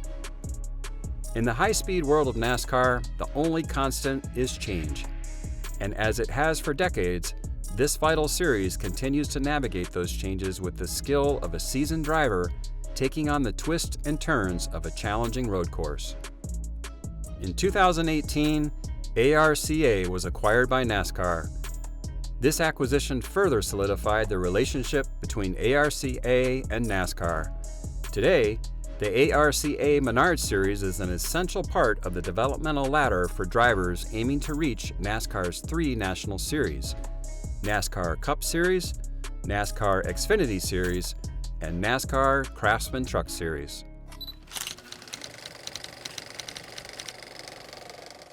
NASCAR's journey through the 2020s has been marked by adaptation, resilience, and commitment to embracing change in the face of unprecedented challenges, particularly with the impact of the COVID-19 pandemic. As one of the first major sports to return to action during the pandemic, NASCAR navigated this period by adopting new formats, enhancing safety protocols, and accelerating efforts to appeal to a broader audience. Here's a look at how NASCAR responded to the pandemic and reshaped itself in the 2020s. In March 2020, like many other sports, NASCAR was forced to suspend its season due to the rapid spread of COVID-19. The suspension came just a few races into the 2020 season, leaving drivers, teams, and fans uncertain about when racing might resume. Several key aspects marked NASCAR's handling of the pandemic. NASCAR initially postponed races beginning with the race of Atlanta Motor Speedway in March 2020. Over the next 2 months, several races were rescheduled or canceled as the organization strategized about how to safely return to competition. To fill the void, NASCAR launched the eNASCAR iRacing Pro Invitational Series in late March 2020. This virtual racing series, where real-life NASCAR drivers competed using simulators, became an instant hit. It was broadcast on major networks and gave fans a unique way to engage with the sport during the shutdown, showcasing NASCAR's willingness to adapt to digital formats. By May 2020, NASCAR became one of the first major sports in the United States to resume live competition, albeit under strict health and safety protocols. This return set a blueprint for other sports to follow and demonstrated NASCAR's ability to adapt quickly. Key aspects of the return included races resumed without fans in the stands, starting with the Darlington 400 on May 17, 2020. The absence of crowds was a significant shift for NASCAR, a sport that thrives on fan energy. Over time, limited fan attendance was gradually reintroduced, with full crowds returning by 2021. To make up for the races missed during the shutdown, NASCAR condensed the remainder of the 2020 schedule. This included running races on weekdays and introducing doubleheader weekends where 2 races were held at the same track. This creative scheduling allowed the season to remain on track despite significant disruptions. NASCAR implemented strict safety measures for teams, drivers, and officials, including regular COVID testing, mask mandates, social distancing, and limited personnel at the track. Pit crews and team members were required to follow rigorous protocols to ensure the safety of everyone involved. As the world slowly emerged from the pandemic, NASCAR used the 2020 season as an opportunity to make long-term changes and innovations. NASCAR overhauled its schedule in 2021, introducing more variety and new types of tracks. This shakeup brought fresh excitement to the sport. One of the most notable changes was the return of dirt racing to the Cup Series for the first time in over 50 years with the Bristol Dirt Race. This unique race became an instant fan favorite and was part of NASCAR's effort to diversify its race lineup. NASCAR added new venues to the schedule, including Circuit of the Americas and Nashville Superspeedway, and increased the number of road course races. The introduction of new tracks broadened NASCAR's appeal and created fresh challenges for drivers, shaking up the traditional oval-heavy schedule. The 2020s have also seen NASCAR commit more fully to diversity and inclusion, in part influenced by the broader societal movements taking place in the U.S. during 2020. In June 2020, NASCAR banned the display of the Confederate flag at its events. This decision was part of a broader effort to create a more inclusive environment for fans, particularly those from marginalized communities. Bubba Wallace, NASCAR's only black driver at the top level, emerged as a leading voice for racial equality within the sport. His activism during the Black Lives Matter movement and his role in pushing for change helped position NASCAR as a sport taking steps toward greater inclusivity. A major milestone of the 2020s was the introduction of the next-gen car in 2022, marking one of the most significant technological evolutions in NASCAR history.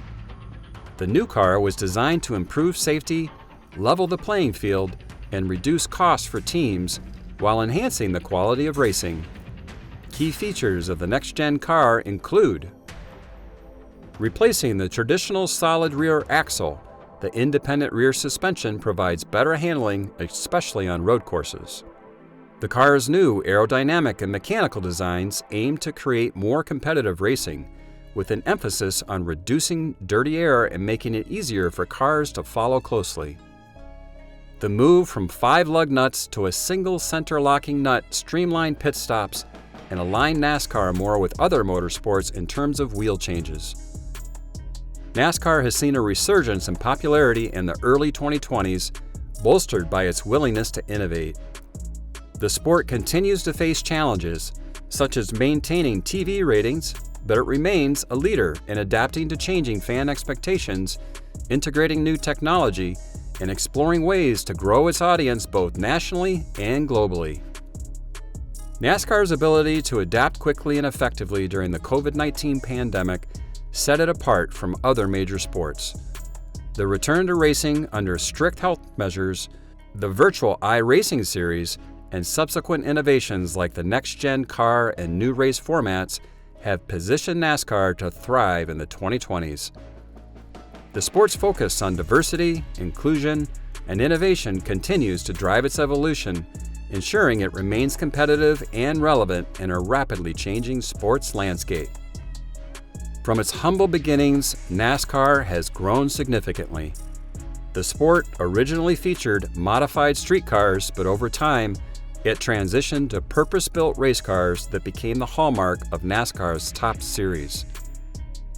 The introduction of the Winston Cup Series in 1971 marked a significant evolution, featuring a higher level of competition and more extensive media coverage.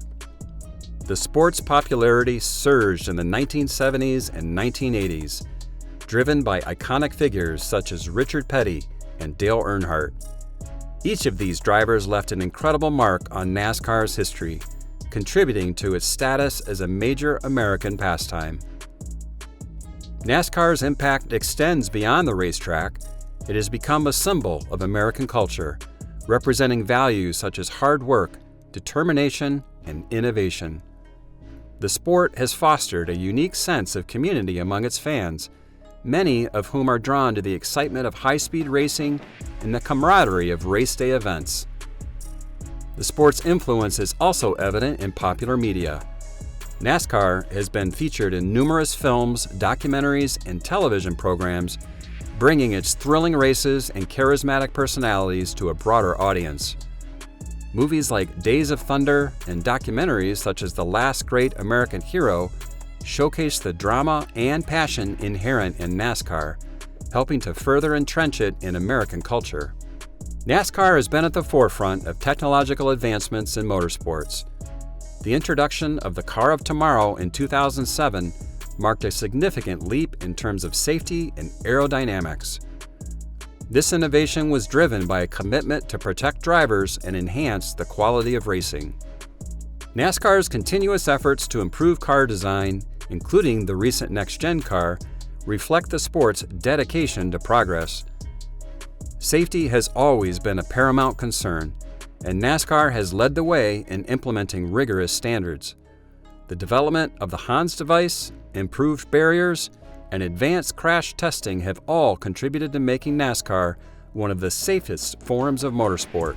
NASCAR's influence extends into charitable efforts and community involvement. The sport has a long-standing tradition of supporting various causes through initiatives like the NASCAR Foundation, which supports children's health and education programs. Many drivers and teams are actively involved in charitable activities, using their platform to make a positive impact. The sport's connection with local communities is also evident in its grassroots program. From local short tracks to community events, NASCAR fosters a deep bond with fans and encourages participation at all levels of the sport. As NASCAR enters its 7th decade, it faces the challenge of adapting to an evolving landscape. The sport is working to attract new fans, particularly younger audiences, while maintaining its core values and traditions. Innovations such as increased digital engagement, sustainability initiatives, and schedule diversification are all part of NASCAR's strategy to remain relevant and exciting. The introduction of new formats and international expansions show NASCAR's commitment to growth. By exploring new markets and formats, the sport aims to capture the imagination of a global audience, ensuring its legacy continues to thrive. The legacy of NASCAR is a testament to its ability to blend tradition with innovation. From its origins in post-war America to its status as a global motorsport powerhouse, NASCAR has continually evolved while staying true to its roots. The sport's influence on American culture, technological advancements, and community engagement highlights its significance beyond the racetrack. As NASCAR looks to the future, its legacy will undoubtedly continue to shape the world of racing and beyond, celebrating the enduring spirit of speed and competition. What do you think of NASCAR's history? If you like this video, please subscribe to the channel and leave your comments in the section below. Thank you for watching.